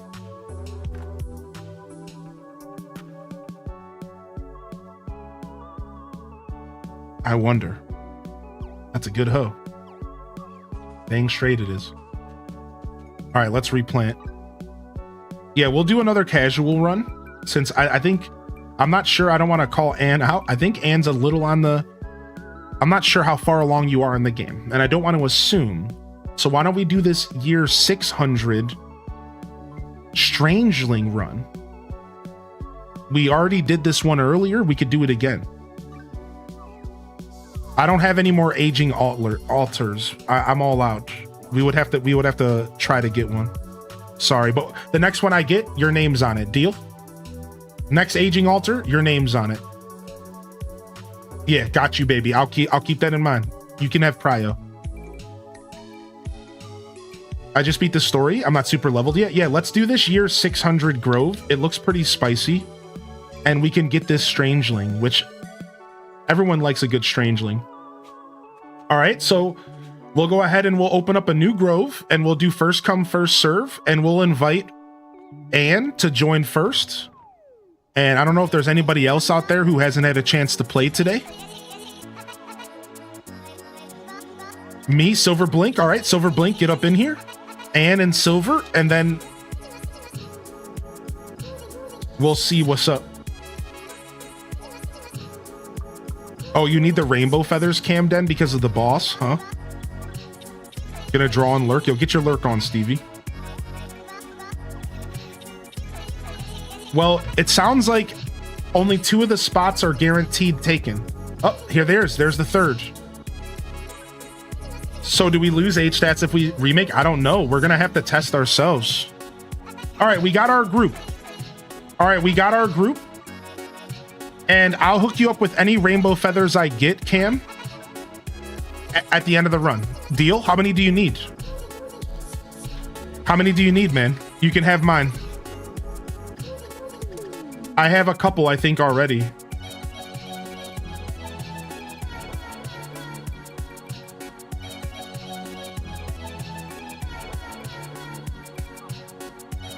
Let me check. Just enough for the Pegasus plate? Yeah, I'm sure I have 2. I just got 2 last time.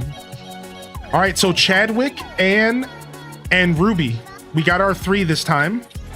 The keyword is Hyrule, and the password is 5 zeros followed by a 1. Only 1? I got you, Cam. I'll hook you up after this run. Are you going to be around, you think? Thanks for having me. I'm happy to have you. Happy to have you. Thanks for tuning in today. And if I missed anybody rolling into the stream, please feel free to jump into the chat and say hello. Say good morning. We'd love to say hello to you. We'd love to welcome you back in here. I appreciate y'all being here.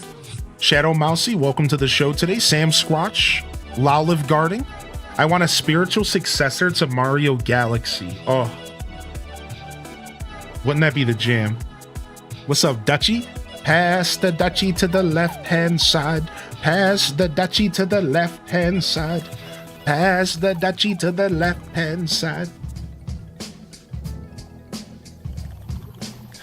Love that song? Yeah.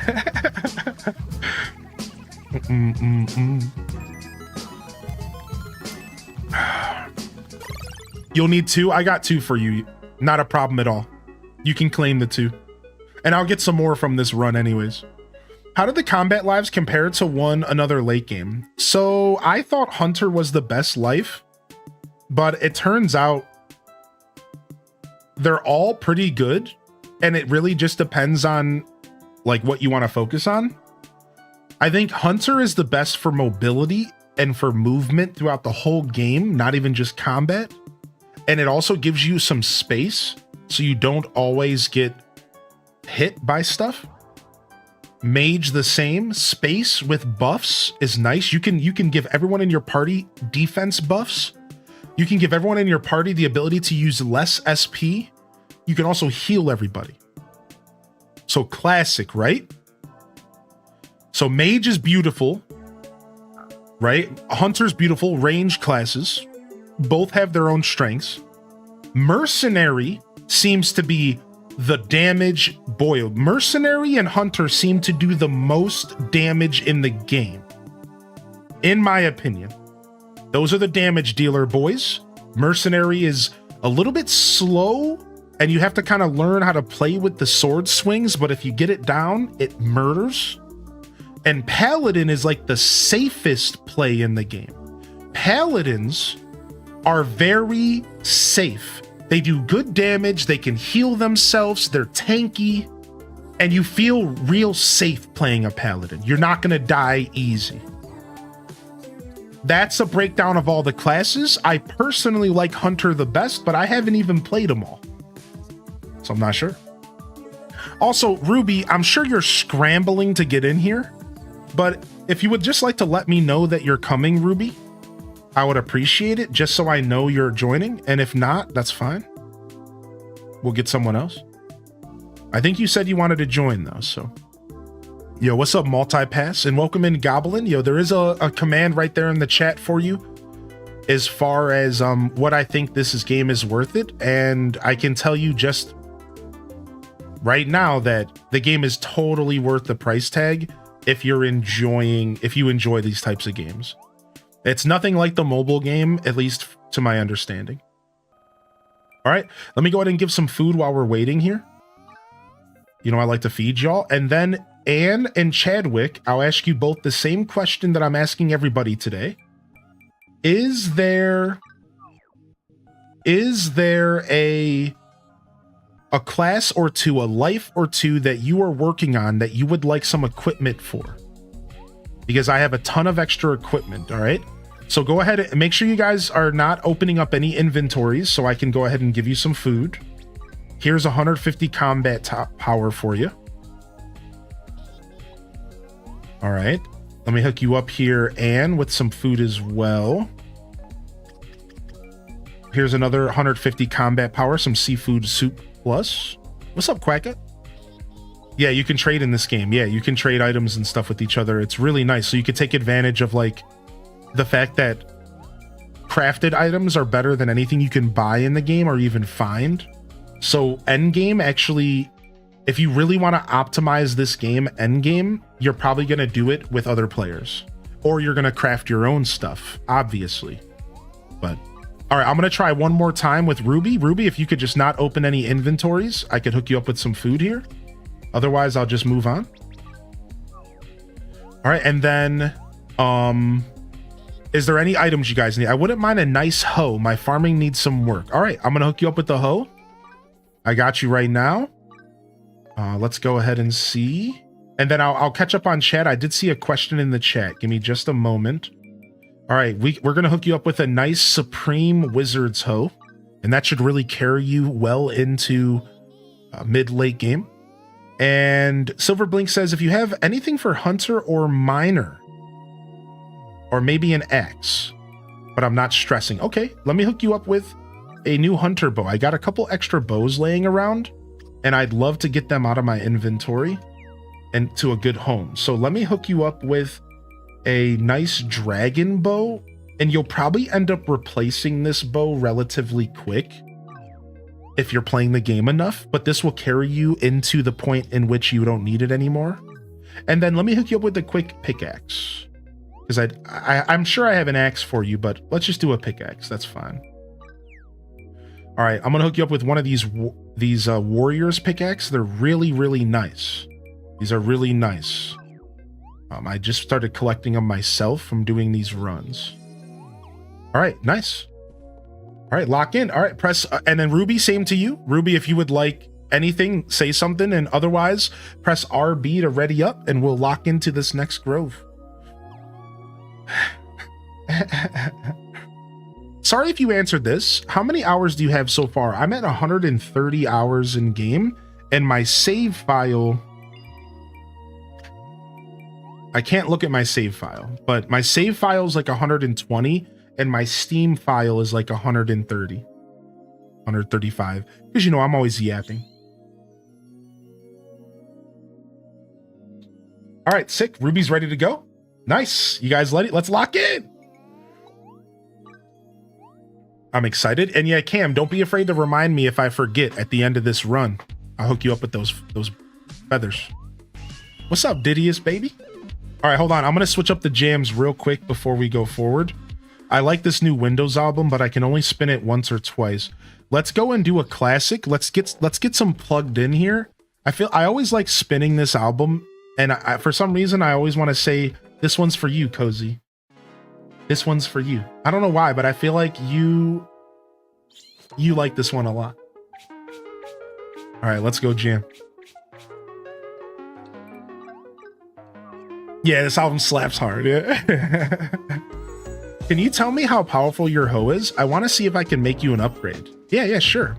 My hoe's pretty powerful though, but I'll show you in just a sec. Let me get into this room. Now, it could probably use some better skills. So even if you can't completely surpass the power, you might be able to surpass the skills. So it's a 608. It's a raw 608.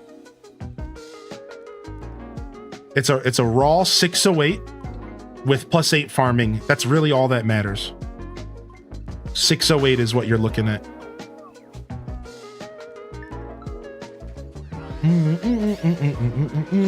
I too aspire to be a powerful hoe. Me too. I saw on Instagram reel the other day that they mashed up Fairy Fountain and Childish Gambino. So 608 or better with farming boost. I would prefer. So here's what I'll say, Cam. If you can beat the 608, or if you can get close with the farming boost. It doesn't have to have both because that's intense. But if you can beat it on either front, that would be sick. I'm kind of disappointed with the quality of the time tools and weapons. They're weaker than some of the tier 5 items. Yeah, but however, there is like the legendary tool, right? Isn't that a thing? Like, so you have the time tools, but then you have the like tier 2 time tools. The true time tools. I think those are the best in the game. Right. But you are right though. In Yo Base, I was also initially disappointed by the time tools. I was also like, wait, these things seem like I have stuff that's way better. Yeah, so the way it works in Yo Base, and this is a bit of a spoiler, but I'm gonna go ahead and drop it. Once you craft your first time tool, go talk to a cheetah in Ginormosia, and he will give you the recipe for the true version of that time tool. So if you craft the time bow and talk to the cheetah, he'll give you the true time bow recipe. And it's a bit of a grind, but if you've been playing the game a lot, it's probably not going to be too bad to craft. And this goes for any of the tools. Any of them that you craft, you get the recipe from the stupid cheetah. Glad to be spoiled? Yeah. Sorry for those who didn't want that spoiler, but yeah, I don't think that's a bad one. I agree, right? That's not bad at all. People want to know about that kind of stuff. Yeah.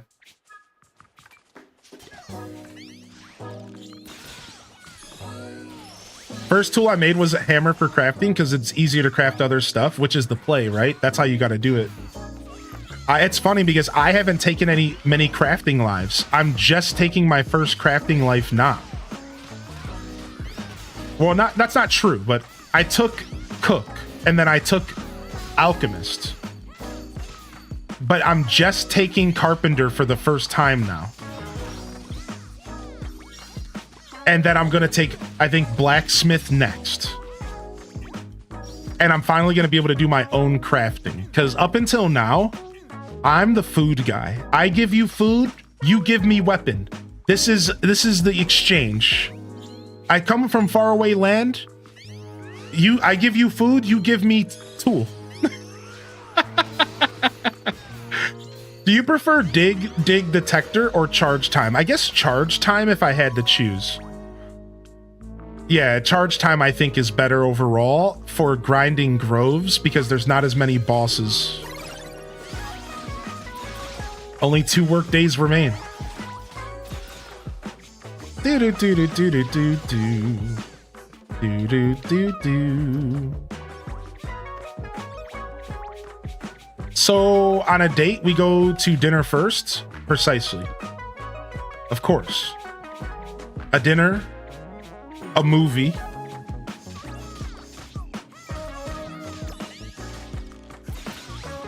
and then a little bit of Fantasy Life I. Of course, what else would we do?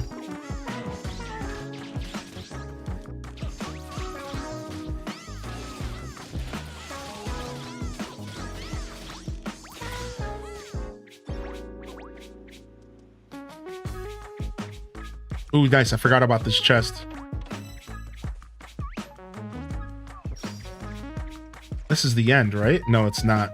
This is where the rest of the ore is. Nice.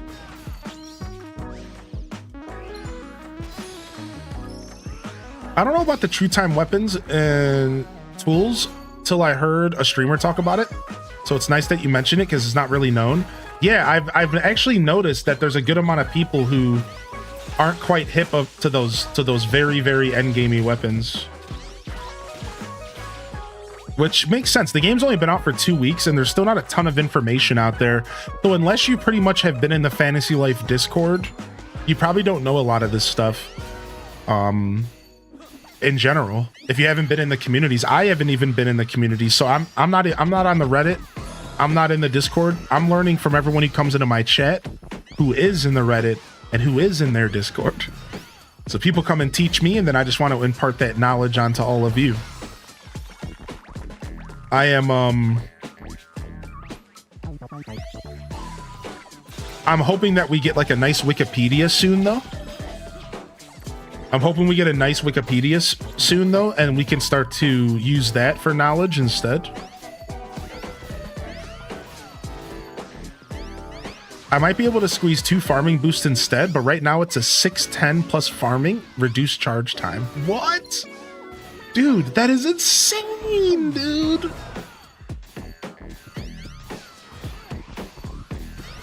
And then I give you my tool? Whoa, whoa, whoa. I'm not on the first date. Please, please. What kind of guy do you think I am?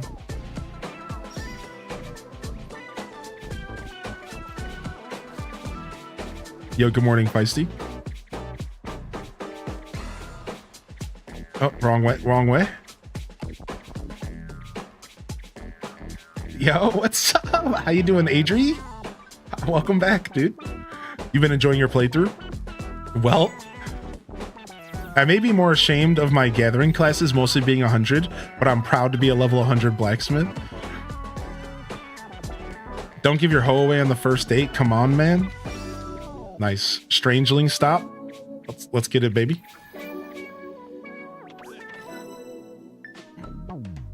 I didn't even see what I got. We'll check it out after. Take me out to dinner first.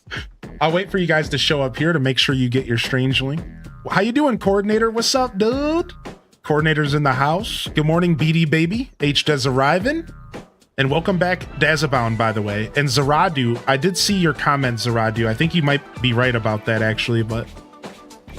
Artist guy with banana head for me?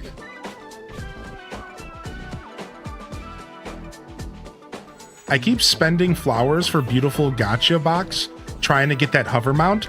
Yes, I've been doing the gacha boxes too for the first time. Was hoping for my carpenter.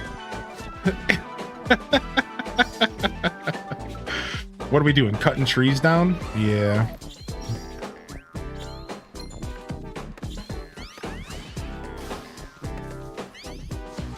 Yeah, and I'll say the same thing I said to the first group. If you guys want me to slow down at all, or if you want me to go to a specific room because you're trying to level up a specific skill, feel free to ask. But what I do when I run these groves is the first thing I do is I create a path directly to the boss. After I create a path to the boss, then I will proceed to go back and maybe do some extra stuff if we have time.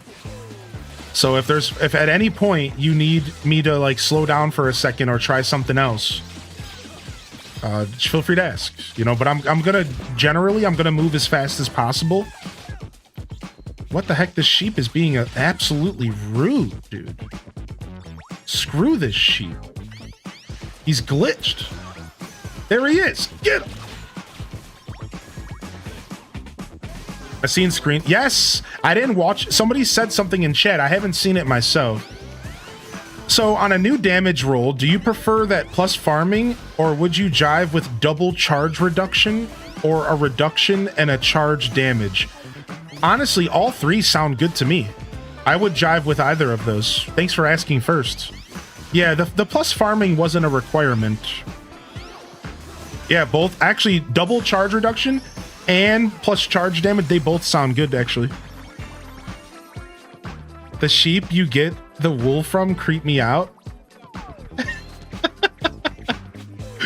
I guess they can be a little creepy, actually, yeah. Is this gonna be like it was the first time we went here, and we're gonna get it? It's gonna be the very last tree we cut down, because that's how it was with Buka earlier.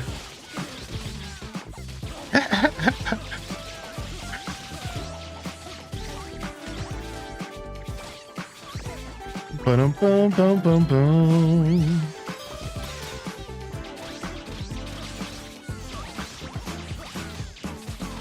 Down, down, down. Nice. So priority farming, I can roll for a bit since I farm Redux Ore a lot. Yeah, sure. I would say farming's the prio. I think that's the way I would like to play. Yeah, but you don't have to re-roll a ton. I don't want you to break the bank, but I do know about the Redux farming method. So if you have a lot of those stones, thanks.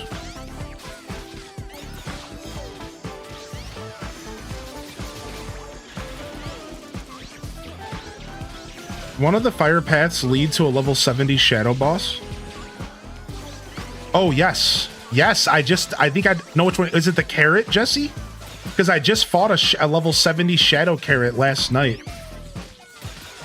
I can't remember where I was, but I was in a cave leveling up some characters.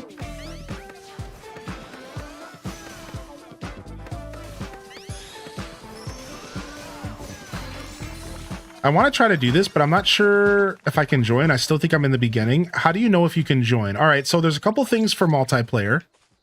So first off, you have to unlock multiplayer via a point in the story. So you have to have your base camp accessible, and you have to have the guild house in your base camp, and then you can join multiplayer. All right, now that's the first step. After that, you need to unlock what's called a treasure grove in the story, and you have to plant your first treasure grove. So if you progress the story a little bit further past that point, you're going to unlock a thing called a treasure grove. That's what we're doing. It's essentially a dungeon. And once you unlock the treasure groves, you have to plant your first one. You just have to plant it, I'm pretty sure. And as long as it's planted, you can join other people's treasure groves. So as long as you've unlocked treasure groves, and as long as you've unlocked multiplayer, you can join us. And then from there, you would just want to make sure you're joining one that you can take down. So the way that it works, Dancer Wifey, is that treasure groves start in the present year, and they go back in time. And the further back in time they go, the harder they get. So it starts at present, and then it goes year 100, then year 200, year 300, all the way back in time. And as a new player, you probably want to stick to present, maybe year 100, 200, 300, pretty much anything under year 500 would be ideal for you to kind of get yourself juiced, like just to kind of get yourself going is what I'm trying to say. And that's all. That's the only piece of advice I have for you, is if you want to join, if you're new to treasure groves, maybe start with a little bit of a lower one. Don't get yourself into something too crazy high level. Of course, you know, here in the community, we're willing to carry you. We don't really care about carrying each other, so. Did I miss the entrance? Is it back here? I think I missed the entrance, the exit. Why is my map not moving to the other side? It's like it's not moving over here. What? Anyways, clearly that's not the exit. It's where I am? Okay, I'm coming to you. Thank you. I'm usually pretty good about finding them, but I'm distracted. So yeah, I would just, you can do it yourself, solo with NPCs, and if you would like to try multiplayer, then you can do multiplayer, and just make sure you're joining one that's kind of proper for your level. That's the only advice I would give you. So, fighting loads of shadow carrots in my dungeon. Do we love some shadow carrots? All right, on to the next. Time for some mining. How do you get the Great Spirit Radish from your farm? I can't seem to get it. I've been trying for 3 days, so it's complete RNG. So the Spirit Radish is a boss, and that would require you to get your turnips to turn into a boss crop. And that's RNG. So here's my advice for all of you aspiring farmers. If you are attempting to get, if you're attempting to get a specific crop, you need, it's all RNG. So what I recommend you do is change your farms out. Change your farms out. Like, go and remove your farm and put more turnip farms down, or radishes, whatever it is. That's what I had to do. So like, when I was stuck down to 1 spirit radish, I replaced 3 of my farms, and I had 4 different turnip farms going. And I got that spirit radish within the next day. I did the same thing for shadow carrots when I needed the shadow carrot. I did the same thing for pumpkins. So you got to increase your chances to get that spirit radish because it's complete RNG. The other way to do it would be groves. For the record, the other way to do it is treasure groves.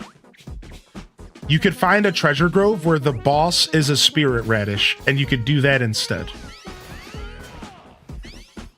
Yeah, exactly, tofu. Yeah, so you have that option as well. Spirit, yeah, the groves are also an option. So I cannot recommend enough just changing the farms around your property. Yeah, just change around the farms on your property. Don't be ashamed to do that. It's not too expensive, and it's not terribly time consuming. I think that's why getting Hero Farmer was so easy for me, actually. You had 1 spawn in Ginormosia? That's nice. I've only ever had the stupid potatoes farm in Ginormosia, or spawn rather. The stupid potatoes are the only things that spawn in Ginormosia for me at the moment. I'm hoping something else does. The big giant green spuds.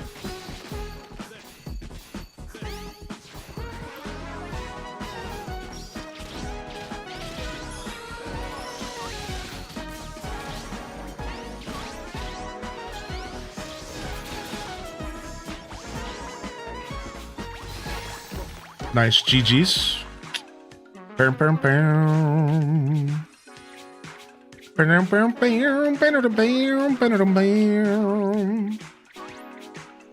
didn't know how useful the activities tab was until today. It took me a while to get hip to that tab as well. Yeah, what's up, Boyski? Good to see you today. 4 paladins for solo runs for the win. Yeah, apparently paladins are the play. Apparently paladins are the play because apparently shields can get plus experience, right? Is that the secret, everyone? Am I saying this right? So you run paladins because paladins can get shields with plus 10 experience, and you could get a shield with plus 20 experience at that point. And that goes to your character. That applies to your character. So you make a paladin team with armor and a shield that's plus experience, and you can get plus, I think, 20 experience, plus 20% on every paladin. So that's 3 paladins, that's plus 60% experience. And you just farm the game, any life, any crafting, it doesn't matter what it is, you just farm it with those characters.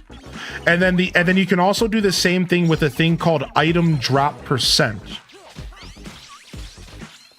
And the item drop percent that also affects your character, even if it's on your NPCs. So you make your NPCs a set of item drop percent gear, and that affects how often you get items, your character, not just your NPCs.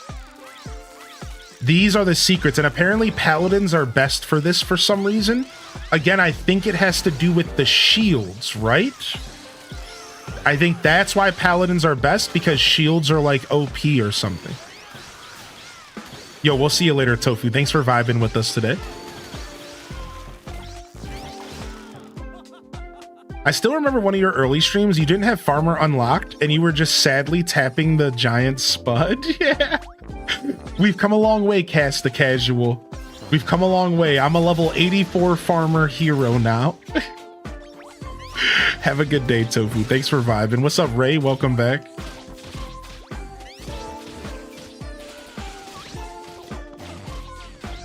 Where's a good place to grind combat skills? I find treasure groves to be really good for grinding.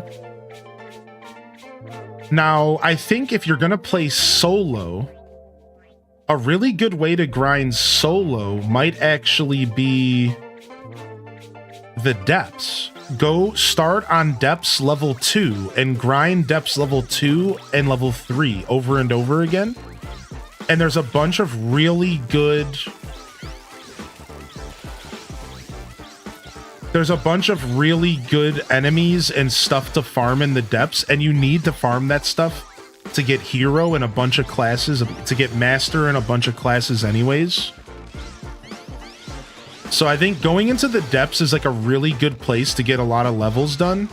I start on floor 2 and I just go all the way down to floor 3 and I just clear the whole thing over and over again. Otherwise, treasure groves are totally your answer. And then outside of treasure groves, I would recommend the Colosseum. Have you messed around with the Colosseum stuff? It's not a bad way to start farming up some good experience. And here's a spoiler, but the Colosseum provides gear sets that are really important. If you haven't done the Colosseum yet, this goes to anybody out there. The Colosseum gives you 3 gear sets if you can complete the whole thing. 1 gives you plus gathering on all of your armor. 1 gives plus crafting on all the armor, and 1 gives plus combat on all the armor. So you get rewarded with some of the best armor in the game by doing the Colosseums. It's not even a part of the story. Nope. You do have to do the Colosseum for one part of the story. You do. But then after that, we're talking about, it's like a different thing. Oh, we can leave. It's a different thing. So yeah, you do have to do the Colosseum as a part of the story, but what I'm talking about is a bonus challenge afterwards. Sorry, not combat, it's plus HP. Yeah, my bad, I misspoke. It's plus 30 HP on every piece of armor. So you get 150 extra HP for wearing the set of armor. It's really nice. It's really nice. Like, my character right now is sitting at 2200 HP, and each piece of armor gives you 30 max. So that's like real, that's actually a pretty nice percentage of HP. 150 in my 2000, like what is that? That's like a nice 5%, 10% increase of HP, something along those lines. Pretty good stuff.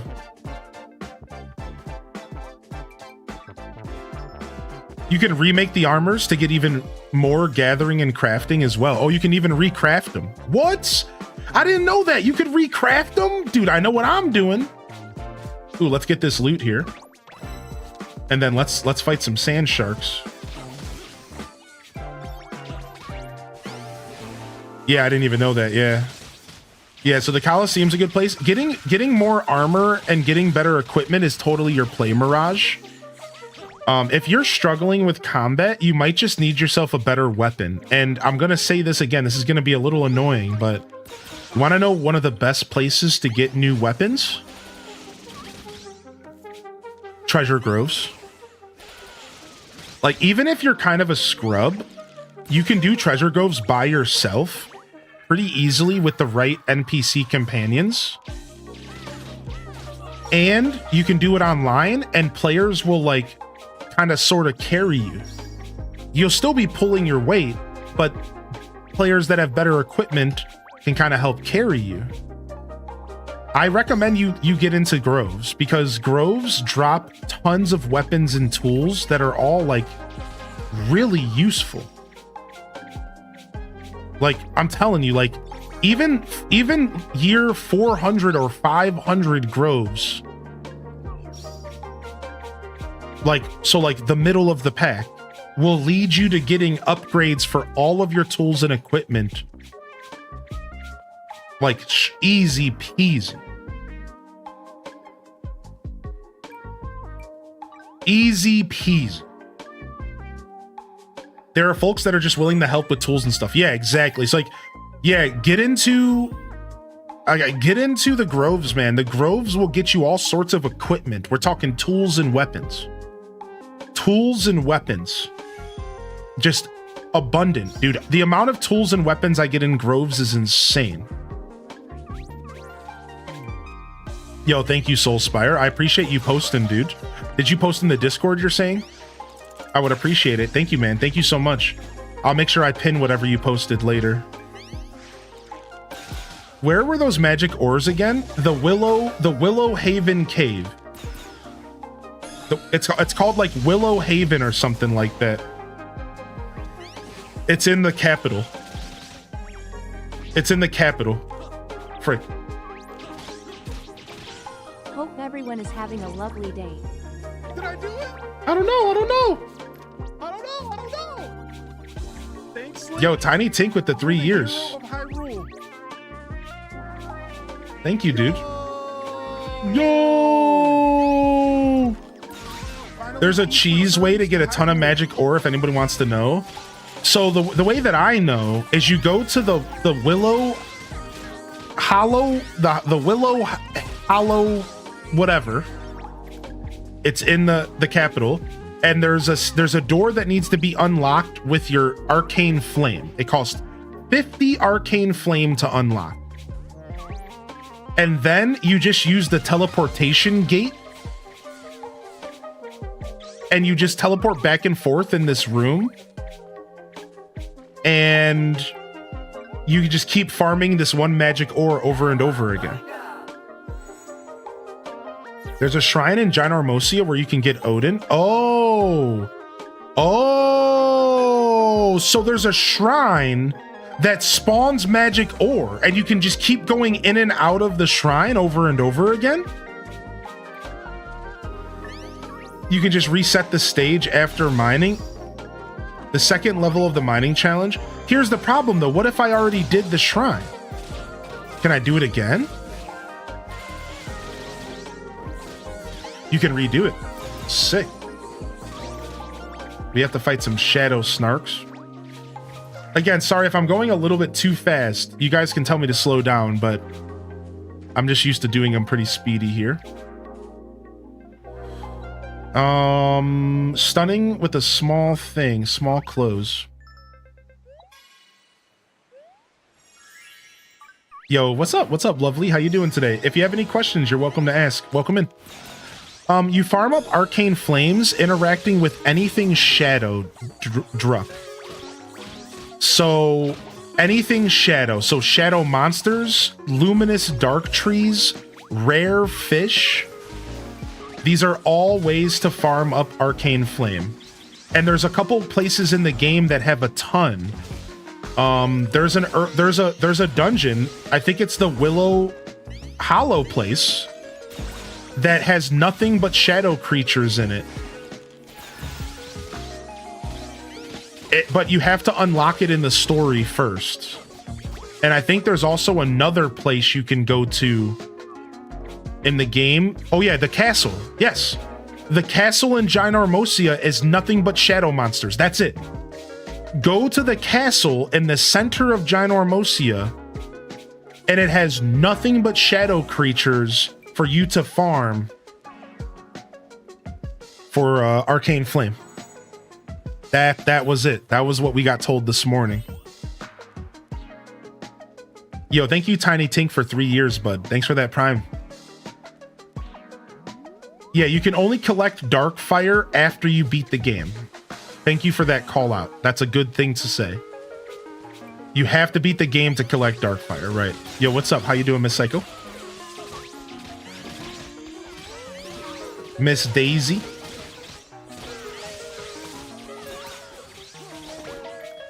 All right, nice. So now that we've cleared a path to the boss, now we can take our time and farm a little bit, and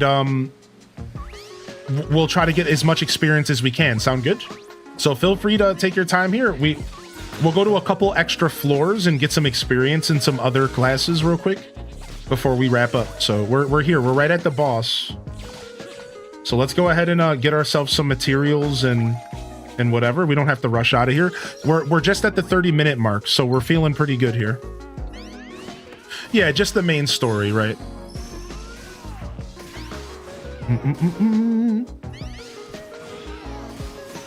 Of course, if somebody's like short on time or something, let us know. But we'll spend a little bit of extra time here. We'll spend an extra 5 or 10 minutes farming up some materials and stuff.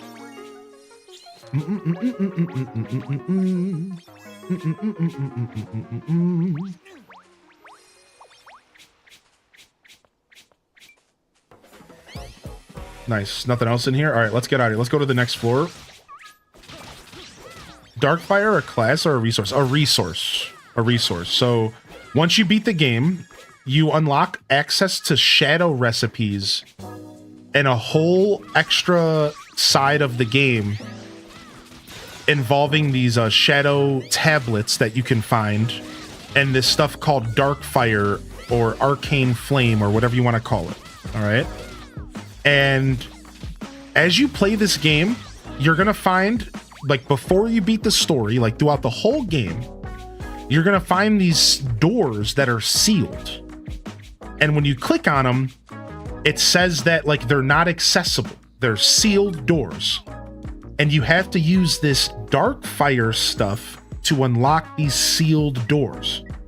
And the cool part is these sealed doors are in pretty much every dungeon of the game from the very beginning.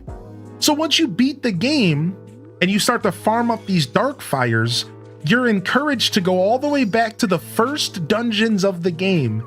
And all of them house a bunch of really cool stuff. Like, some of the stuff that they house will be like endgame bosses.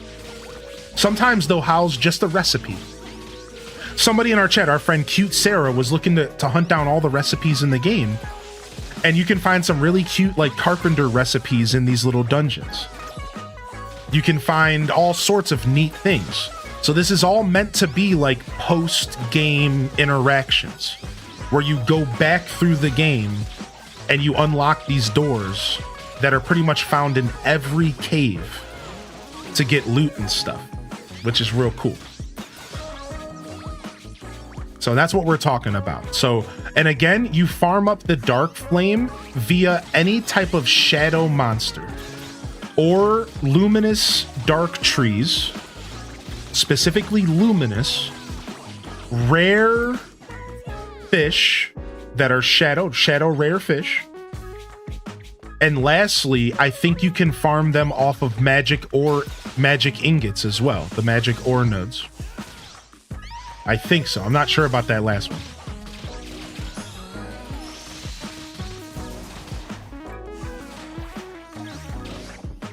Yo, Chadwick, are you using Paralyze? Okay, cool. I'm using Poison. Sick.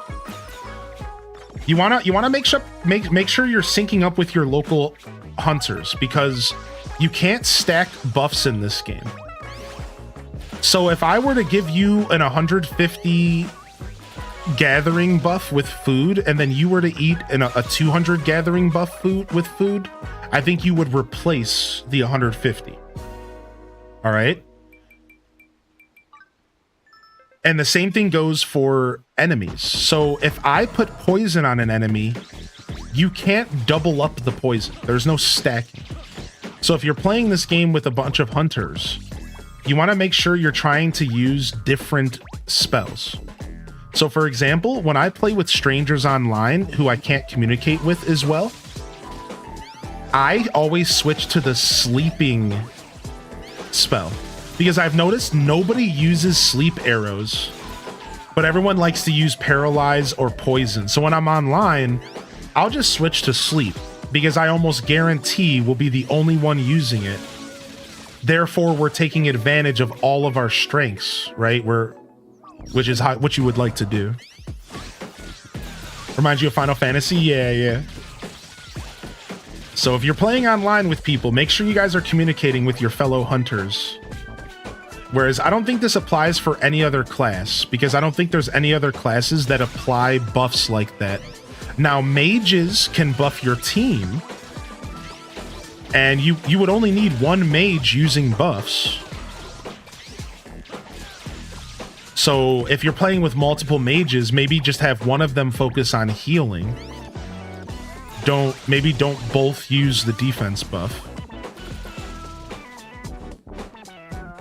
A strike that wakes up a sleeping enemy does triple damage. I didn't know that. I was wondering why you would use sleep over paralyze.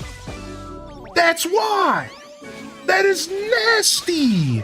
I'm gonna be a permanent sleep archer. I'm doing it. I'm gonna be a permanent sleep archer, man. I think I want to do that.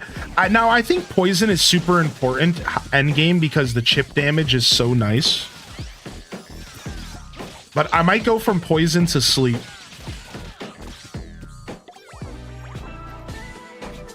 Did you guys get the statue in here? Yeah. Wait, there was another statue. I didn't see the second one. What the heck?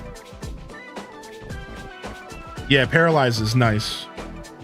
Dude, I was fighting these level 100s last night, and my effects just straight up wouldn't even work on them because they're such a high level and they had such high resistance. So Dazza, I didn't get to tell you, dude. Listen to this, man. I did my first 900 Grove, and we fought in a level 1000 boss. Level 100, everything was pretty much level 100 the whole time. And it was insane. And I got to the boss. I was only doing 1 damage to the boss because it was a fire boss and I was using an earth bow. And I didn't even figure it out until we already beat the boss because we had some mages carrying us. Not even carrying, just like the mages do damage no matter what. Now, if I would have noticed, I could have switched to my Poseidon bow and I could have probably did damage to it because water beats fire. But I didn't know. So I'm sitting there doing 1 damage. These 2 mages are barely doing enough damage. We beat the Grove with 50 seconds left. 50 seconds left and we beat the Grove, dude. It was so tough. At one point, we were fighting a small fish, and the small fish took us about 7 minutes total to beat a single small fish. I had to use every bit of food in my inventory. I was slinging buffs at my team left and right. We were using every bit of food that I had. I was like, you need a buff and you need a buff. And we were trying so hard to get this stupid small fish that was level 100. We got it. We beat the Grove. And I've learned that elemental stuff matters later in the game. Up until this point, I never even needed to acknowledge the elemental stuff. And now I finally have hit a point in the game where, like, I actually need to pay attention to the element, to that stuff. We actually need to pay attention to the element of the boss we're fighting. It's super cool.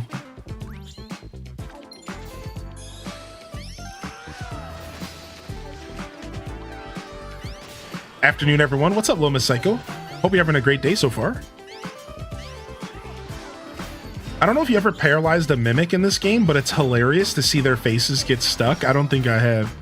How much grinding did you do for cooking and alchemy to level up to master? Did it take a while? No, and here's why. So I don't know if, am I a master alchemist? I don't think yet. Yeah, I'm still in. Yeah, I am. Okay, so here's why it didn't take long.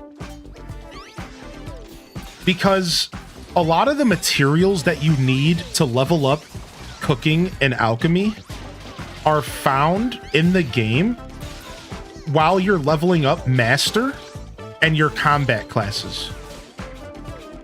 So because I mastered a combat class first,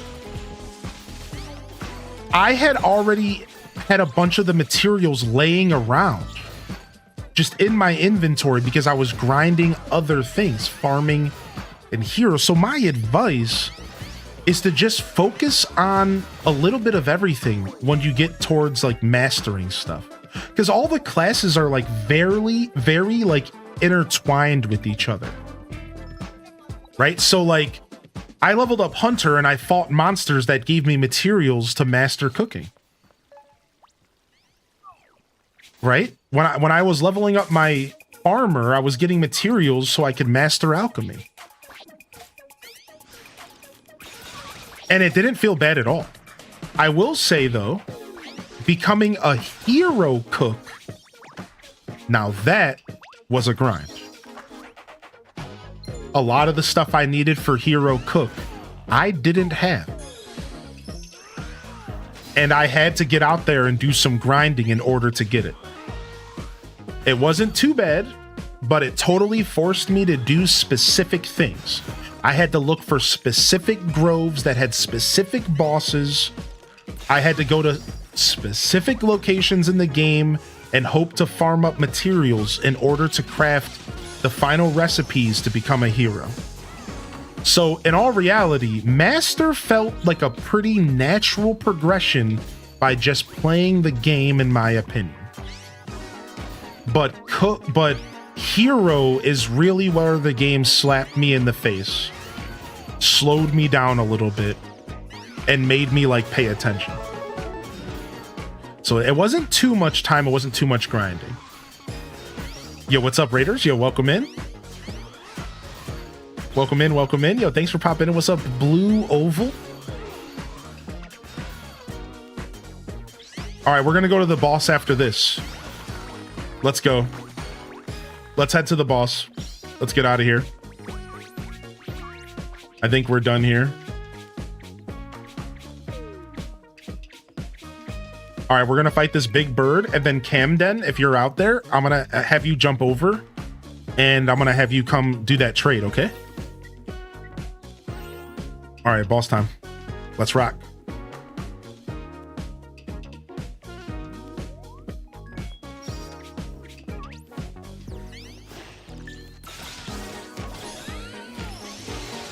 So now, does anybody know what this bird is? This bird a wind type? So it's a wind type. So what beats wind? Is it water? Not water. We just had this talk earlier, but I don't remember anymore. I really need to write it down. So like in theory, I could switch to a bow that is strong against wind. How are things going in fantasy life? Good so far. All right, save your strongest hit. Remember, your strongest hit. You want to try to hit it with your strongest hit to kill it. Oh, nice. Not bad. I got one rainbow feather and one set of queen eggs, and I needed those eggs. Sick. Nice. Thank you for that shout out. And how was Helldivers, man?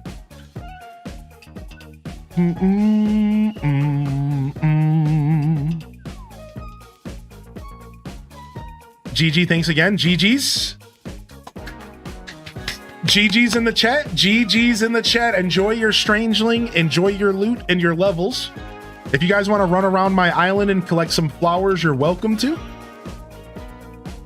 Otherwise, I'm gonna kick you out in a couple minutes, and we'll get Camden in here to come and jam with us as well. So Cam, I'm just gonna leave this game room open, and then as soon as one of them leave, you should just pop in real quick, and then I'll reset the lobby after. So yeah, I'll let you know when one of them dip. Okay, one of them I've already dipped. So if you want to pop over here, Camden, it's a Hyrule with the capital H followed by my classic 0000001. All right, and then I'll wait to replant here. I'll wait. Yeah, GG's, man. Beautiful group, by the way. Y'all killed it. Y'all absolutely killed it. So switching up to Luigi's Mansion 1 speed runs. Oh, nice. Nice, dude. Sounds fun. I watch Fire Dragon, who's one of the more iconic Luigi's Mansion 1 speedrunners I've ever met. He's really cool. I think he's one of the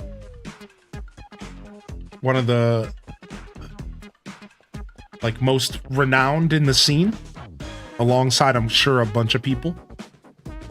Yeah, check out Fire Dragon. He does some really awesome Luigi's Mansion 1 speedruns.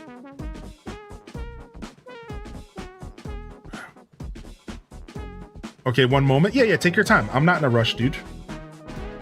I'm not in a rush at all. Thank you for hanging with the Silver Blink. That was fun, man. That was our third Grove back-to-back. I think we're gonna take a breather from doing Groves, and we might do some more later if people want to try to do some more later. We'll see. Yeah, what's up, Palmer? Get your work on, baby. Yo, get that work on, and thanks for tuning in today. I hope everyone's feeling good out there. Happy Monday, and welcome to the Monday morning show. Doing a little bit of a gaming-focused Monday morning show again today. Enjoying it.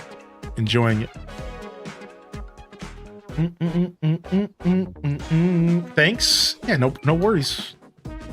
No worries. Thanks for popping in and helping out. I want to see what Strangelings we bought home. I'm very excited to see. Ooh, you gave me some Mon Stroganoff. Thank you. Thank you for the Stroganoff. I hope I'm strong enough to enjoy this Stroganoff. You know. What's up, Cam? All right. If you wanna gift me first, and then I'll gift you after. Deal? I hate it here.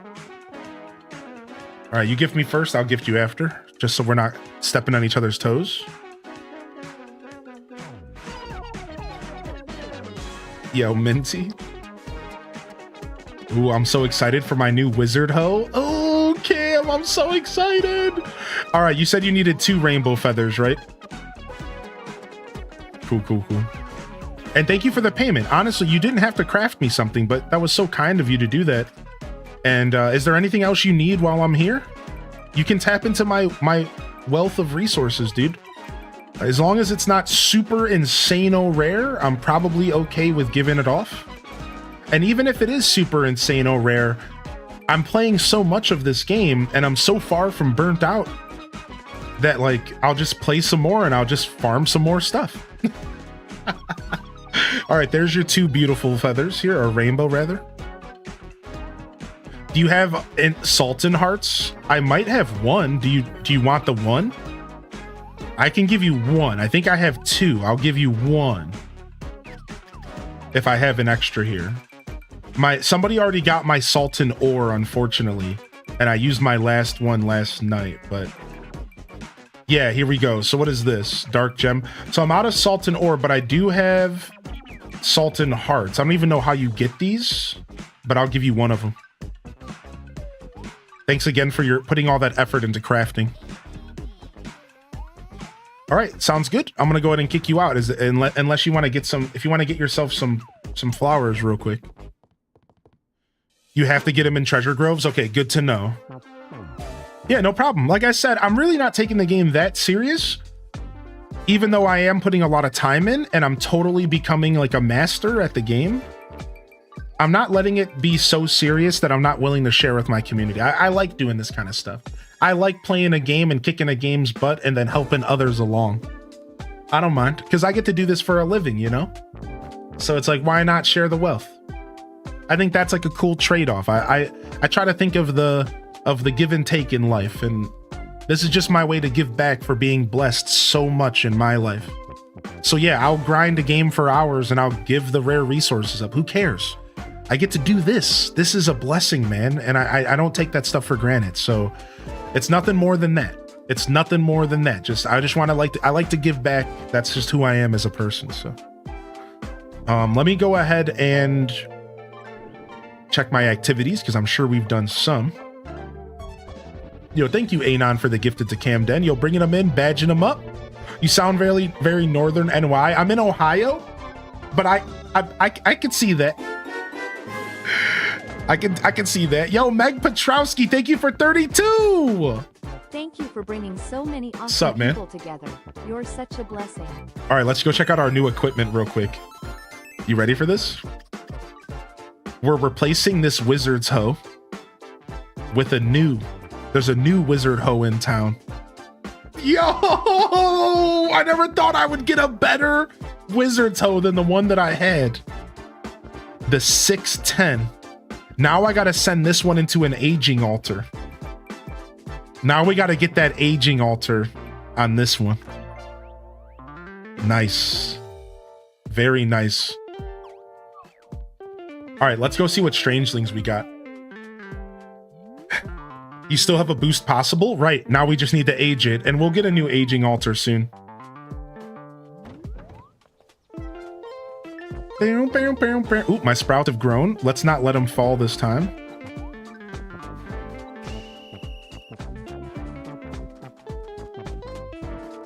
Dang it. Oh, I've been doing all this multiplayer and I let my crops die again today.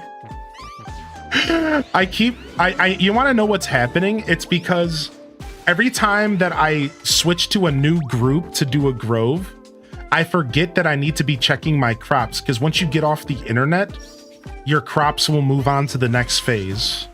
I haven't been paying attention at all. This has probably been the most crops I've lost in this game since release. I'm just having a distracted day, I guess.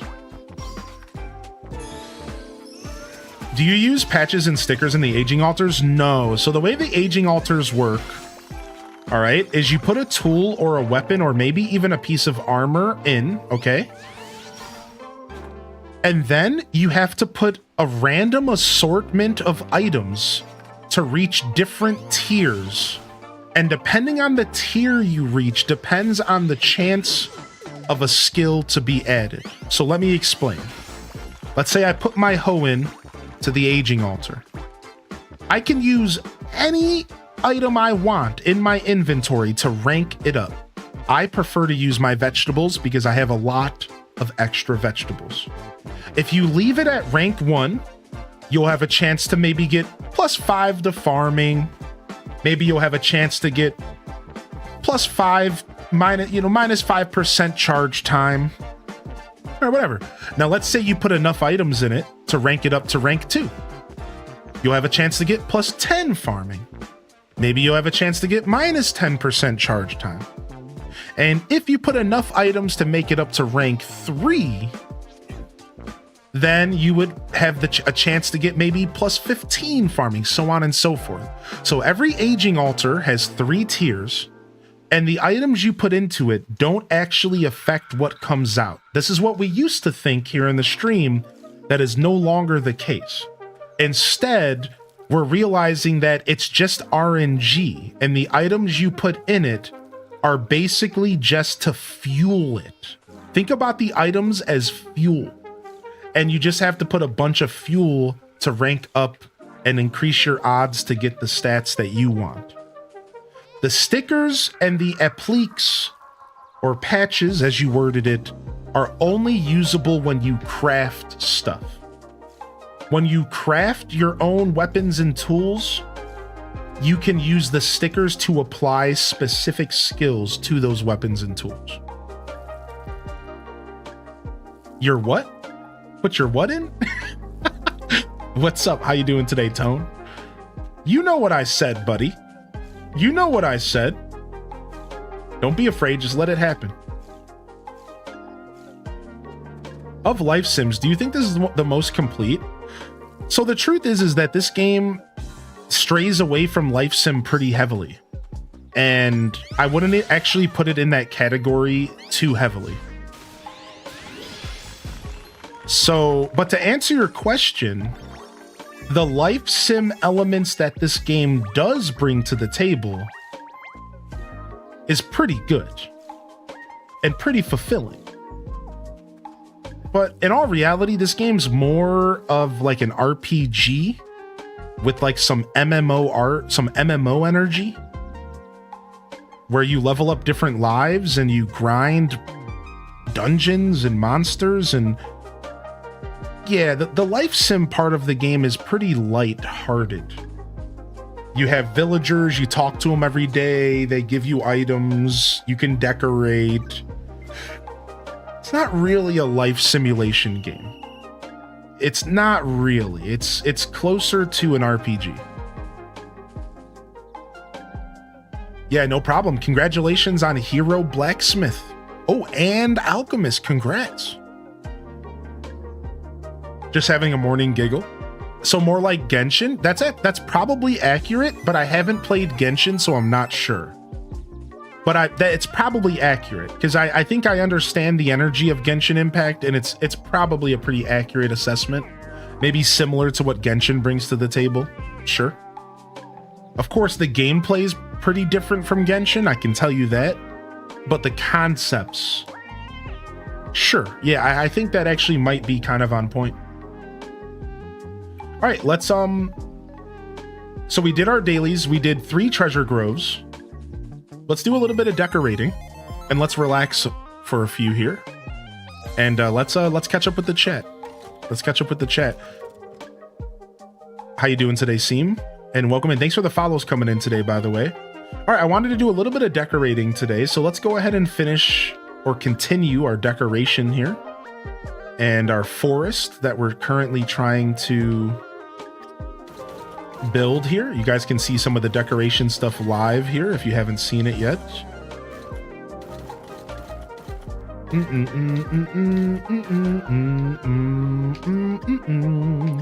All right, we're looking to put some more trees here. Maybe a cherry tree here.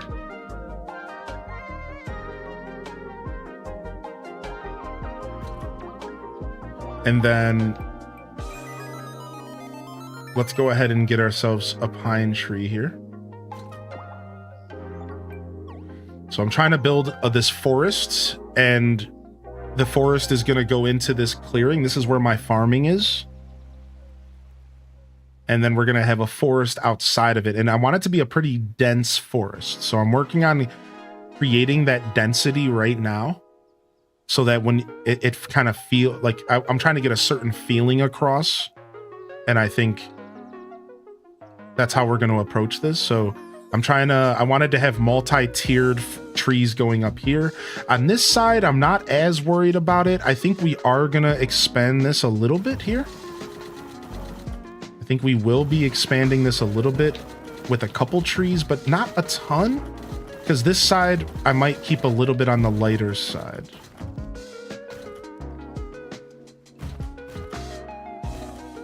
And then let's expand this out just a little bit. Boo, boo, boo, boo. But how we doing today? Jump in the chat. Let me know you're out there, everyone. Let's get a nice check-in with the chat. How we feeling? We are only 3 sleeps away from the Switch 2, and we're getting pretty hype here. I know not everyone is going to be participating in the Switch, and that's fine. It's not everyone's bag, and that's okay. But I'm pretty excited myself, and I'd love to hear if you're getting yourself excited over there as well. Do that maybe. That kind of seems nice. Boom, boom, boom. Am I going to be able to fit a tree here? I don't think so. Let's go ahead and see if we can get a tree here. I don't think so. I need a little bit more room, yeah. ACNH terraforming was like this, it would be magical. I know, right, Tay? How you doing, Tay? Guess who just submitted their last project and is finally done with the school year? Let's go, dude! Yo, lemons and limes, man. Congratulations, dude. You gotta feel a burden just lift off of your shoulders with that one, right? Absolutely love that. Please, somebody throw a log on the bonfire. Let's get it nice and toasty up in here, because sounds like we're having a good day so far.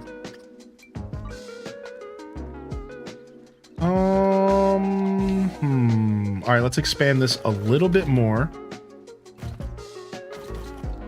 Expand this a little bit more. Boom, boom, boom. Put that there. And then I want another one over here. And that'll be good. That'll be good to kind of help it. I'm trying to create a certain vibe here, you know? So let's get another one right here. Your knowledge of gameplay in this game made me buy this game. Yo, how you doing today, Grimzu? Switch 2 when? It's coming out soon, man. Nice, nice. I'm happy that I'm able to impart the knowledge and that we can come together and enjoy this game because it's been fun. Remaking the whole Forager set right now.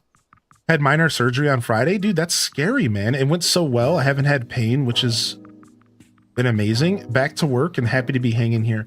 Dude, I'm glad that there was no complications with the surgery, man. That's pretty scary stuff regardless. And I'm happy that everything worked out the way that you hoped. I wish you a nice speedy recovery and getting back to your regular old self, all right? All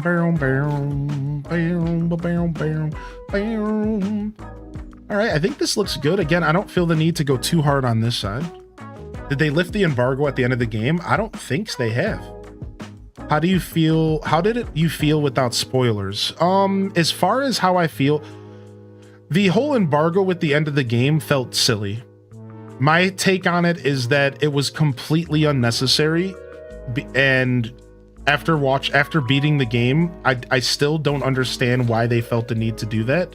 It wasn't anything special. It was super silly. It was interesting. I had fun with the final boss. Don't get me wrong. And I really liked how video gamey the final boss was. Like, it was like a classic video game. It was really cool. Without spoilers, please, no spoilers. But like, come on. Like, who effing knows why they felt the need to do that? It wasn't that cool. Like, I think it's a case of they need to get over themselves, because they didn't create some experience that needed to be hidden. Like who cares? Like, after beating it, it's just such a funny thing. It's like, what? It didn't make any sense, to be honest. It was fine. Like, it was cool. That was it. It was just cool.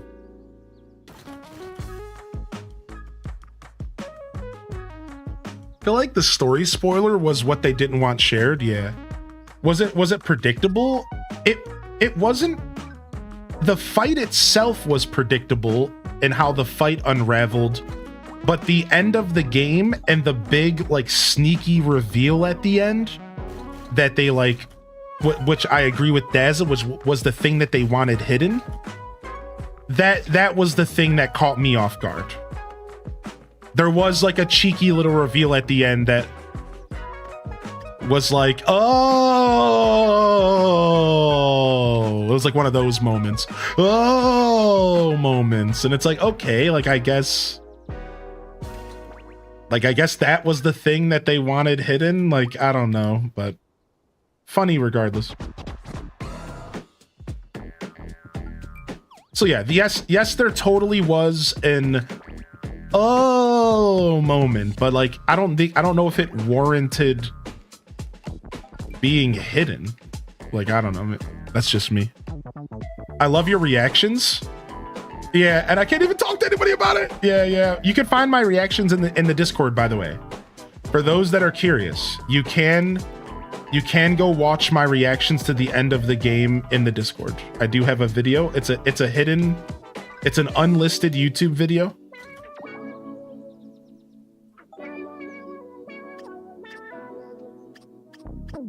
And you guys can go dig it up if you want, and let me know if you need help finding it, okay? All right, unfortunately, we have to get rid of this. And then I'll catch up on chat. Give me just a moment here. I really like that little hump, but okay, that's okay. I think this works. I think this will work. Yes. Nice. All right, I got what I wanted out of that. All right, let's move this house out of the way, and then let's continue. How long will it stay hidden now that the game is out? You know, like, I don't get it. Yeah, right. And there's plenty of people who are stubbornly showing it off on purpose because they want to stick it to the man, which, believe me, I've stuck it to the man many a time. So I get it. So at this point, I don't think it matters. They really should just delete the rule at this point, because I would love to, you know, be able to post the video on YouTube or something, but whatever. I don't think we're gonna ever get to show it off. I'm just over it. Like I'm not gonna ever bother. What's up, Cindy? Hey, how's it going? Trying to decide if I want to use lots of mats for the true version of the Staff of Time or craft multiple normal time weapons and tools. That is quite tough, right? Maybe the multiple is nice because crafting lives could really use that boost, right? I know that a lot of people were focusing on their first time tools to be crafting lives because that boost is really nice for them. So like, I don't know. Relocate. All right, we're looking to relocate Jake's house. Jake from State Farm. There are people that are showing it and didn't even know they aren't supposed to. Right, exactly. When a buddy asks for a piece of equipment at a base camp, how do you give it to them what they're asking for? You can't gift them a tool. It's just the quest.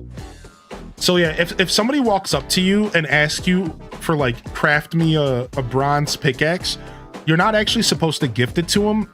You're supposed to, it's a quest that it'll show up as a green check mark once you have the right item in your inventory. So now if you're wondering why it's not finished, you might not have the right level of tool. Just know that anytime an NPC asks for a tool, they want it to be good or better, which means you have to craft it yourself. So what happened to me, Minty Mont, is that I thought I could give away a bronze pickaxe that I found at the store, but turns out they want one that's good or better, and I have to craft it myself. I can't just go buy it. Yeah, so you might be running into that same issue. I got a little teary-eyed at the end as well, yeah. Just a little bit. I had fun. I liked the story of this game. It was cute. Autumn Sweater says they've been playing a lot of RimWorld and Fantasy Life lately. I brought Planet Crafter because it was on sale. I want to check out Planet Crafter as well. Getting myself excited to watch other people get the Switch too. Currently fighting a cold that's making it hard to game. Oh, I'm sorry to hear that. So Rock Socks, it's because winter is starting down in the Aussie universe, right? Isn't winter on the horizon for y'all? Maybe it's already here. Yo, what's up, Minnie? Good to see you today, Minnie. Welcome in. And welcome in, Bright Princess. Welcome back. I hope your job interview went well, dude. Dragon Martinez, welcome to the show. Yeah, Hardy welcomes in here. I would tree branch this dungeon due to the magic rocks it had. Go for the true hammer and saw first. All right, while we're waiting for this, let's go check out our strangelings.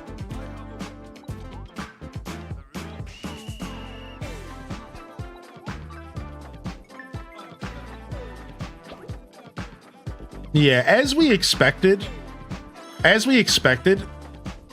they likely aren't going to really do anything about people showing the end of the game. Right? Like, we likely are not going to be doing like any of, like, they probably aren't going to do anything about it. And that's what we said from the beginning.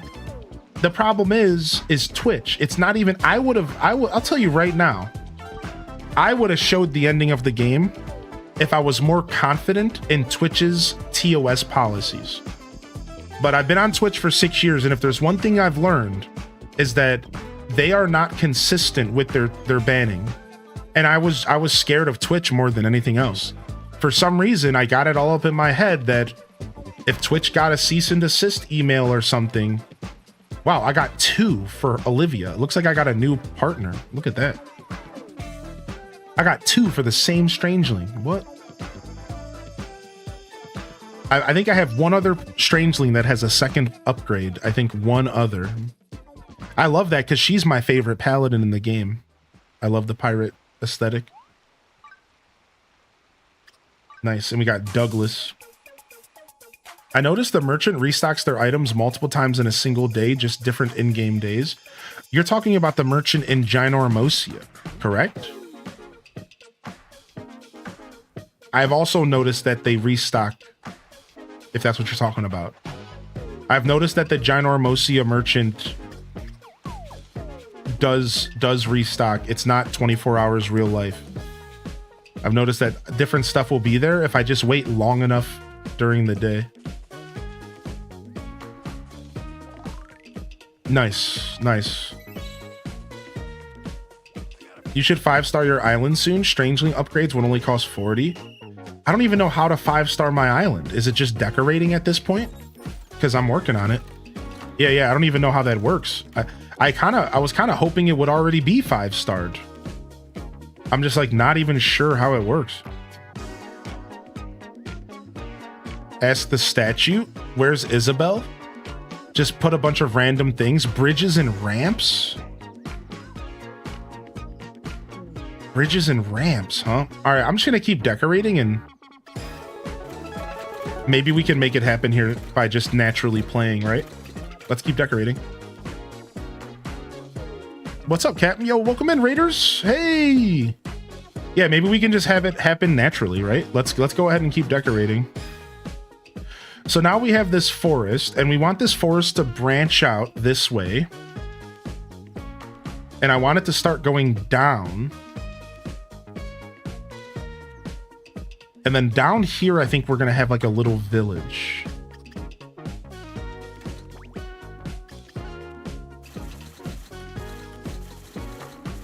And I slowly want to transfer the... I want the dirt road to stay, but I want the grass around the dirt road to slowly turn into this grass. Maybe this is a little too soon, but maybe like right around here, I want to start having this grass. But maybe not necessarily like right away. Like maybe like we leave a couple patches out. And it's in a gradually change. So it's not just like, okay, now we're in this new area. It'll be like a gradual change.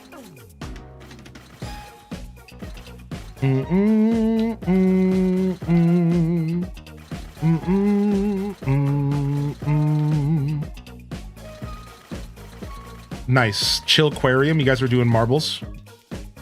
Did you upgrade your house to the max? Maybe I have. Let's go check. Let's go check. We'll check when we stop here.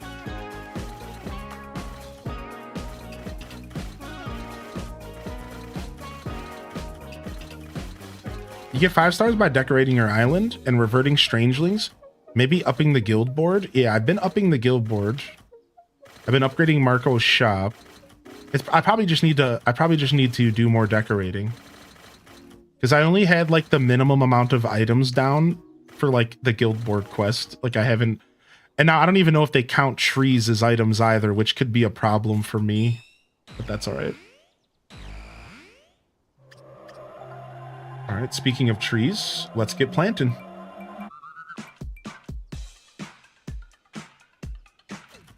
And like I said, we're going for kind of a dense experience. So we're going for like a pretty dense experience here. We want these trees pretty huddled up to each other. I even kind of want to put one there, like on top of the path, because like that really expresses that like dense feeling.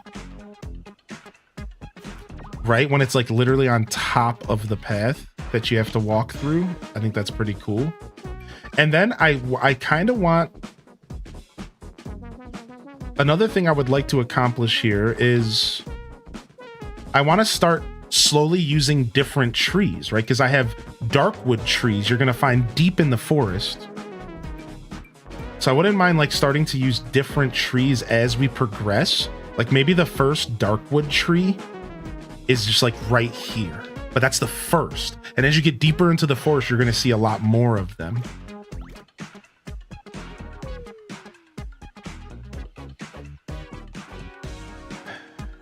Marbles all morning, except for maybe 20-30 minutes. Nice, nice. Hope you all had a good time over there. Let's get a pine. Let's get another pine tree here. And we're going to have to rearrange this stuff. Like right now, I'm just trying to lay a foundation. So I have like an idea of what I'm working with. But like, I'm gonna have to rearrange this stuff for sure.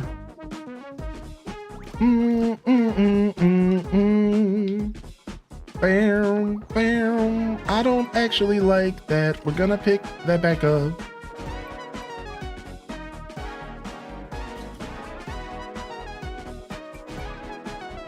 Oh, and then the occasional fruit tree, just to kind of mix it up a little bit. Just the occasional fruit tree, just to kind of be like, hey, these exist.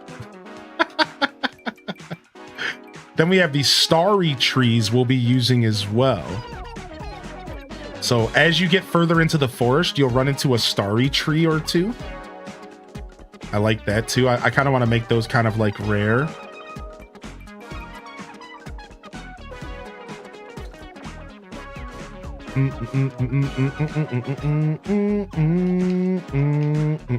All right, now we need to bring the river over.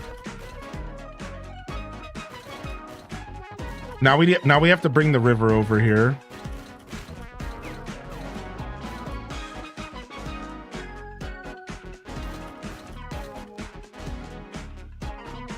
Boom. I like these rounded edges. I don't want to round them all, but I do want to round most of them. Yo, good to see you jumping into the chat, Oz. Thank you, man. All right, so the way I'm looking for this river to be is I think maybe this will be like a little pond. I actually like that idea. This is actually going to be like a little pond. Yeah, I love that idea, right? With like a little area to maybe even like sit. This will be like, the river will dead end here. For like a nice little pond experience.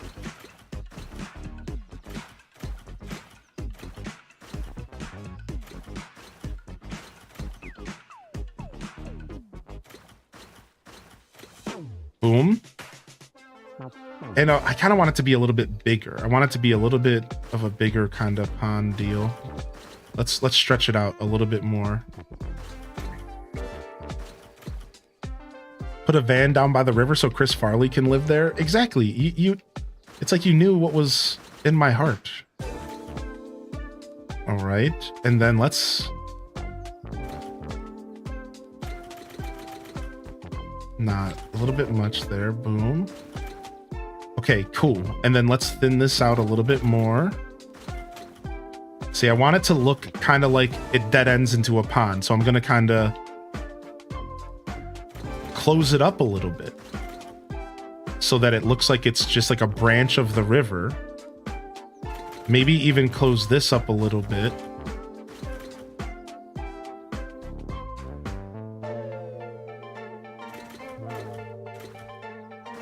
Boom. Yeah, you like that? That's kind of neat, right? It looks kind of natural.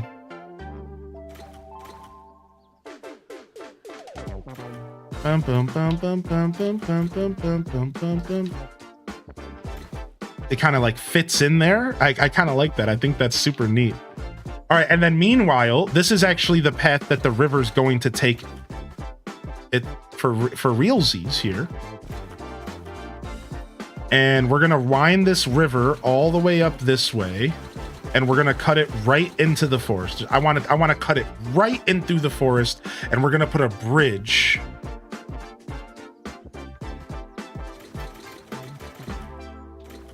So, and I want a bridge like maybe around here. So I'm trying to think. We're going to have to move these houses eventually. And then I also have to decide, do I want my houses to be mixed into the forest, or like, do I want to create like a little cul-de-sac? That's what I'm kind of thinking about as well. So right here, I think I want to have an arch. I got this arch gifted to me. I think it's an endgame recipe for woodcutter.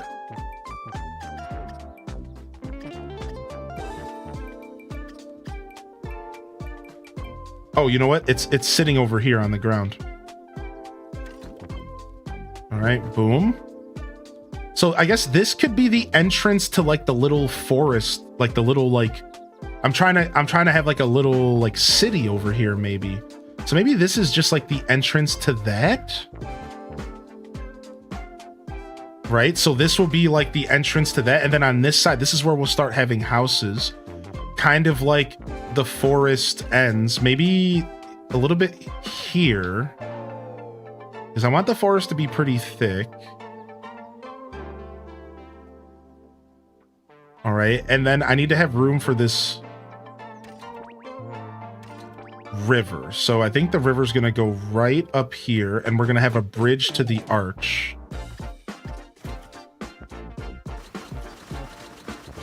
So I think the river's gonna be around here, and then we can bridge it up.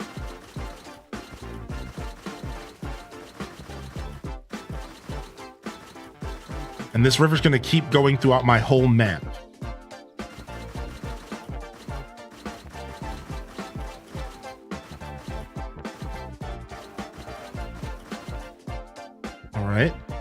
And then we could smooth out these edges.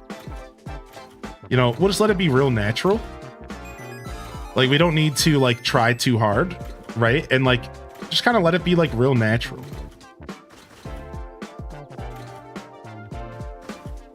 And it could even be like a little bit windier if I really wanted to like this is like a little too straight. So like maybe we cut into here.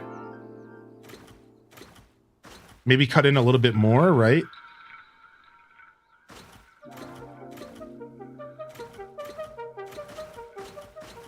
Just so it's not like a completely straight river. Like, we don't want it to be like completely straight. Maybe give it a little bit more of a natural feel if it's kind of lumpy. We like some lumpiness, you know? A little lumpiness never hurt anybody.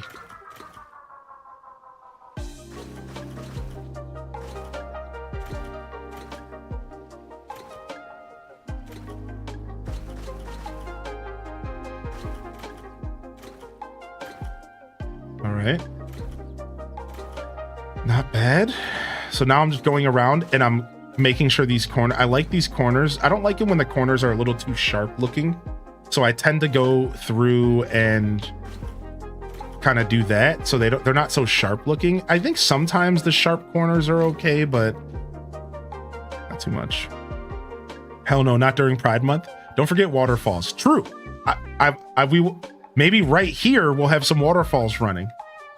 Yeah, maybe even here, right? We can, what a good call out, right? Even here, maybe what we can do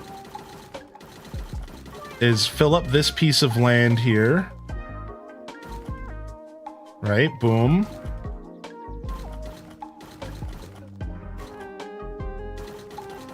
Get ourselves some nice tier 3s up here.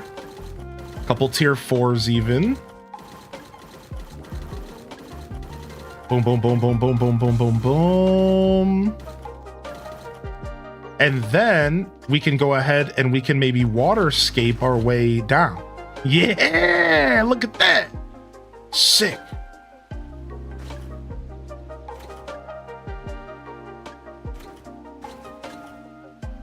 Kind of waterscape our way down and get a couple little waterfalls going.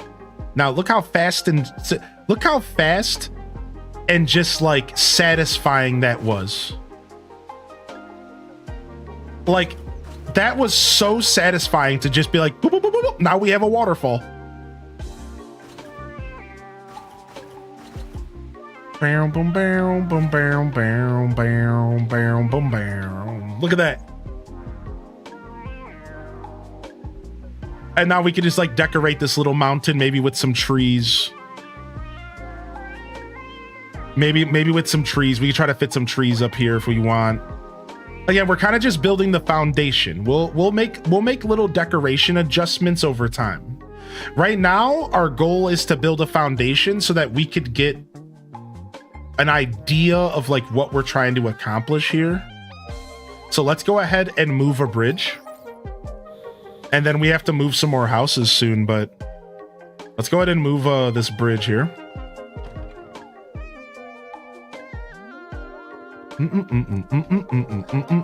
All right, infrastructure. I guess you have to remove. You can't move a bridge. You have to. You just have to move. You just have to remove it. That's fine. It's such a Monday today. Hope you're all having a good one. What's up, Homemade Alien? I hope your Monday gets a little smoother, my dude. And if not, don't worry. You got tomorrow. Tomorrow could be your Monday. Ooh. All right, we'll just go with the classic wooden bridge since I don't have anything else interesting unlocked. How you doing today, Esco, by the way? I've done the math. I roughly need 35.5 million for the build I want. You better get to work, partner. You better get to work, partner. All right, so the bridge we want the bridge to be about here, ideally, or honestly, even in front. Like right here is probably where we want the bridge. All right, so let's... Are they gonna let me move a house while I'm trying to put a bridge down? They actually might not let me. Let's see. Islander house. Relocate. All right, we need to get these houses out of the way. Nice, they're gonna let me do multiple things at once. Good. I want to create a woodland theme island for sure. Like the faraway theme furniture. Yeah, same. 1 hour fixing my base, then Steam decided to crash on me. Dude, don't scare me like that. I'm gonna save the game real quick. Don't scare me like that. I'm playing on Steam, dude. Don't scare me like that. All right, let's move Jake's house. All right, and Jake can live over here. It doesn't matter because I'm probably gonna remove the people that are living here. Honestly, none of this matters because I'm probably gonna move these houses so many times. It's unfortunate. I just know that's what's I'm just gonna be moving these houses so many times until we get everything exactly where I want it. Because I'm like not much of a planner. I'm a creative soul that just kind of goes with the flow. So I'm just like, that's a problem in this scenario because I'm just gonna be moving stuff around over and over again. But tomorrow's a new day, and as Hylian says, new opportunities. That's right, baby. Appreciate you. All right, boom. Oh, I guess we're using Hagram for this. We don't have to, but it does make everything a lot easier.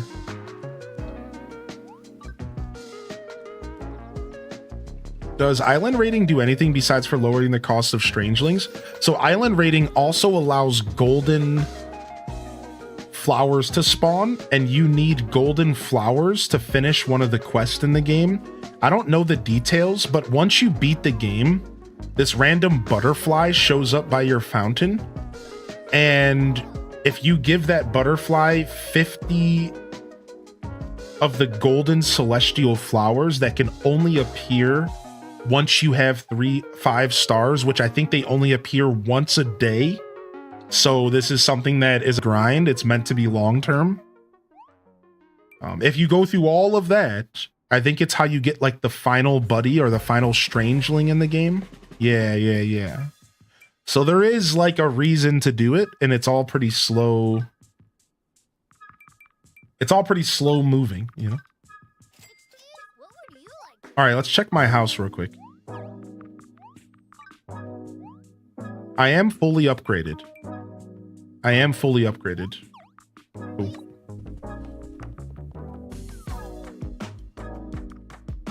How do you get more golden flowers? I think you can only get 1 a day once you're a 5-star. I think it's literally a 1-a-day grind. I'm not sure though. I actually don't know the answer to that. This is 100% an assumption from my part. It's 1 to 3 a day.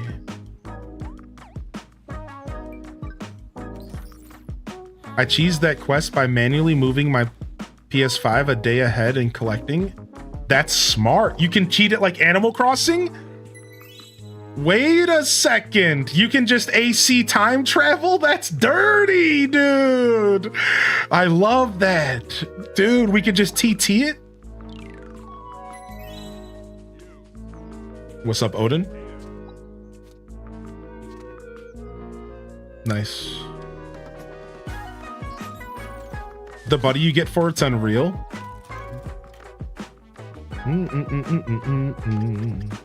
All right, we don't need this river to be perfect right now. We don't need it to be perfect. We just need it to exist so that we can get this bridge going.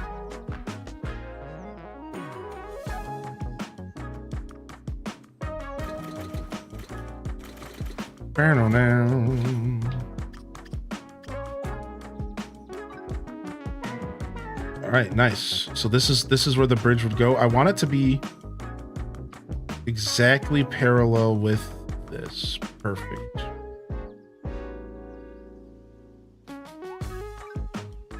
Perfect.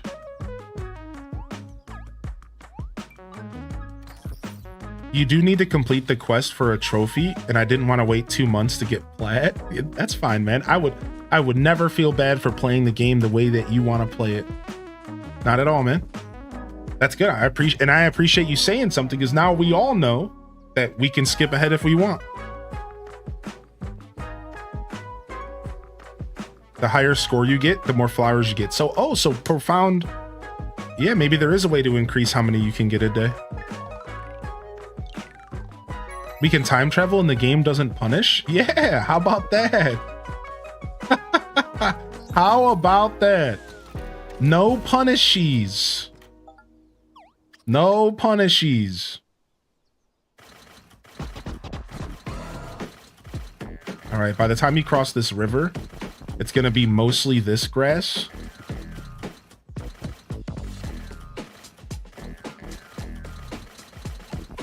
Honestly, even before you cross this river, it'll be mostly this grass. I hate that the regular grass shows up like Animal Crossing game, or like Animal Crossing terraforming. You can't just entirely get rid of the old grass. I'm having shades of AC feelings right now. Shades of Animal Crossing feelings here.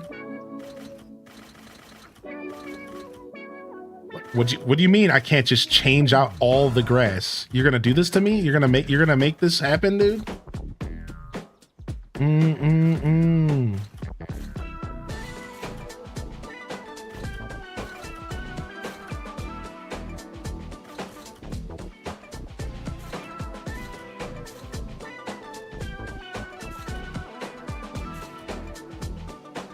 We love a game that doesn't punish for time traveling. I always thought that DDV's decision to punish time traveling was like cool, because I think that having integrity and having people play the game the way that you would prefer, to some extent, is cool.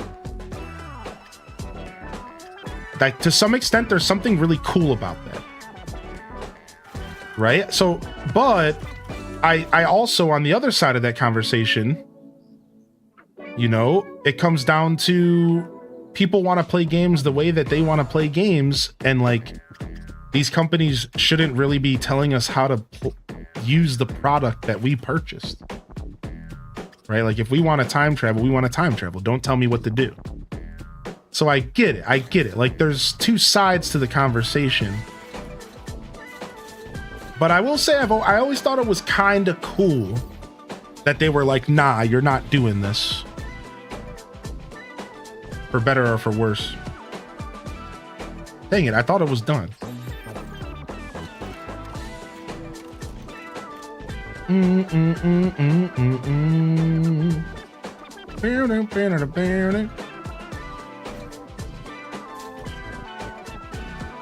But yeah, I always thought that was a very strange thing.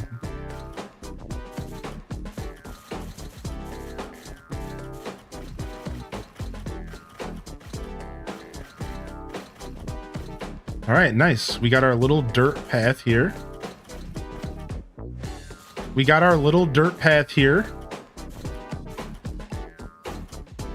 Leading to the bridge, and then we'll need a little bit of dirt. No dirt on the other side. Just only that stuff. The dirt path stops here.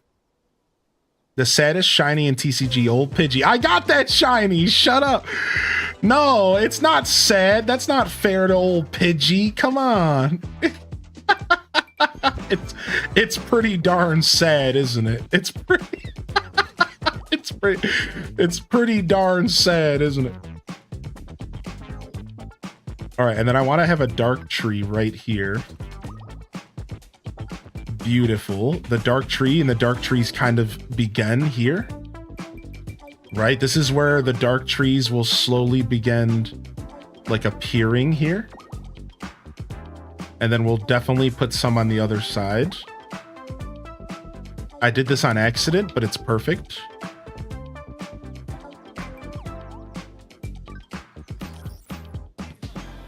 All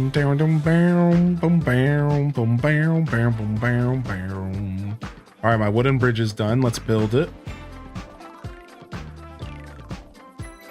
Nice. All right, things are starting to come together, dude. Look at that.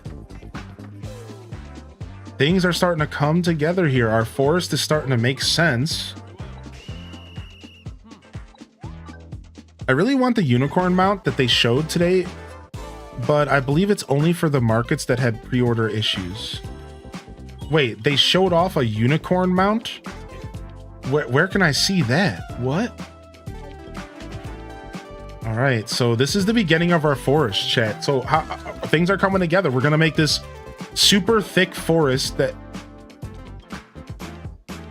and I think this forest is gonna expand for most of my whole area.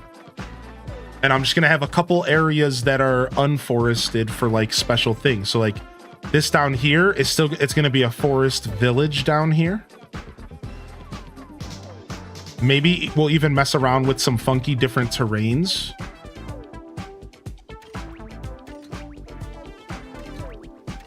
See, all this stuff on the ground over here is because I was trying to cheese the quest. That's what all this stuff is. Somebody was like, just put random stuff down to get your 5-star. And I'm like, yeah, I did that once before already, actually. That's what all this random junk was. Oh yeah, I'll do my best, Sister Honey. It was a pretty low energy week for me. Thanks for your patience. Talk to statue and ask them, see what she wants. Listen, I'm not in the market of pleasing statues, all right? She'll get what I give her. Period. Okay? Okay. Yo, what's up, Rain Usagi? Yeah, Hello Kitty does punish you as well. Yeah, I forgot about that.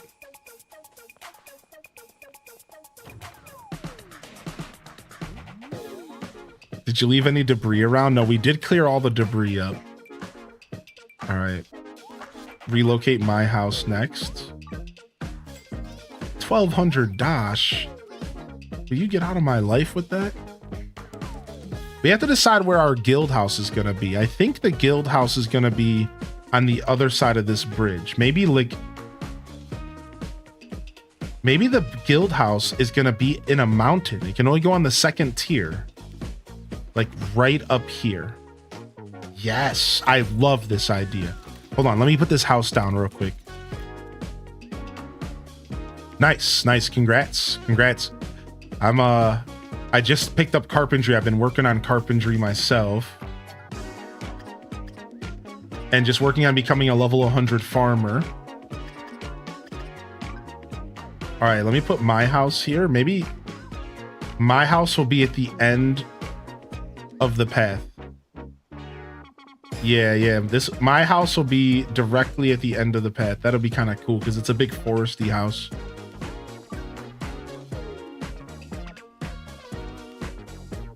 All right, and then I can actually change the look of some of these houses. And I just got a new forest look that's like a blue forest instead. So I'm kind of curious. Let's go see what we can work with. I'm sure I don't even have everything unlocked. So. All right, so my house, change appearance. Oh no, it was The Starry Night is what I unlocked. I was wrong. The Starry Night's cute though. Don't get me wrong. But we want the forest house. Now what about Islanders houses? So for example, Hilda. Oh yeah, so it was like this blue. I thought I unlocked another version of a forest house. But apparently I'm wrong. Press RB while looking at the house. All right, let's change up our jams. Some good old plugged in, right? It don't get much better than that. Let's go ahead and change up. Let's go ahead and change up our jam-a-lambs here. Drop some in the world for now. All right, Islander house. Change appearance.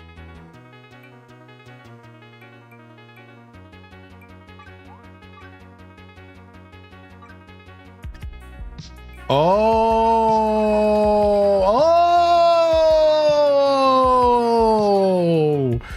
Blue Forest. So there's a third one to unlock. I wonder what that looks like. What color is the third one, chat? What's the third one?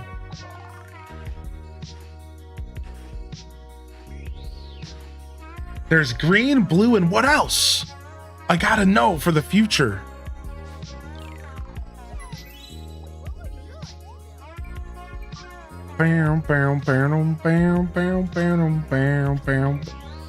Oh, blue, dude. Oh, I don't know, man. I don't know which one I like more. Golden? It's like golden leaves? Golden. Interestingly, some gold leaves. Oh, my lost chat. Okay, chat's back. If it's pink or purple, I'd lose my mind. All right, cool. Nice. My house is gonna look sick. It'll be perfect right at the end of this path. How do we unlock it? Probably doing more guild board quests. So if I want to unlock it, it's probably gonna be this. I probably have to do this last task here on Faraway Island. I have to go find Goldmere. I guess I've never found Goldmere somehow.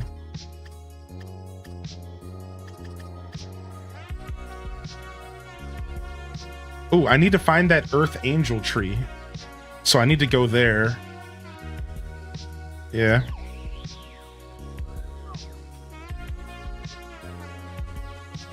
I could tell you, but it could be a spoiler.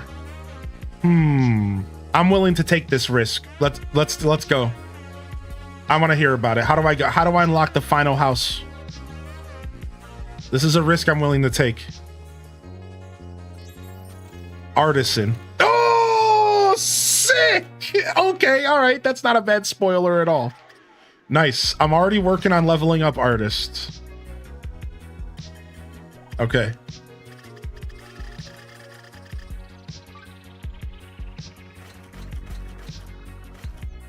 Earmuffs chat. Funny.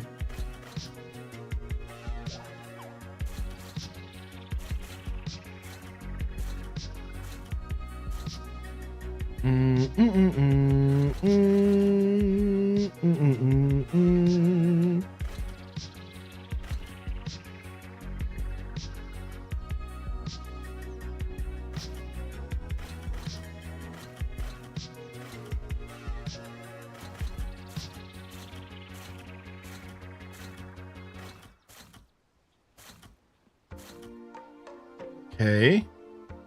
Let's go one more up.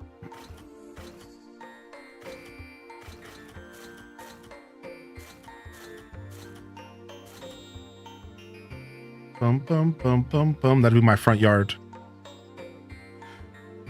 Animal Crossing kid never goes and hides somewhere. No, you don't have to hide when it's the truth. Listen, Animal Crossing is over 5 years old now. I think that no matter how much you love Animal Crossing, you have to admit that this game's decoration system is fly. Right? Like, Like, yeah, like, unfortunately, it's okay to admit that because Animal Crossing's old now. Yeah, and I should probably go hide for saying that. But AC's old now. That game is outdated, which means it's, of course, its decoration system is going to be inferior. Yeah, like that, doesn't that make sense? Like, of course, dude, that game is 6 years old now or something, 5 years old. Like, of course its decoration system isn't on par with a game that just came out that literally got to cook and learn because of Animal Crossing. Animal Crossing walked so this game could run. So yeah, don't be ashamed to admit the truth. And the truth is that AC's old and this is Nuge. No, it's the future, man.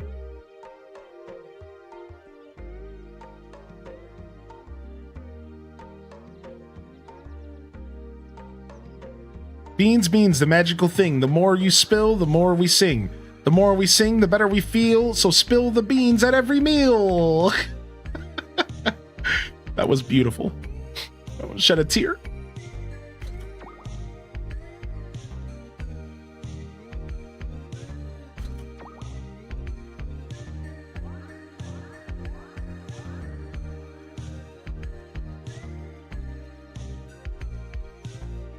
The question is do I put a tree directly in the center of the path?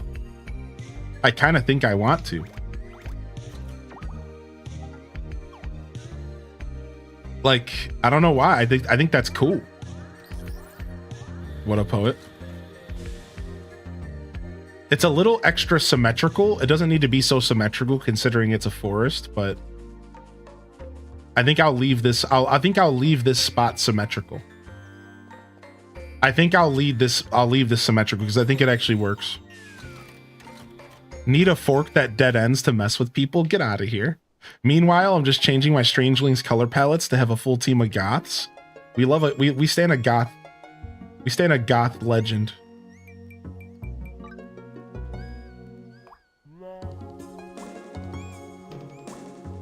Boom boom boom boom boom boom boom boom boom boom boom boom. Do do do do do do.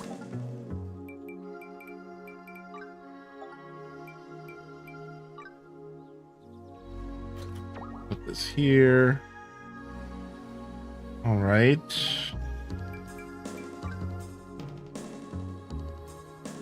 Get this here. We have to continue the super dense forest vibes. We have to continue the super dense forest vibes all the way through here. And we're slowly going to branch out the forest that way. But let's go ahead and take a walk through and see how it's going. Yeah, let's take a walk through. So we have this little path here. And we could probably make this path a little bit thicker if we wanted. Now my NPCs are going to get lost and they're not going to be able to get home to watch their favorite TV shows. Now Isabel's going to yell at me for having too many trees.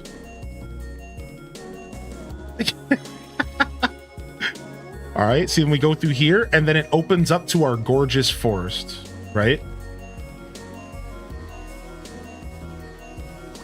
That's the idea. The idea is that you walk out of the forest and you show up to our farmlands. Are you gonna chop these trees for resources? No, these are just all decorations. This is a massive forest of decorations. Now, maybe one day I'll get bored and chop them all down for funsies, but you know, I don't think so. You might be wondering, like, yeah, I'm investing a lot of Dash into this. I'm investing a ton of Dash into this project. I wonder what's the point of being able to gather them. I also find that to be weird. I also find being able to gather them to be kind of weird. The fruit trees, not so much, because those respawn. But here's the thing. If you cut down a tree, it's gone. If you put down a special like a piece of ore as a decoration and you break that ore, it's gone. And you just spent 5K on something you deleted.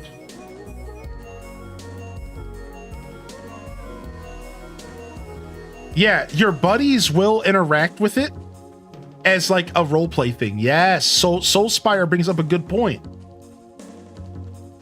If you put a tree down, your NPC buddies will interact with it. Like if I put like a magic ore down, my NPC buddies will sit there and pretend like they're mining.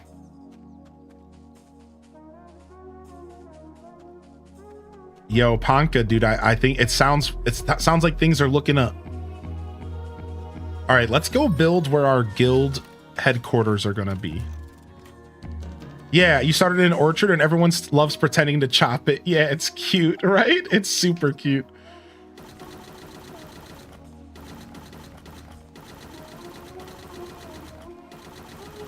All right, so now we learned through Cheldog that you can only put the guild office on tier 2.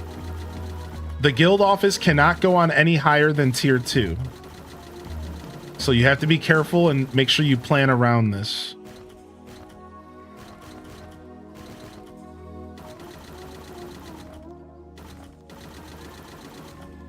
Okay. And we're gonna create a path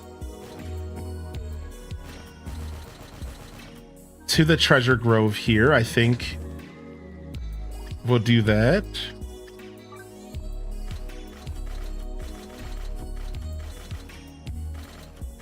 And people buy the magic ores because they're super easy to break and cost 8K.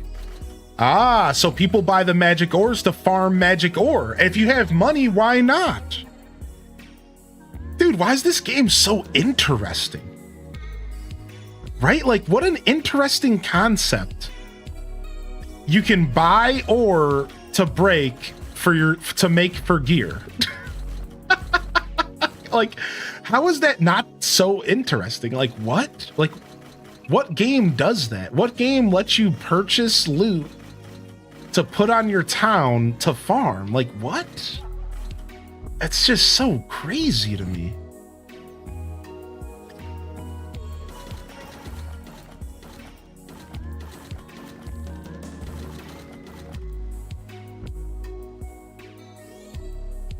Bum bum bum bum bum bum bum bum.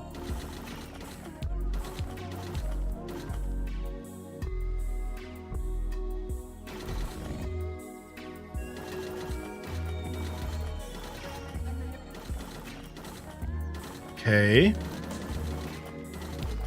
So I wanted to create a path that works, that heads to the treasure grove. And then this way I can still put the guild house here as well. Right, so now I could still fit the guild house up here as well. I believe it should fit right here.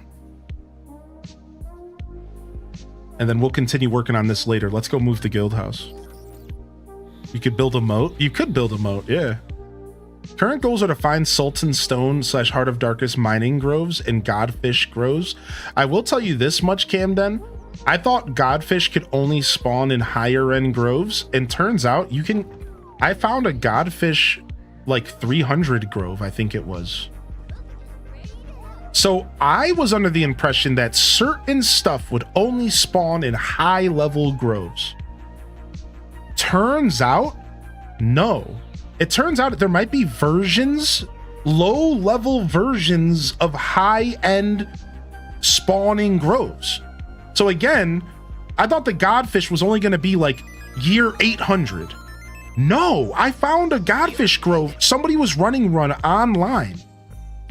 And it was like a year 500 or something. I don't remember the details, but it was really low. And it had a Godfish. So like, just keep in mind, like, you don't have to grind the hardest content to get the materials to hero and master your stuff. Yeah, look, Serenity, a godfish at 200. Nightcat's a godfish at 100. So just keep in mind, like, if you're trying to solo the game, you don't have to sit there and grind the highest level,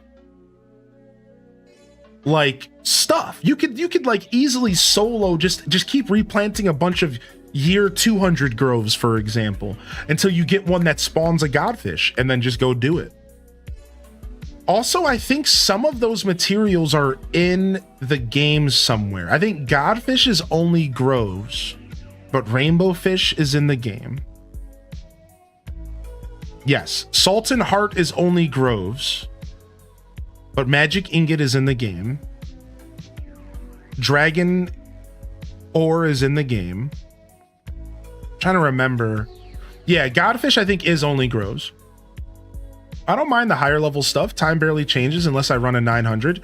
Yeah, right. But replanting's making me cry. Yeah. I just wanted to share that knowledge to everyone in general because I was sincerely under the impression that you couldn't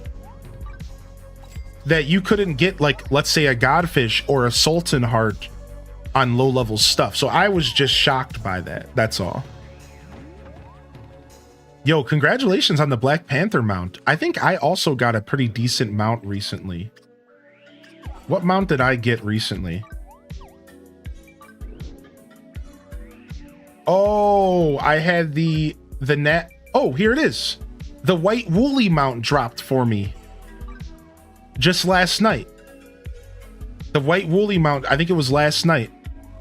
Because yeah, I got the motorcycle. This is the one you buy, not the one that drops, and it's a recipe. Because there's one that you can buy, and that's this one. And there's a black one that it's a drop recipe. And then this one right here is a drop, and I think there might be another woolly. Yeah, there's another woolly that's a drop.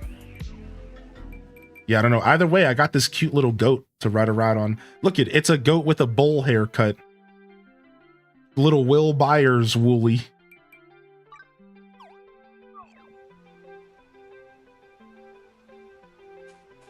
Prize in only having the camel. How? Aw. I think there's a cashmere. Yeah, there is a cashmere. All right. Yeah, woolly buyers. Yeah. Yes, dude. Yes. Wow, the guild office is massive. Are you kidding? Are you kidding me right now? This thing is massive.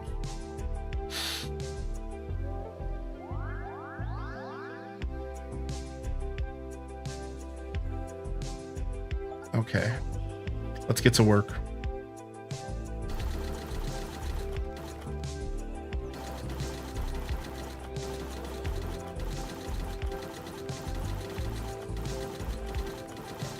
Yeah, the boss that drops the tortoise mount is pretty accessible early on. I agree with that statement. All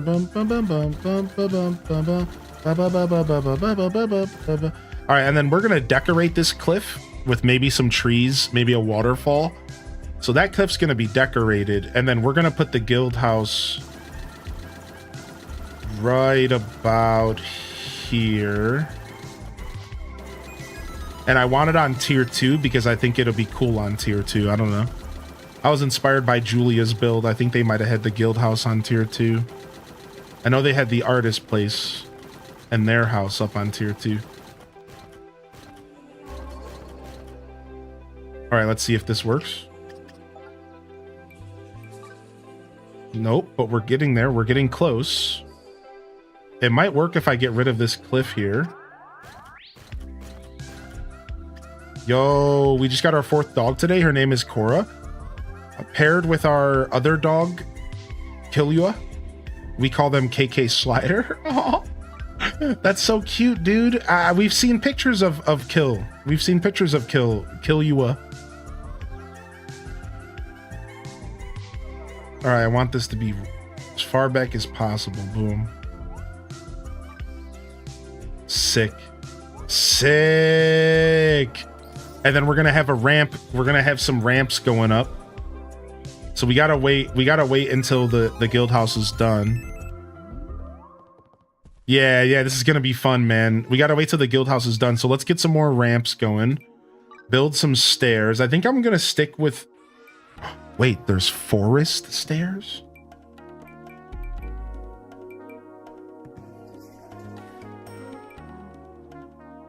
I think we lean into the forest stairs. Those are nice. Oh, I can purchase more than one. Let's get 3 sets of forest stairs. Maybe we'll use more later. Super intrigued by this game. Yeah, Titch, there's a lot going on. We're doing decorate. This is our second time ever doing decorating on stream and showing off some of the decoration stuff. All right. Okay. So far, things are coming together. I'm not sure what this area is going to look like. This is going to be this is going to be like the area where the villagers live with me. And we're all gonna have forest-themed houses. Nice, I got the laugh emote.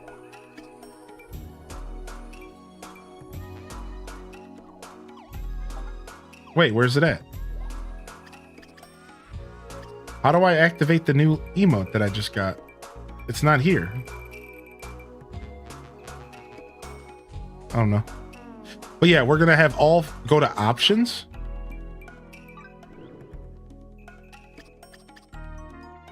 Oh, sick. No wonder I didn't know where all this stuff was. I didn't know where all this stuff was, dude. I was wondering, man. Ha ha ha ha.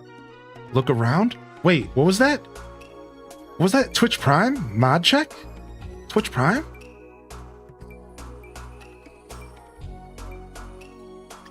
Sick.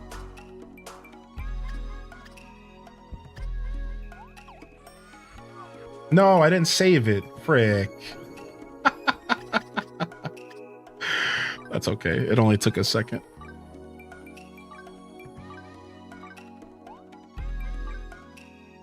Character's cute. Looks like there's a lot of customization in this game. There's a good amount, yeah. The customization is definitely a big part of this game, I would say, because... I would say this customization is a big part of this game, and I think what makes me really confident in saying that is the way that crafting gear, like there's a lot of clothing options for you to craft and unlock over time. Like a ton of clothing options. So yeah, maybe at first it might not feel like there's a ton of options, but over time you start to realize there's a lot of different outfit options. Like for right now, my character has, this is my Great Saiyaman outfit. And I use a bow and I feel like I'm like a little superhero with like, I don't know. I just think it's sick. And then I have my farmer outfit. And actually I can just show you in this window. It's probably way better. How do I turn that off? Yeah. So this is my farmer. And actually, I can just show you in the outfit screen and I can move around. Yeah. So I like this. It's a blend of different outfits that I found around the game. And then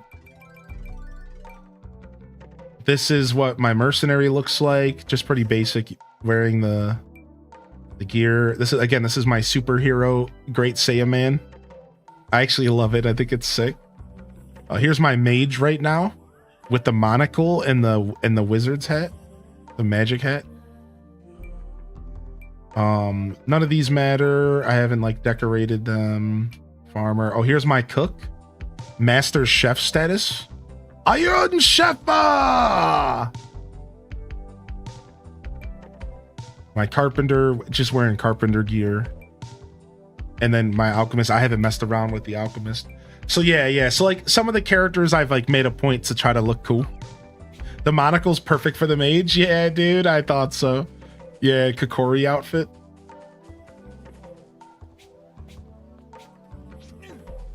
Nice. Is that your best pan for cook? I think so. Yeah, it was the one you crafted. All right, sick.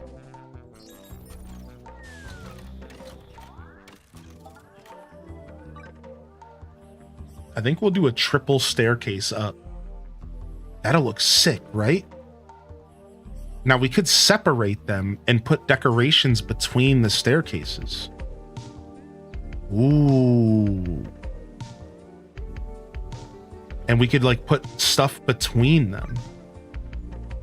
That might look sick. The triple decker staircase, the triple staircase. Yeah, and then we could put decorations and stuff between maybe. Honestly, if I was smarter, I could have maybe left room for like some trees, right? But instead we could use like furniture pieces, like a bench or like some lamppost. Oh, you put a fountain between yours? Oh, that's such a sick idea. All right, we'll let these finish up. Nice. So far, the forest is coming together. I'm pretty happy overall. Let me go check my crops real quick because I got a notification. Yo, how you doing today, Lovatic? Good to see you back in here. Ooh, we got 2 boss mods. Look at that. Spooky Spud and the Giant Mandrake. The boys are back in town. Wow, wow, wow, wow. My hunter's wearing bunny ears when I cleared debris in my camp. Nice. Does this game have local multiplayer or online play? Thinking this would be a fun couch game for me in Sunset. So unfortunately, the only local play... Yeah, okay, Cozy answered. Yeah, the only local play is like Mario Odyssey and Cappy. Mario Odyssey and Cappy, it's like that's the vibe of the multiplayer. Local. How do you get the big crops? Is it by chance? Yeah, that's right. All right, nice. All right, things are coming together. I'm loving moving our guild house.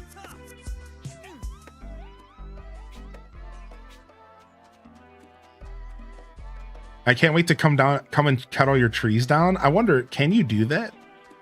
Can you cut my trees down on my property? No way, right?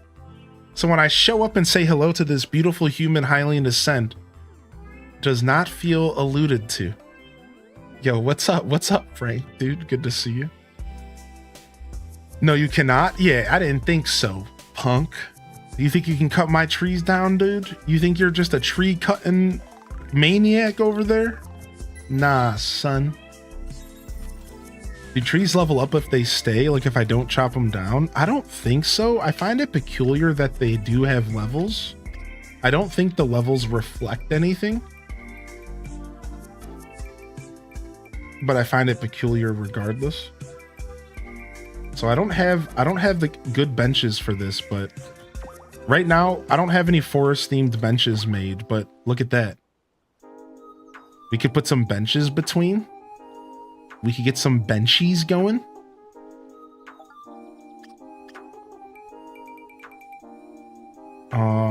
What else do we got? This is small stuff. Ooh, we could get some torches going as well. Ooh.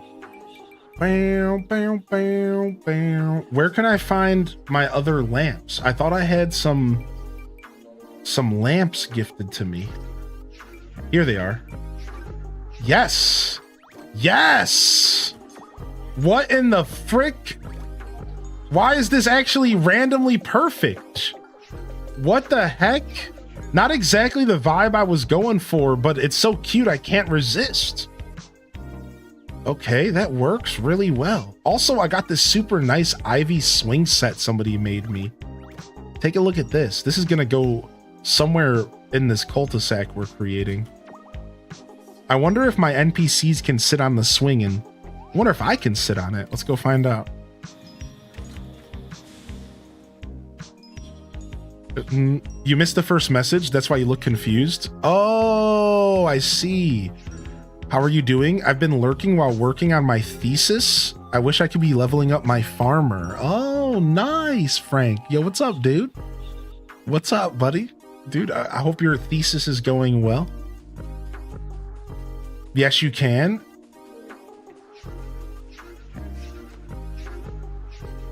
Whee!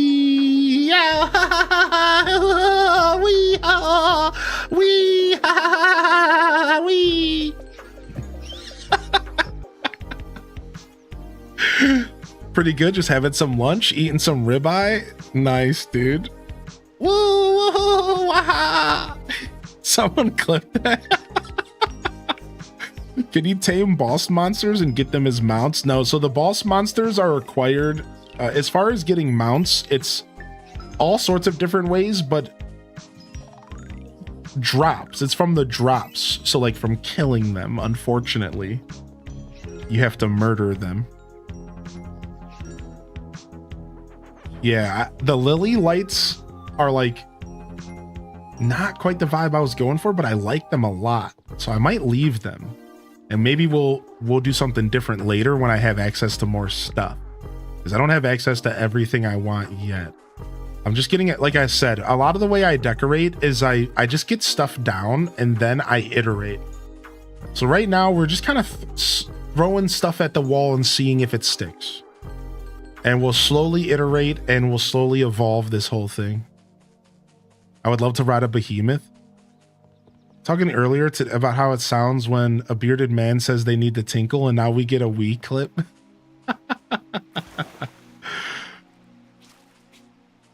Except for the moments when I just want to play Fantasy Life. Dude, Frank, I didn't know you picked up this game, man. That's so cool.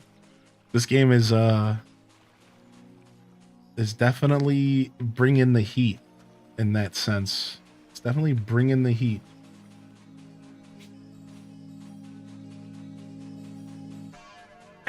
Thank you for the clips. Thank you.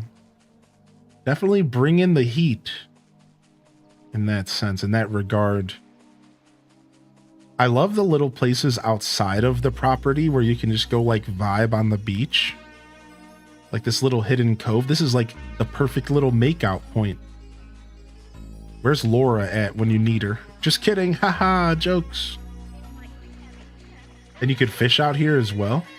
I'm assuming the fish level and stuff is tied to your island rating. I'm assuming. So like you could probably get higher level fish the higher level of the island rating is, maybe. Been lurking all day, but hello fam. Been working out on a small outdoor pond for my garden. Sick. Sick, dude. That's awesome. Are you enjoying Fantasy Life? Yeah, a little bit too much, one might say. A little bit too much, one might say. But I am enjoying it, yeah. Watched you play and I immediately pre-ordered it and I haven't been able to put it down. Every free time I get between work, thesis, and my daughter, I still get a little stressed while crafting to smash those buttons like my life depends on it. What do you mean? Laura has pink hair. What are you saying right now? Laura's a pink hair. I swear she had pink hair. All right, let's go out to Ginormosia. Let's see here. You know what? I'm actually gonna take it easy. I'm calling it today. I'm gonna take it easy today. I might come back later tonight, actually. Let me see how much cleaning I can get around the house. I know some of y'all just got here. I don't usually run shows as light here. I like to go for the nice 8 hours, but my average is around 6 to 8. So this feels good. This feels like sometimes in showbiz, you want to end on a high note, you know? I could keep stretching out today's show and maybe game switch, but this feels good. This feels like a good ending point for me. I'm going to call it here. We'll be back here tomorrow. Same time, same network. Come on by, hit that follow button. If you're on YouTube, like and subscribe. More Fantasy Life tomorrow, most likely. We'll see. I don't actually know what I'm doing tomorrow, so no promises, but some Skyward Sword for sure. I want to do some Animal Crossing Deluxe. So we'll figure it out. We got a couple days to the Switch 2. Are you the girl that steals time? I am. In a different life. In a different life. Yo, what's up, Miss Spankum Nasty? Good to see you today. Welcome in. Can we get a call out for Miss Spank? It's her 30th. Wait, what? Yo, happy birthday to Miss Spank. Yo, happy birthday. I am taking Wednesday off. Yeah. Because I'm going to try to go get a Switch at GameStop. So we're taking Wednesday off to mentally prepare for the release of the Switch. Because I'll be streaming a lot on the 5th all the way into next week. So because I have so heavy stream plans, I gotta take off the Wednesday so I can breathe and do some final cleaning around the house. So, yo, happy birthday, Miss Spank, and thanks for being here, dude. Thanks for being here, dude. Thanks for popping in. Hope you have a wonderful birthday. Appreciate you, Mr. Spank. All right, fam. I'm out of here, though. Thank you so much for being here. Thank you for tuning in. I'm gonna wrap it up and go relax a little bit. It was a weird week, man. I don't know what my problem is. Just getting weird sleep. So I'm going to spend another day kind of taking care of business, chores, lounging. We'll be back tomorrow.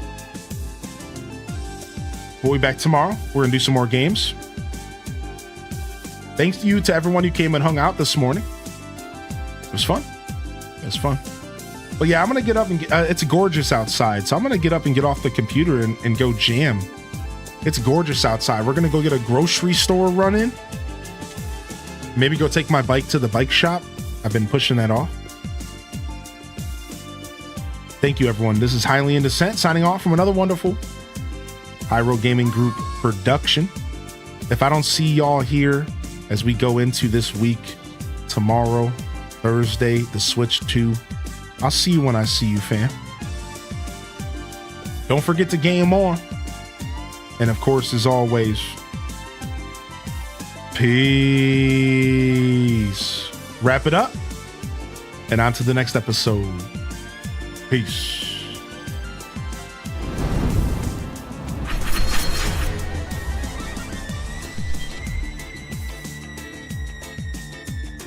All right. We are out of here.